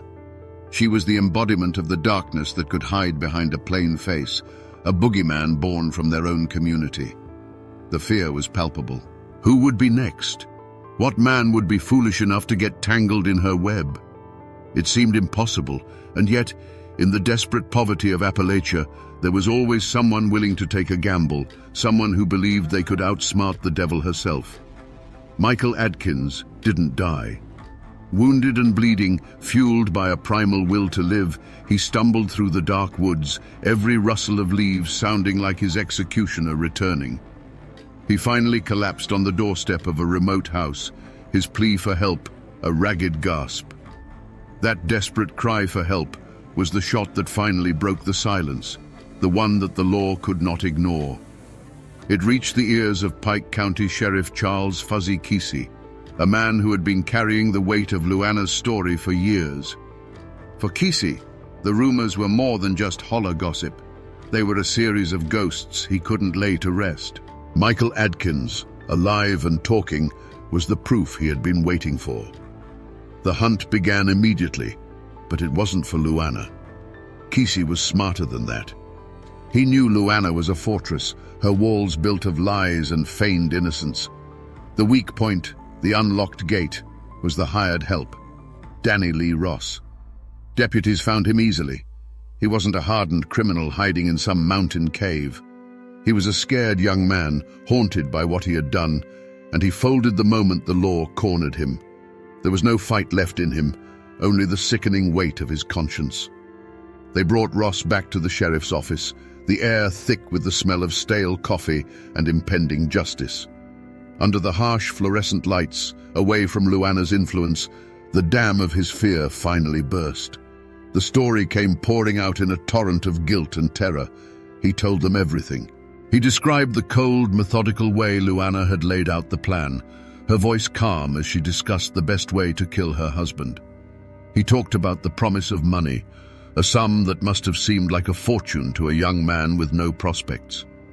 He recounted the botched ambush, the look in Michael Adkins's eyes, and his own panicked flight.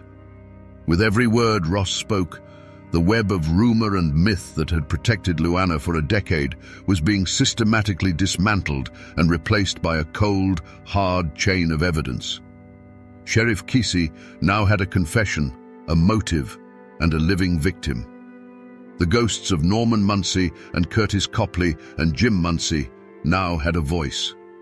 The posse had been formed, not of men with rifles, but of sworn statements and legal warrants.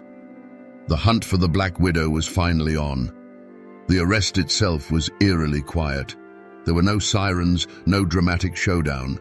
The deputies pulled up to her small house, the place where she must have felt untouchable. They found her there, the picture of simple domesticity. But when she saw Sheriff Kesey at her door for the first time, a flicker of something other than grief or innocence crossed her face. It was the cold, flat look of a predator that knows it has been trapped. There was no struggle, no denial, no tears. She listened impassively as they read the charges, her hands held out for the cuffs as if she were merely accepting a package. As the cold steel clicked shut around her wrists, a silence fell over the holler. The hunt was over. The Black Widow was in a cage. The trial of Luana Mooney wasn't just a legal proceeding.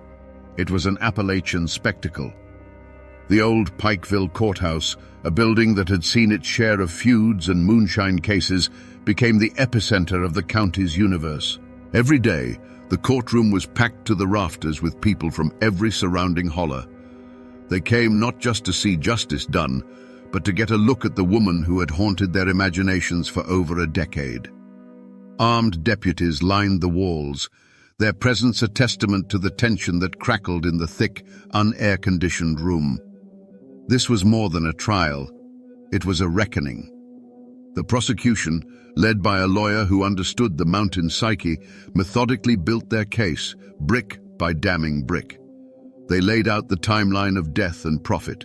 First Jim Munsey, then the insurance check, then Norman Munsey and a larger check, then Curtis Copley and another payout. Finally, the attempt on Michael Adkins. They painted a portrait of a ruthless predator who used men not for love or companionship, but as disposable assets in a long-term financial plan. With Danny Lee Ross's trembling confession and Michael Adkins's harrowing testimony from the stand, the prosecution locked the cage door. The defense attorneys had an impossible task. They couldn't deny the Adkins plot, so they tried to shift the blame, portraying Luana as a simple, uneducated woman who was the victim of a cruel fate and the manipulations of others. They attacked Ross's character, painting him as a liar, trying to save his own skin by implicating a poor, unfortunate widow. They tried to create a fog of reasonable doubt, but it was like trying to stop a flood with a handful of sand. Throughout it all, Luana Mooney sat at the defense table, a small, still figure at the center of the storm. She showed no fear, no remorse, no emotion at all. While witnesses described her cold-blooded plans and men recounted their near-death experiences, she just watched, her face a placid mask. Her silence was more chilling than any confession. It was the unnerving calm of someone who believed she was above the judgment of ordinary men. She was not a cornered animal. She was a queen observing a tedious, predictable ceremony. After the closing arguments, the jury filed out, and a heavy silence descended on the courtroom. The wait wasn't long. When they returned, The foreman, a stern-faced coal miner, wouldn't look at Luana. He handed the paper to the clerk, whose voice cut through the tension. On the charge of conspiracy to murder Michael Adkins, guilty. On the charge of murdering Norman Munsey, guilty. A collective breath was released in the room, not a cheer, but a deep, shuddering sigh of relief and finality. Luana Mooney was sentenced to life in prison, the law of men finally catching up to her. But was it truly justice? The court had spoken on two of her victims. The ghosts of Jim Munsey and Curtis Copley, however, remained in the legal shadows, their deaths officially ruled accidents. The law had delivered its precise, limited verdict. But the people of the mountains, who had watched and whispered for years, knew the full, terrible score. The Black Widow was caged, but the question would always linger in the hollows. Had the system truly delivered justice, or had it just closed the book on the final bloody chapter? Luana Mooney's story didn't end with the sound of a gavel. She was transferred to the Kentucky Correctional Institute for Women, where she lived out the rest of her days in the sterile silence of a prison cell. For over 2 decades, she remained a cipher.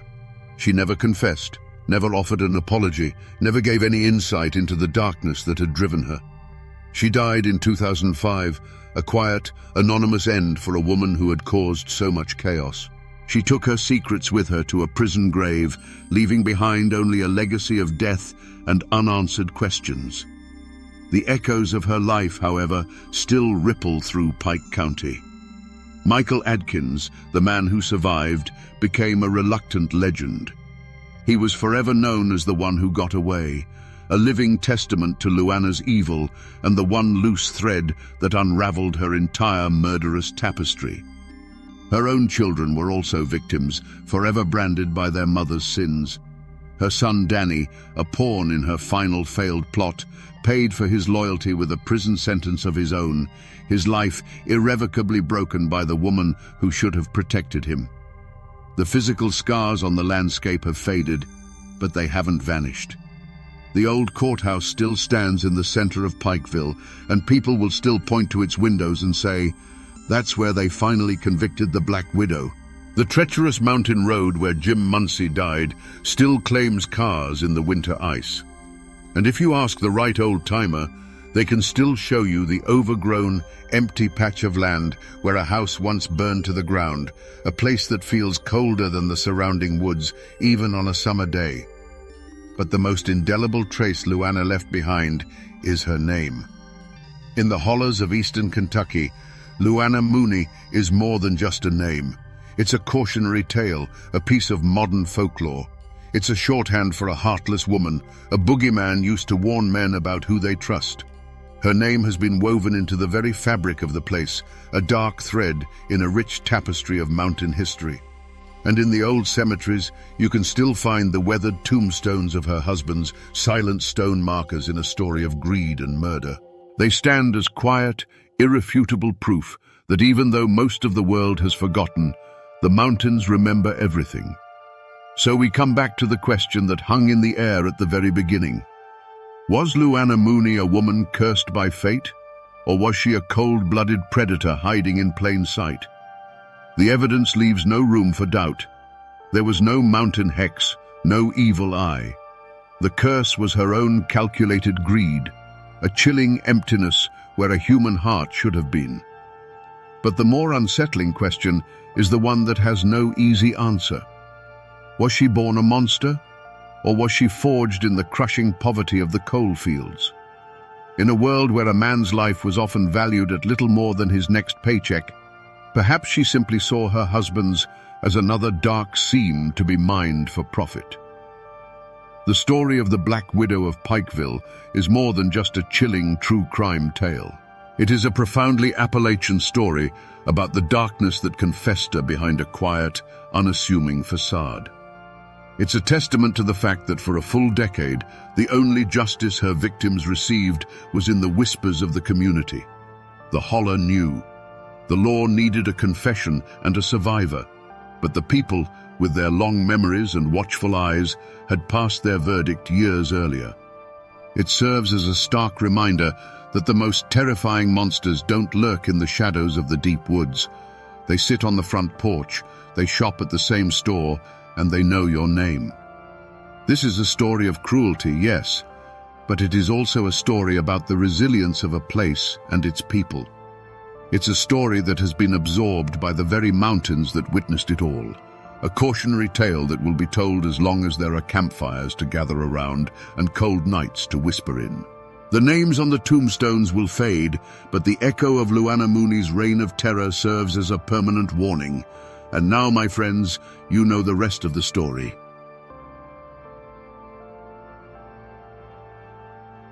Imagine the morning fog over Moorhead, Kentucky on June 22nd, 1887. It doesn't carry the smell of wood smoke or damp earth.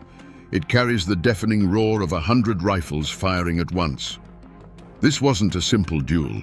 It was a full-scale battle, waged street by street, where neighbors hunted neighbors from behind windows and doorways. The history books call it the Rowan County War, often dismissing it as just another mountain feud. But was it? How does a quiet county seat turn into a slaughterhouse? And how does one man, a charismatic saloon owner, become its undisputed king, holding life and death in his hands? Today, we separate the smoke of legend from the fire of truth to understand how a political argument on a hot August day unleashed 3 years of terror. To understand the blood that was spilled, you first have to understand the land. This was Rowan County, Kentucky, in the years after the Civil War. A place carved out of the Appalachian Mountains, where steep hills and deep, shadowed hollows kept communities isolated, suspicious of outsiders, and fiercely self-reliant. Here, the law wasn't something that came from the state capital in Frankfurt. It was something made by the men who held the most land, commanded the most respect, or carried the fastest gun. The forests provided a living, the cornfields provided the bread, and the family name provided your identity. It was a world that ran on its own clock and lived by its own unwritten rules. At the heart of this world were two powerful currents, pulling the county in opposite directions. On one side, you had the Martins and their allies. These were the Democrats, the old guard. They were farmers and landowners, men whose families had worked this soil for generations. They saw Rowan County as their birthright, a legacy to be protected. Their leader, John Martin, was a respected figure, the patriarch of a clan that embodied the traditional values of the mountains. They were the establishment, the deep roots of the county. On the other side stood Craig Tolliver and his followers. They were the Republicans, the ambitious newcomers who saw the future not just in farming, but in business, commerce, and control of the growing town of Moorhead. Tolliver himself was a force of nature. He wasn't some backwoods brawler. He was a sharp, charismatic, and utterly ruthless man who ran the town's most prosperous saloons. He knew that real power didn't come from owning a few acres of land. It came from controlling the flow of money, whiskey, and votes. He was a political boss in the making, and his iron will was beginning to forge Moorhead into his personal kingdom. This wasn't a simple family feud, not in the way the legends tell it. The names Martin and Tolliver became flags, banners under which people gathered based on their politics, their debts, their family ties, or simple fear. If you were a Democrat who felt the old ways were best, you stood with the Martins. If you were a Republican who saw opportunity in the changing times, you threw your lot in with Tolliver. Choosing a side wasn't just a political preference, it was a declaration of loyalty that could determine whether your family ate well or starved, whether you found justice in a courtroom or at the end of a rope. Life in Rowan County went on, with harvests and church socials, births and funerals. But underneath the surface, a bitter tension was simmering. It was the friction between the old world and the new, between the farmer and the businessman, the Democrat and the Republican. Every election, every business deal, every drunken argument was another ounce of pressure building in a sealed container. They were living in a powder keg, and they all knew it. All they were waiting for was the spark that would blow their world to pieces. The spark finally landed on election day, in the thick, muggy air of August 1884. You can almost feel it. The town of Moorhead is buzzing, not with excitement, but with a raw, nervous energy. The air is heavy with the smell of sweat, cheap whiskey, and the metallic tang of unspoken threats.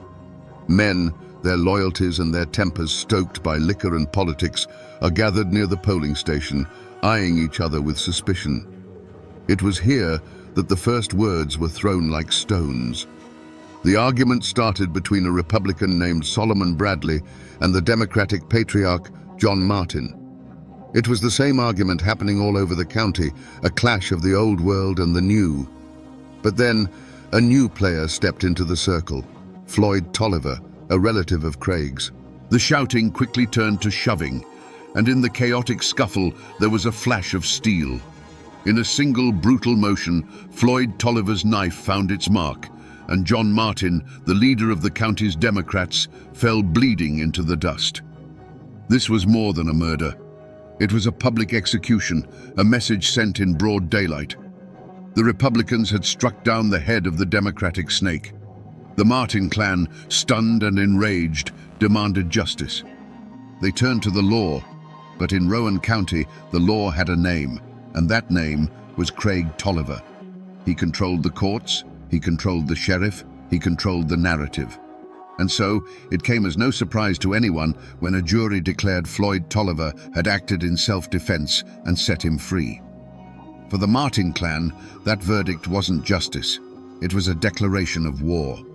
It was proof that the system was rotted through, and that the only law they could trust was the one they enforced themselves. They retreated into the hills, not in defeat, but to plan. A few cold months later, in December, Floyd Tolliver was walking down the main street of Moorhead, wrapped in the arrogant confidence of a man who believed he was untouchable. He was wrong. A sudden volley of rifle fire erupted from a darkened alleyway. Floyd fell dead onto the frozen ground, his body riddled with the Martins' answer to the court's verdict. The blood of John Martin had been answered with the blood of Floyd Tolliver. A personal score had been settled, but a terrible line had been crossed. There was no going back now. The first drops had been spilled, and they had opened a wound that would bleed for 3 long years, turning the hollows and streets of Rowan County into a hunting ground. The war had begun. For 2 years, the war had been a story of back-alley ambushes and simmering fear. On June 22nd, 1887, it exploded into the open. Before the sun had fully risen, nearly 100 men from the Martin faction descended on Moorhead. They moved not as a frantic mob, but as a determined army, entering the town from multiple directions with a single, unified purpose: to cut the head off the snake and end the reign of Craig Tolliver. The first shot wasn't a single crack, but a deafening, rolling thunderclap as dozens of rifles opened fire at once. For the townspeople huddled in their homes and cellars, the world dissolved into a terrifying storm of noise. They could hear the high-pitched whistle of bullets passing overhead, the splintering crash of lead tearing through wooden walls, and the sharp ring of ricochets off anything solid. The street outside was no longer a place for commerce or conversation. It had become a no-man's land. Through the shifting curtains of gunsmoke, a deadly ballet unfolded. Tolliver's men, barricaded inside saloons and hotels, turned second-story windows into sniper nests. The Martins and their allies returned fire from behind overturned carts and the corners of buildings, methodically advancing toward the center of town. Moorhead had become a brutal chessboard where every move was a gamble with death, and the air was thick with the acrid smell of burnt black powder. This was a war of neighbors, and the cost was intimate. At some point during the hours of relentless battle, a sharp cry of grief cut through the roar of the guns from the Martin side. One of their own had fallen, John Martin's son. A leader in the fight had been forced to watch his own bloodline severed in the chaos, a father's worst nightmare realized in a hail of gunfire. The stakes, already impossibly high, had just become personal in the most painful way imaginable. And then, at the height of the battle, the central pillar of the conflict simply vanished. Craig Tolliver, the undisputed king of Moorhead, had been directing his defense from a fortified position, a commanding presence against the storm. One moment, his voice was the anchor for his men. The next, there was only silence from his post. There was no heroic last stand, no dramatic duel, just a sudden, shocking absence. A single, unseen shot, fired by a Martin sharpshooter or a treacherous ally no one would ever know for sure, had found its mark. As the news rippled through the ranks, the fighting faltered. The organized defense collapsed into confusion. The gunfire sputtered out, replaced by an eerie, ringing silence. When the smoke finally began to clear, it revealed a town that had been brutalized. The walls of buildings were scarred with hundreds of dark marks, silent witnesses to the fury that had just passed. The battle was over. The king was dead. When the last echo of gunfire faded, a stunned silence fell over Moorhead. It was the silence of a graveyard. Slowly, cautiously, doors creaked open. Townspeople emerged from their cellars and hiding places, not to a town celebrating a victory, but to a scene of utter devastation. The streets were littered with shattered glass, splintered wood, and the dark, still shapes of men who had been alive just hours before. The air, thick with the lingering scent of gunpowder, now carried the heavy weight of shock and grief. The war was over, but the town felt like it had died with it. For the Martin faction, their objective was complete. Craig Tolliver was dead. They hadn't stayed to claim Moorhead as a prize. That was never the point. Their army of 100 men melted back into the hills and hollows from which they came, leaving the chaos behind them. They had rid the county of the man they saw as a tyrant, but in doing so, they had declared war not just on a rival faction, but on the state of Kentucky itself. They were no longer just feuding mountaineers, they were now fugitives. The Tolliver faction, once the iron fist that ruled the county, was shattered. With their leader gone, they were a body without a head. Panic and fear replaced the arrogant confidence they once held. Some of his most loyal men lay dead in the streets, while others, wounded or terrified of what was to come, fled the county, knowing that either the Martins' revenge or the state's justice would soon be coming for them. The empire Craig Tolliver had built with bullets and fear had crumbled into dust in a single morning.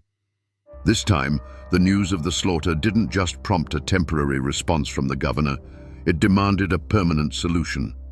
The state of Kentucky had had enough. Soldiers of the state militia were dispatched to Rowan County, but they didn't come as peacekeepers to separate two bickering families. They arrived as an occupying force, with orders to disarm the populace and impose state law by force. Martial law, ineffective not in name, descended on Moorhead. The era of clan rule was over, brought to an end by the cold steel of state-issued bayonets. With the militia securing the town, the gears of official justice began to grind. Warrants were issued for dozens of men from the Martin faction. Rewards were posted for their capture, turning neighbors against one another with the promise of gold. But the fear in Rowan County didn't disappear. It simply went quiet. People who had witnessed the battle locked their doors and their mouths, terrified of getting caught in the crossfire between the vengeful Martins and the newly empowered state authorities. The gun smoke had cleared, but a new suffocating fog of suspicion and fear had settled over the hills. The gavels that fell in the Rowan County courthouse weren't just calling a room to order. They were trying to hammer a new reality into place. The trials that followed the Moorhead massacre were meant to be a display of state power, a clear message that the days of clan law were over. The courtroom itself was a theater of tension. It was the same building whose walls were still pockmarked with bullet holes from the battle. Armed militia guards stood at every entrance, their presence a constant reminder that this was not business as usual. The benches were packed with onlookers, family of the accused, Tolliver sympathizers, and curious strangers, all watching to see if the law of Kentucky was stronger than the code of the mountains. In the defendant's box sat the men of the Martin faction. But they didn't look like defeated criminals. You have to understand, in their own eyes, and in the eyes of many in the county, they weren't murderers. They were liberators. They had faced a tyrant that the law itself had failed to control. So they sat there, not with remorse, but with a quiet, stubborn dignity. They had done what they felt they had to do, and they were prepared to face the consequences, convinced of the righteousness of their cause. Their defiance was a silent challenge to the entire proceeding. The legal battle was as fierce as the gunfight that preceded it. Cunning lawyers for the defense didn't just argue points of law, they put Craig Tolliver's entire reign of terror on trial. They painted a picture of a county held hostage, where the legal system was a corrupt tool in the hands of one man. They argued that the attack on Moorhead wasn't an act of aggression, but an act of desperation, a people rising up to reclaim their own government. It was a powerful narrative that resonated deeply with the jury of their peers, men who had lived through those same dark years. And then came the verdicts. One by one, the men who had marched on Moorhead and waged open war in its streets faced the judge. And one by one, the astonishing results came in. Some were convicted of lesser charges and given light sentences. Others were acquitted entirely. In the end, not a single man was executed for their role in the battle. The most prominent leaders of the Martin faction eventually received pardons from a sympathetic Democratic governor, effectively wiping their slates clean. The state had flexed its muscle, but the outcome felt less like a verdict and more like a negotiated truce. The old power structure was broken, and a new one, led by the Democrats, had taken its place. The men who had taken the law into their own hands had been vindicated, not by the mountains, but by the very system they had attacked. So, was this justice? The Tolliver faction was gone, their leader buried. The Martin faction, despite laying siege to a town, walked free. The law of men had been spoken in the courtroom, but the final judgment sounded an awful lot like the justice of the mountains. It left a profound and unsettling question hanging in the Appalachian air. Who really won the war? The war ended, but the peace was a fragile, bitter thing. The hatred stirred up by the feud didn't vanish with the last puff of gunsmoke. They seeped into the soil of Rowan County and poisoned the roots of the community for generations. For decades after the massacre, the names Martin and Tolliver were spoken with caution. They dictated who you did business with, whose children your children were allowed to marry, and which side of the aisle you stood on in local politics. The shooting had stopped, but the war lived on in quiet, resentful hearts. If you visit Moorhead today, you might think the past has been completely erased. It's a bustling university town now, full of students who know more about textbooks than blood feuds. But the ghosts are still there, if you know where to look for them. For many years, the old courthouse stood as the most stubborn witness. Visitors could run their hands over the dozens of pockmarks scarring its brick walls, each one a physical memory of that terrible morning in 1887. And up in the cemetery, you can still find the grave of Craig Tolliver, the fallen king, a simple stone marker for a man who once held the county in an iron fist. But the most powerful reminders aren't the ones you can touch. They're in the landscape itself. The main street of Moorhead is no longer a battlefield, but the ghosts of the men who fought and died there still linger in the local lore. The winding back roads and shadowed hollows leading out of town were once the sites of countless ambushes and secret meetings. They are quiet now, but it's a heavy kind of quiet, the kind that holds stories. Most people who walk those streets today have forgotten the names of Craig Tolliver and John Martin. The story of the Rowan County War has faded from living memory into the dry pages of history books. But the story hasn't truly vanished. It has simply become part of the place itself. It's a lesson embedded in the land, a reminder of how quickly order can break down and how thin the line is between neighbor and enemy. The people may forget the details, but the mountains always remember everything. So we return to the question that hung in the gunsmoke at the start of our story. How does a quiet county turn into a battlefield? The answer, buried for a century under the myth of a simple family squabble, is now clear. The Rowan County War was never just a feud. It was a political war, fought for the soul of a community. The names Martin and Tolliver were the banners, but the real conflict was over power, control, and whose vision of the future would prevail. Craig Tolliver became a king because he understood that in a place where the law was weak, the strongest will becomes the law. And the Martins went to war because they believed the only way to fight a broken system was to burn it to the ground.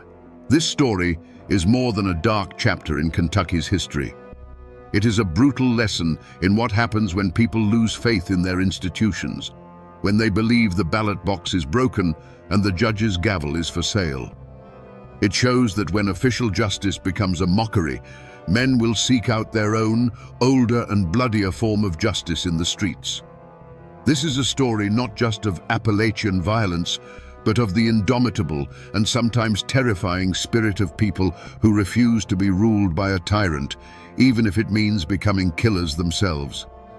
It is a grim reminder that the line between civilization and chaos is not a fortress wall, but a thin, fragile thread of trust. And when that thread is cut, the most ordinary of places can become a hell on earth.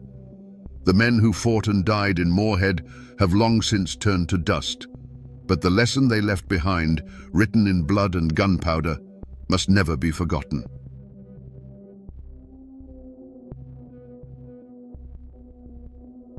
When the gun smoke cleared over the Tug Fork River, one Hatfield lay dead on the ferry landing, put there by another. The killer wasn't some long-hated McCoy. He was the law itself, Sheriff Bud Hatfield, and the man bleeding out in the dirt was his own cousin. This single act raises a chilling question that echoes through the hollows to this day. How does a man forged in the fires of the Hatfield feud, a clan that valued blood above all else, bring himself to kill his own family for a tin star? The newspapers of the day called it justice. But those who lived in the shadows of the mountains whispered a different story, a story of a kinslayer, a man who made a deal with the devil, a traitor who sold his soul. Today, we will separate the facts from the folklore to find the truth behind the most feared and complicated lawman in Appalachian history. To understand the man, you have to understand the silence that fell after the storm.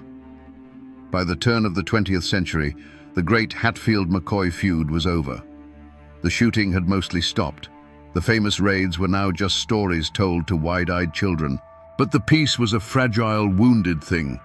It was a land of long memories and short tempers, where a man's last name was more important than any law written in a book.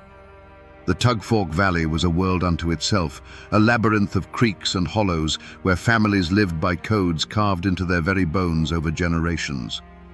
Justice wasn't found in a courthouse. It was settled in a cornfield, on a riverbank, or at the dark end of a lonely mountain path. In this world of simmering grudges lived William Anderson Hatfield, known to all as Bud. He was not a patriarch like his famous cousin, Devil Anse. He was a younger man, molded by the feud's final bloody years. He had seen the cost of hot-blooded pride firsthand.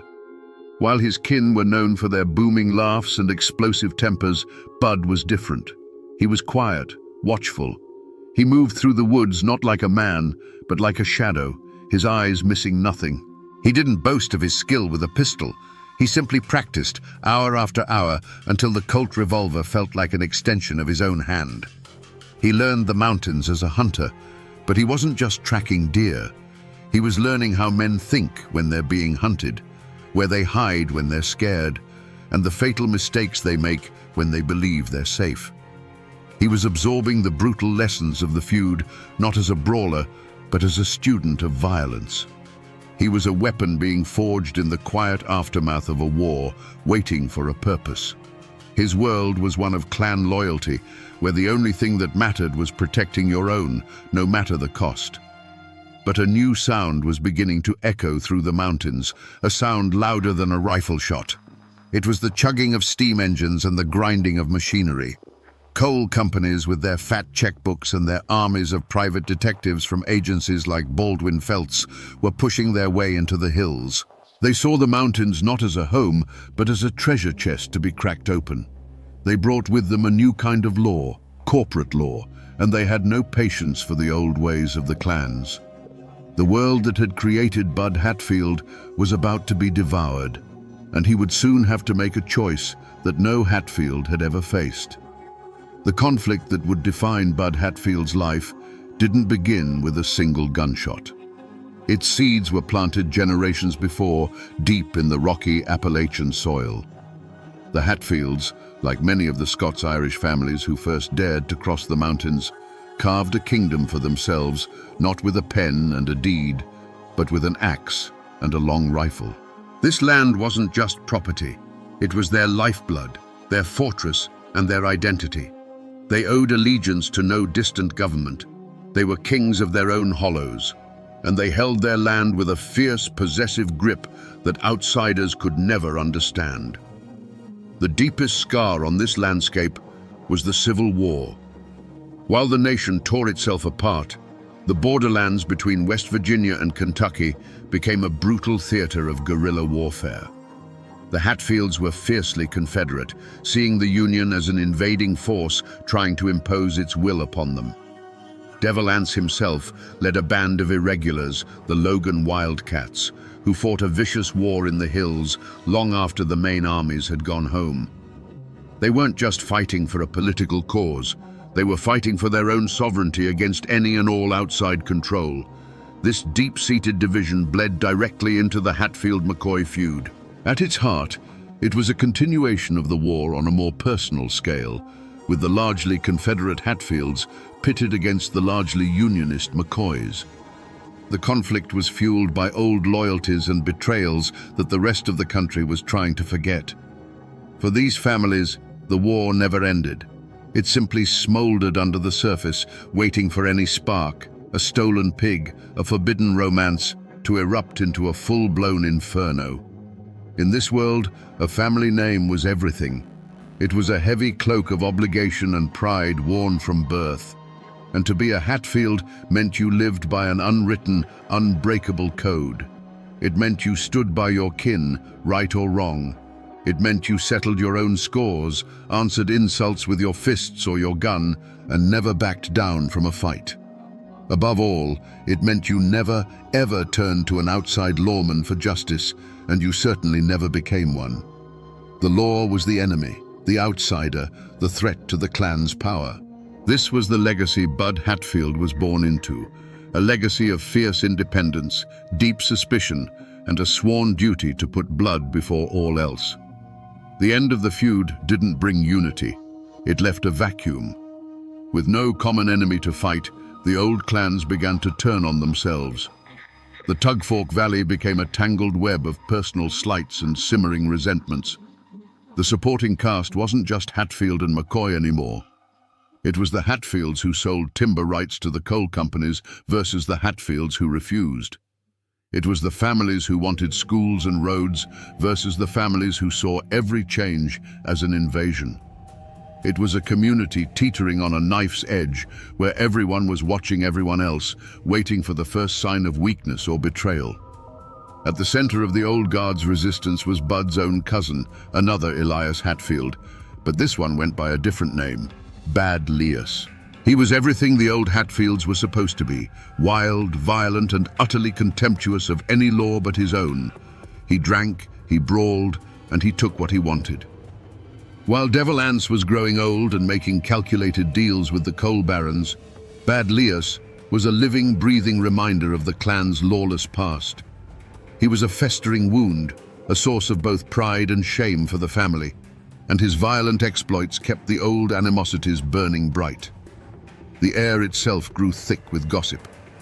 On the porch of the general store, men would speak in low tones about which Hatfield was seen talking to a Baldwin Felts man. Women would whisper over their washboards, speculating on who was behind a mysterious fire that burned a small logging operation. The McCoys and their allies, though quiet, were watching with hungry eyes. They saw the cracks forming in the great Hatfield dynasty and knew that a house divided against itself could not stand. Every fistfight, every land dispute, every drunken threat was fuel for a fire that had never truly been extinguished. This was a world where suspicion was a survival tool. A friendly wave from a man whose grandfather fought for the Union might be a genuine greeting, or it might be a trick to get a better look at the rifle you were carrying. A business deal gone sour wasn't a civil matter. It was a mortal insult that could lead to an ambush on a lonely stretch of road. It was a poison that seeped into the wells, turning neighbor against neighbor and cousin against cousin. The community wasn't healing.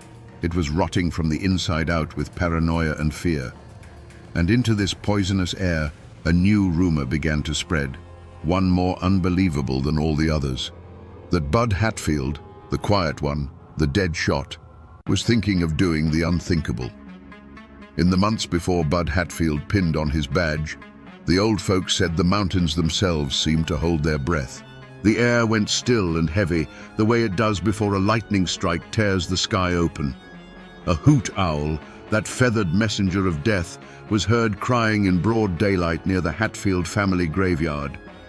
Men hunting deep in the woods came back with stories of feeling unseen eyes on their backs, a cold dread that had nothing to do with the bears or panthers that roamed the hills. The very land seemed to be sending a warning, whispering through the rustling leaves that the old world was dying and its ghost would not go peacefully. The human omen was far less subtle. Strangers began appearing in the hollows, men with clean hands and cold eyes, carrying surveyors' transits and leather briefcases full of contracts. They were the agents of the coal and timber companies, and they moved with a confidence that bordered on arrogance. They spoke of progress and prosperity, but their eyes measured the ancient trees in board feet and sized up the family homesteads by the tons of coal that lay beneath them. Their presence was a constant, grating reminder that the outside world was no longer content to leave the mountains alone. They were a walking, talking prophecy of a new kind of war, one fought not with rifles over family honor, but with lawyers and hired guns over mineral rights. Bud Hatfield, a man who read the woods better than any book, felt this change in his gut.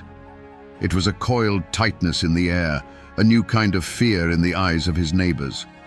He saw men who had once been proud and defiant, now speaking in hushed tones, worried about losing the very land their grandfathers had bled for. He saw the easy smiles of the company men and recognized the look of a predator sizing up its prey.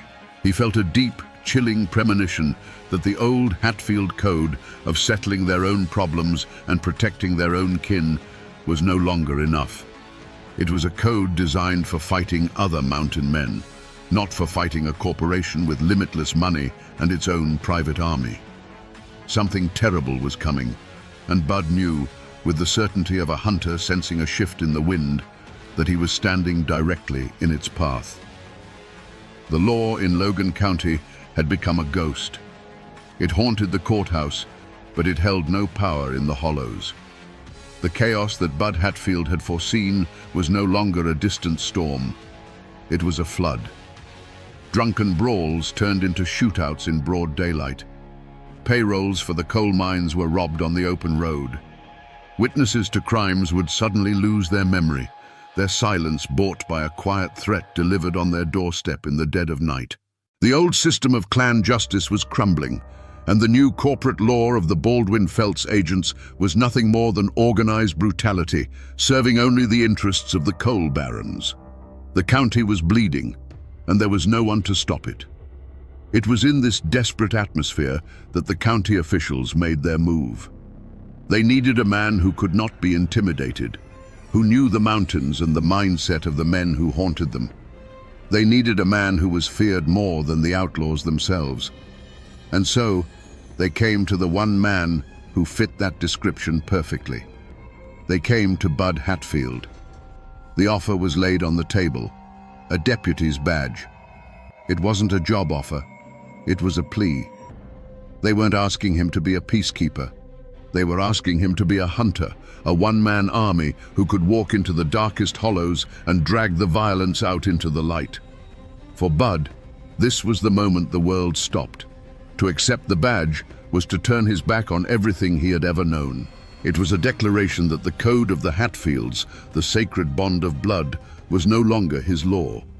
He was choosing the law of strangers over the blood of his grandfather. He looked at the chaos around him, at men like his cousin Bad Lears, who were becoming rabid dogs, and at the cold-eyed company thugs who were no better.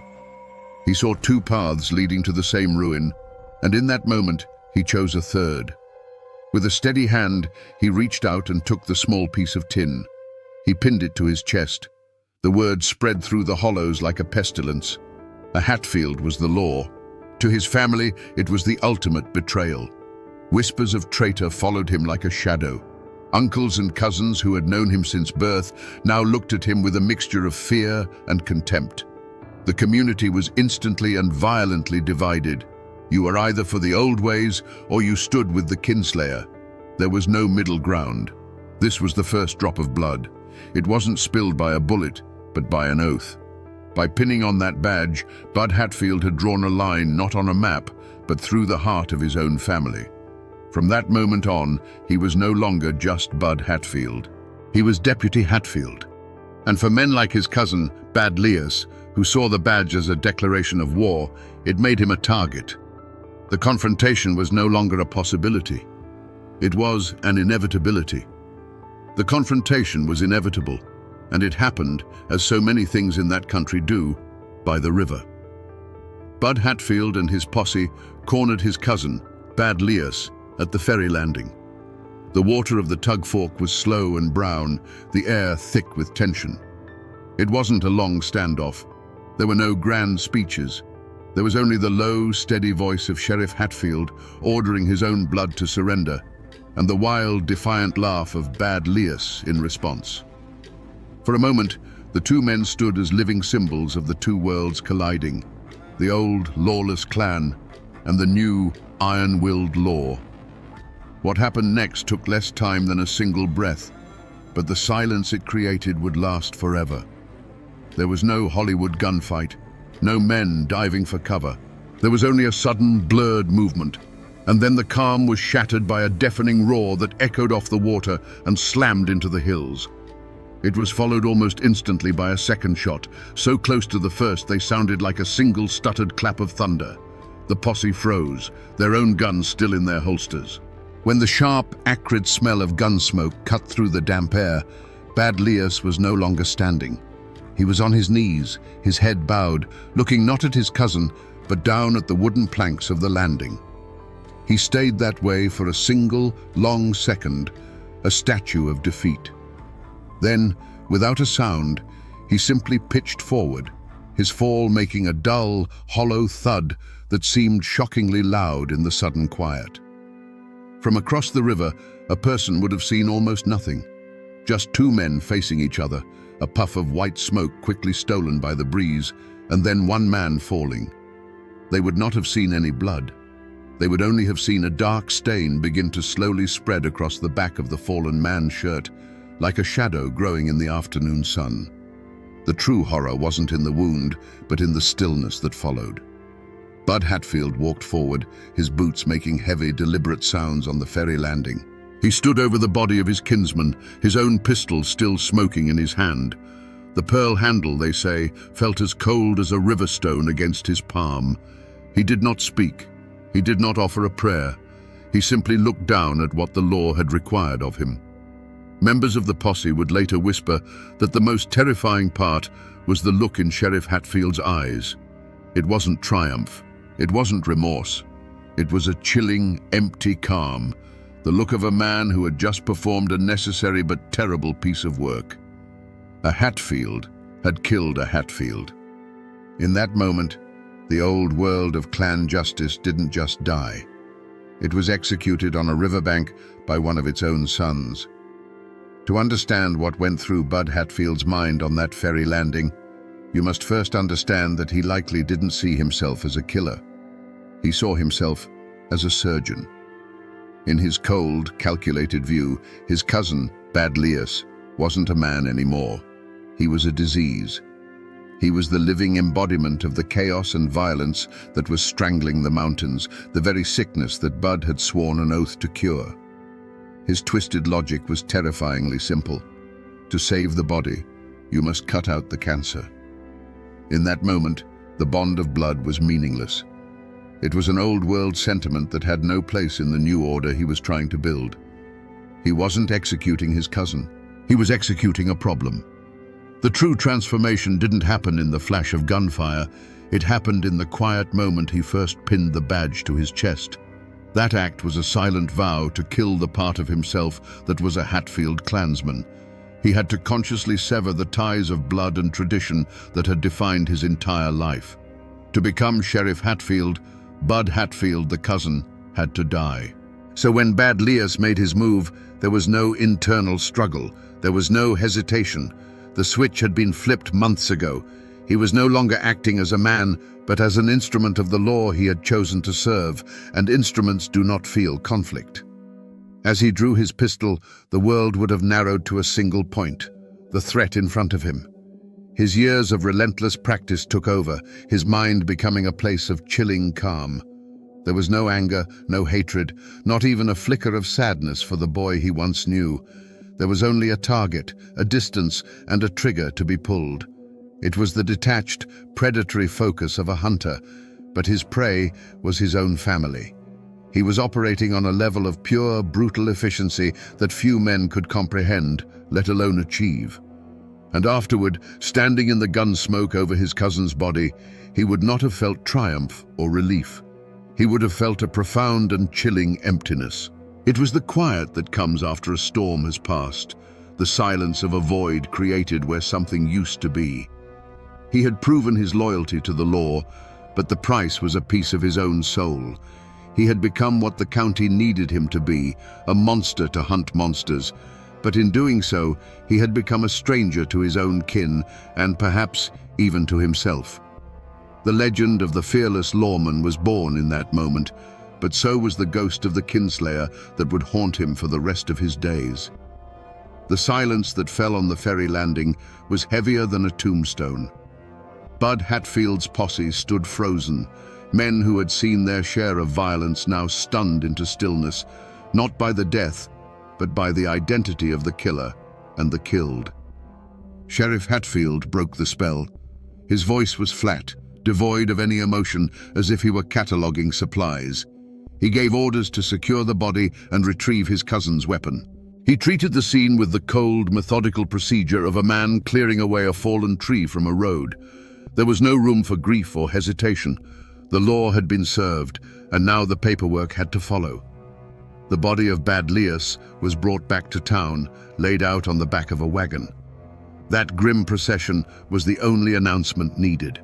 The news didn't travel by wire. It moved like a ghost, whispered from porch to porch, from one hollow to the next. A Hatfield has killed a Hatfield. The words carried a terrible weight, a sacrilege against the deepest code of the mountains. It was a wound cut into the very soul of the clan, a wound that would fester and poison everything it touched. For the Hatfield family, it was a moment of profound and terrible clarity. The lines were drawn.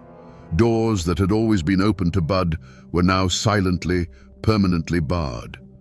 Eyes that once held kinship now held a cold, hard judgment. They did not raise their guns against him, not yet. Their reaction was a silence more menacing than any threat. He was no longer one of them. He was an outsider, a tool of the very government they had fought for generations. He was a kinslayer. In the eyes of his own blood, his badge was not a symbol of honor, but the brand of a traitor. The official reaction was the polar opposite. The county prosecutor reviewed Bud's report, a document as blunt and efficient as the man who wrote it. It was a lawful killing. Bad Lias had resisted arrest. He had drawn his weapon. The men of the posse, shaken but loyal to their sheriff, corroborated the story. The officials who had hired Bud let out a collective sigh of relief. They had unleashed a force of nature, And it was working. He had done the unthinkable, the very thing no one else had the stomach to do. They saw a hero, a man bringing order through righteous, necessary violence. His power was solidified, his legend cemented in the halls of the courthouse. But for Bud, the hunt was just beginning. It was not a hunt for another outlaw, but a lifelong hunt for a peace he would never find. He had made his choice, and now he had to live in the world he had created, a world where he was feared by all and trusted by none. The ashes of his old life were all around him, the family he had forsaken, the traditions he had shattered. He was the law, but he was utterly alone, a solitary figure standing in the chilling silence that follows the final, fatal shot. The killing of Bad Lias split the county like a bolt of lightning hitting a 100-year-old oak. There was no middle ground left, no place for neutrality. Every single person, from the coal baron in his fine house to the farmer scratching a living from a rocky hillside, was forced to choose. The general store became a silent battlefield. A man's loyalty could be judged by who he tipped his hat to and whose gaze he avoided. A woman buying flour would fall silent if a known supporter of the sheriff walked in, the friendly chatter dying as if a cold wind had blown through the room. It was a war fought with averted eyes, tight-lipped smiles, and doors that suddenly wouldn't open. An unspoken conspiracy of silence descended upon the hills. Many knew the official story of the shooting was too clean, too simple. They'd heard whispers of a different tale, that Bad Lias was trying to surrender, that the second shot was unnecessary. But who would dare say so? To speak against Sheriff Hatfield was to invite a visit in the dead of night. People who had once been proud and outspoken now looked at their own children and chose to hold their tongues. Fear was a more effective lawman than Bud Hatfield could ever be, and it kept the community locked in a state of terrified paralysis. The truth, whatever it was buried alive under the weight of that silence. But even in the deepest fear, there were small acts of courage and cowardice that revealed the true heart of the people. A merchant, once a friend of Bad Lias, now made a point to give Sheriff Hatfield a discount, a public display of his newfound allegiance. A preacher, caught between his fear of the lawman and his fear of God, delivered a sermon on the sin of Cain that was so full of careful, veiled language that both sides could claim it as their own. Then there were the quiet acts of defiance. An old woman from a distant branch of the Hatfield family walked 10 miles to lay a single wildflower on Bad Lias's unmarked grave. A miner, his face black with coal dust, was heard to mutter "Kinslayer" as Bud rode past, a single word of rebellion that could have cost him his life. And the McCoys, the old enemies, they said nothing at all. They just watched, their silence one of grim satisfaction as their great rival, the House of Hatfield, began to devour itself from within. The death of Bad Lias was not an end. It was a declaration. With that single act, Sheriff Bud Hatfield had served notice to every outlaw, moonshiner, and hot-blooded brawler in the county. The old ways were over. His posse was no longer made of Hatfield cousins riding to defend the clan's honor. It was a new breed of man. They were young, grim-faced deputies who owed their loyalty not to a family name, but to the paycheck and the terrifying man who signed it. They followed him into the darkest hollows, not out of camaraderie, but out of a deep-seated fear of what he would do to them if they refused. They knew they were not his kin, they were his tools. The hunt for fugitives under Sheriff Hatfield became a new kind of Appalachian horror story. He didn't send his deputies, he led them. And when he went into the mountains, he was no longer a lawman. He was a predator returning to his natural habitat.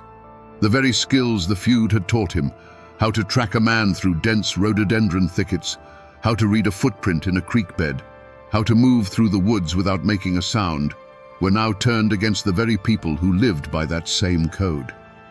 The mountains that had for generations served as a fortress for the clans, hiding them from the outside world, had now become Bud Hatfield's personal hunting preserve.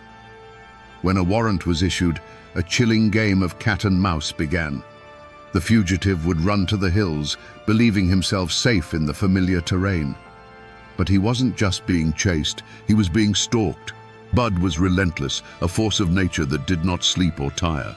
Men on the run would tell stories of going days without seeing him, only to find the ashes of a campfire still warm, just 100 yards from where they had slept. They would hear a branch snap in the dead of night and know, with a certainty that chilled their blood, that it wasn't a deer. The psychological toll was immense. They weren't just running from the law, they were running from a ghost who knew every secret trail and every hidden cave. The moment of capture was rarely a chaotic firefight. More often, it was a scene of terrifying quiet. After days of being worn down by exhaustion and paranoia, the cornered man would look up to see Bud Hatfield standing at the edge of his camp, a Colt revolver held loosely at his side. He wouldn't shout or make demands. He would just stand there, his eyes flat and cold, his presence promising a swift and final violence if the wrong choice was made. Faced with that unflinching, predatory stare, most men simply gave up. Hardened killers who had sworn they'd never be taken alive would slowly raise their hands, their will to fight completely broken. They understood in that silent moment that they were not facing a man, but a reckoning. The hunt would end not with a bang, but with the quiet click of handcuffs, a sound that signaled the total and absolute surrender of the old world to the new law of the mountains.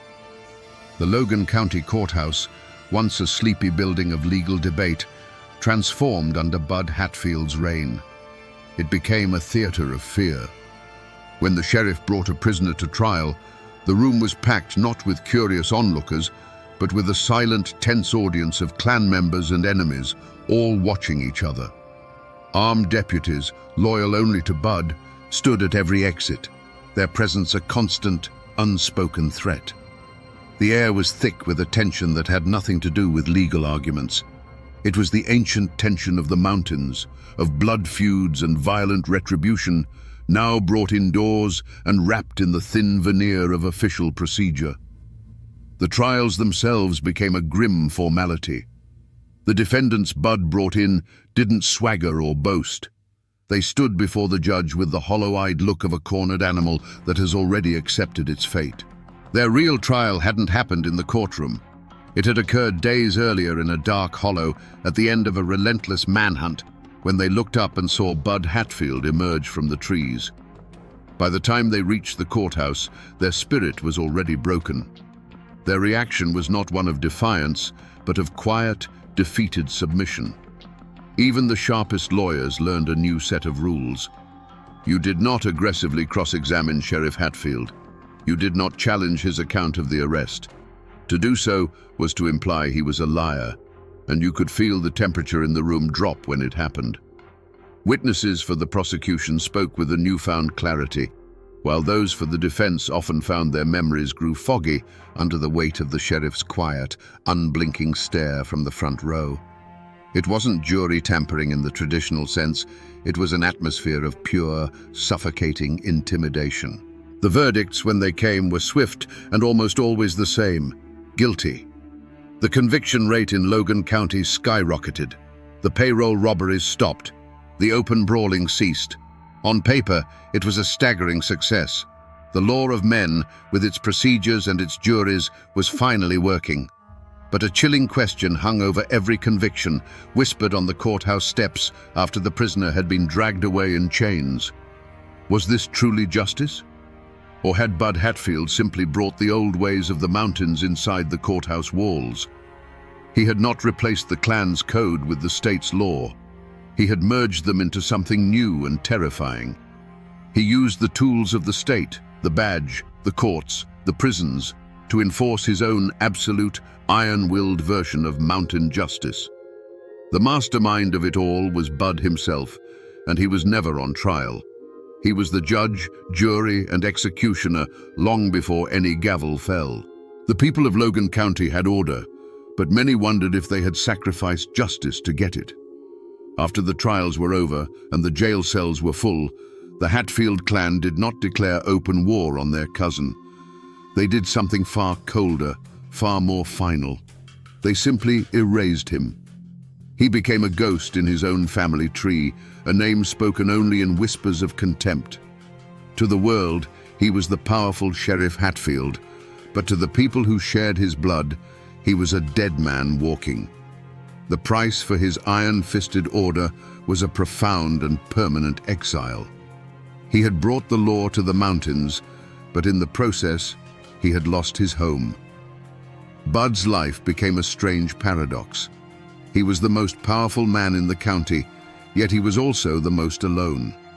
He walked the streets of Logan, a solitary king, his throne built on fear, and his kingdom populated by subjects who hated him. The justice he escaped in the courthouse found him in the shadows. Attempts on his life became a regular occurrence. A rifle shot that echoed from a distant ridge, narrowly missing his head. A stick of dynamite found under a bridge he was about to cross. He survived them all, his uncanny instincts and sheer stubborn meanness keeping death at bay. But it was a life lived on a razor's edge, a constant grinding war of attrition. The mountains themselves seemed to hold a grudge, and every rustling leaf, every snapping twig was a potential threat. He was not a lawman. He was a warden in a prison of his own making. Whether he was truly haunted by the ghost of Bad Lias, as the campfire tales claimed, is a question that lies buried with him. But those who knew him in his later years described a man hollowed out from the inside. The chilling calm he displayed at the ferry landing became his permanent state. The silence around him wasn't just a result of the fear he inspired, it was a reflection of the silence within his own soul.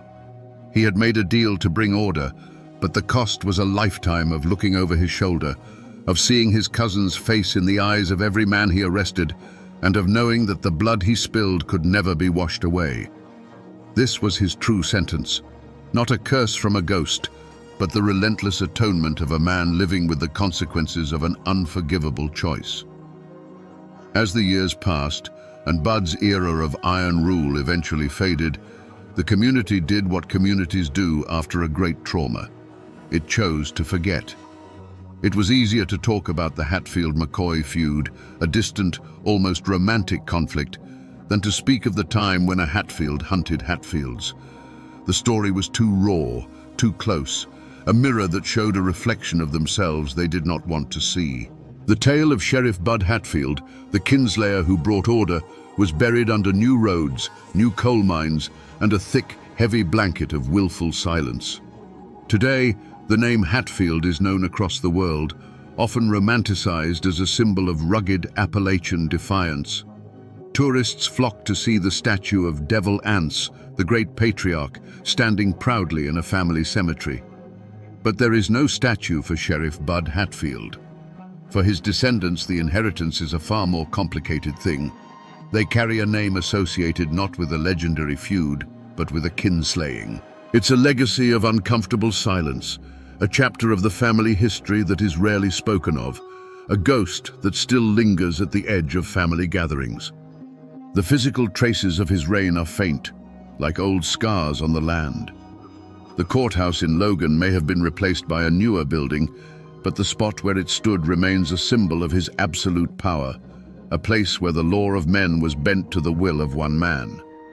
But the true monument to his legacy is unmarked, and it lies on a quiet stretch of the Tug Fork River. There is no plaque, no cross to mark the spot where Bad Lias fell. It is just an ordinary ferry landing, a place where the slow brown water slips past the banks, holding its secrets close.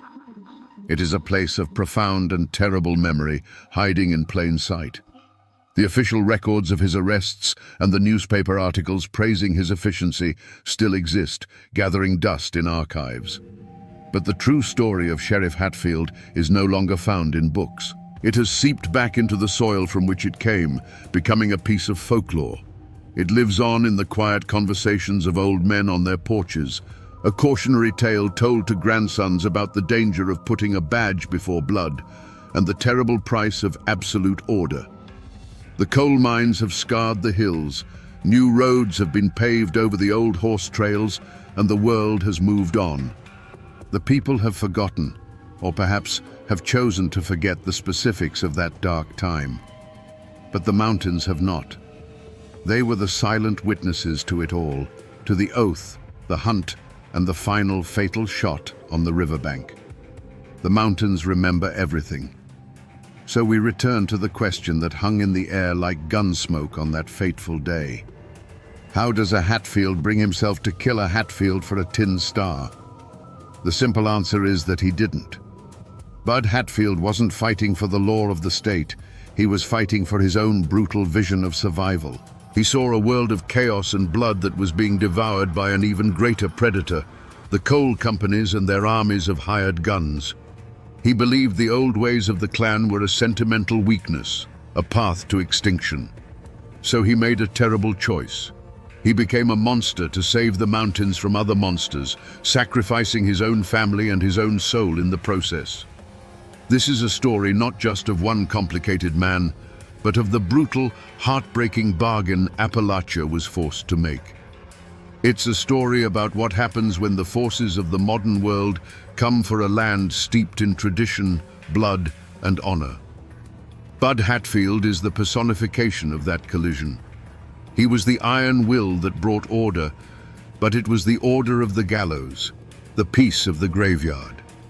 His life is a testament to the fact that sometimes the man who claims to be bringing civilization is more savage than the wilderness he is trying to tame. So the next time you hear the name Hatfield and you think of the famous feud, I want you to remember this story. Remember the man who was both a lawman and a kinslayer, a hero and a traitor, a savior and a beast. He was a man forged in the crucible of the mountains, who then used that fire to burn away the very world that created him, leaving behind nothing but the cold ashes of order. And now, my friends, another one of these forgotten stories has been told.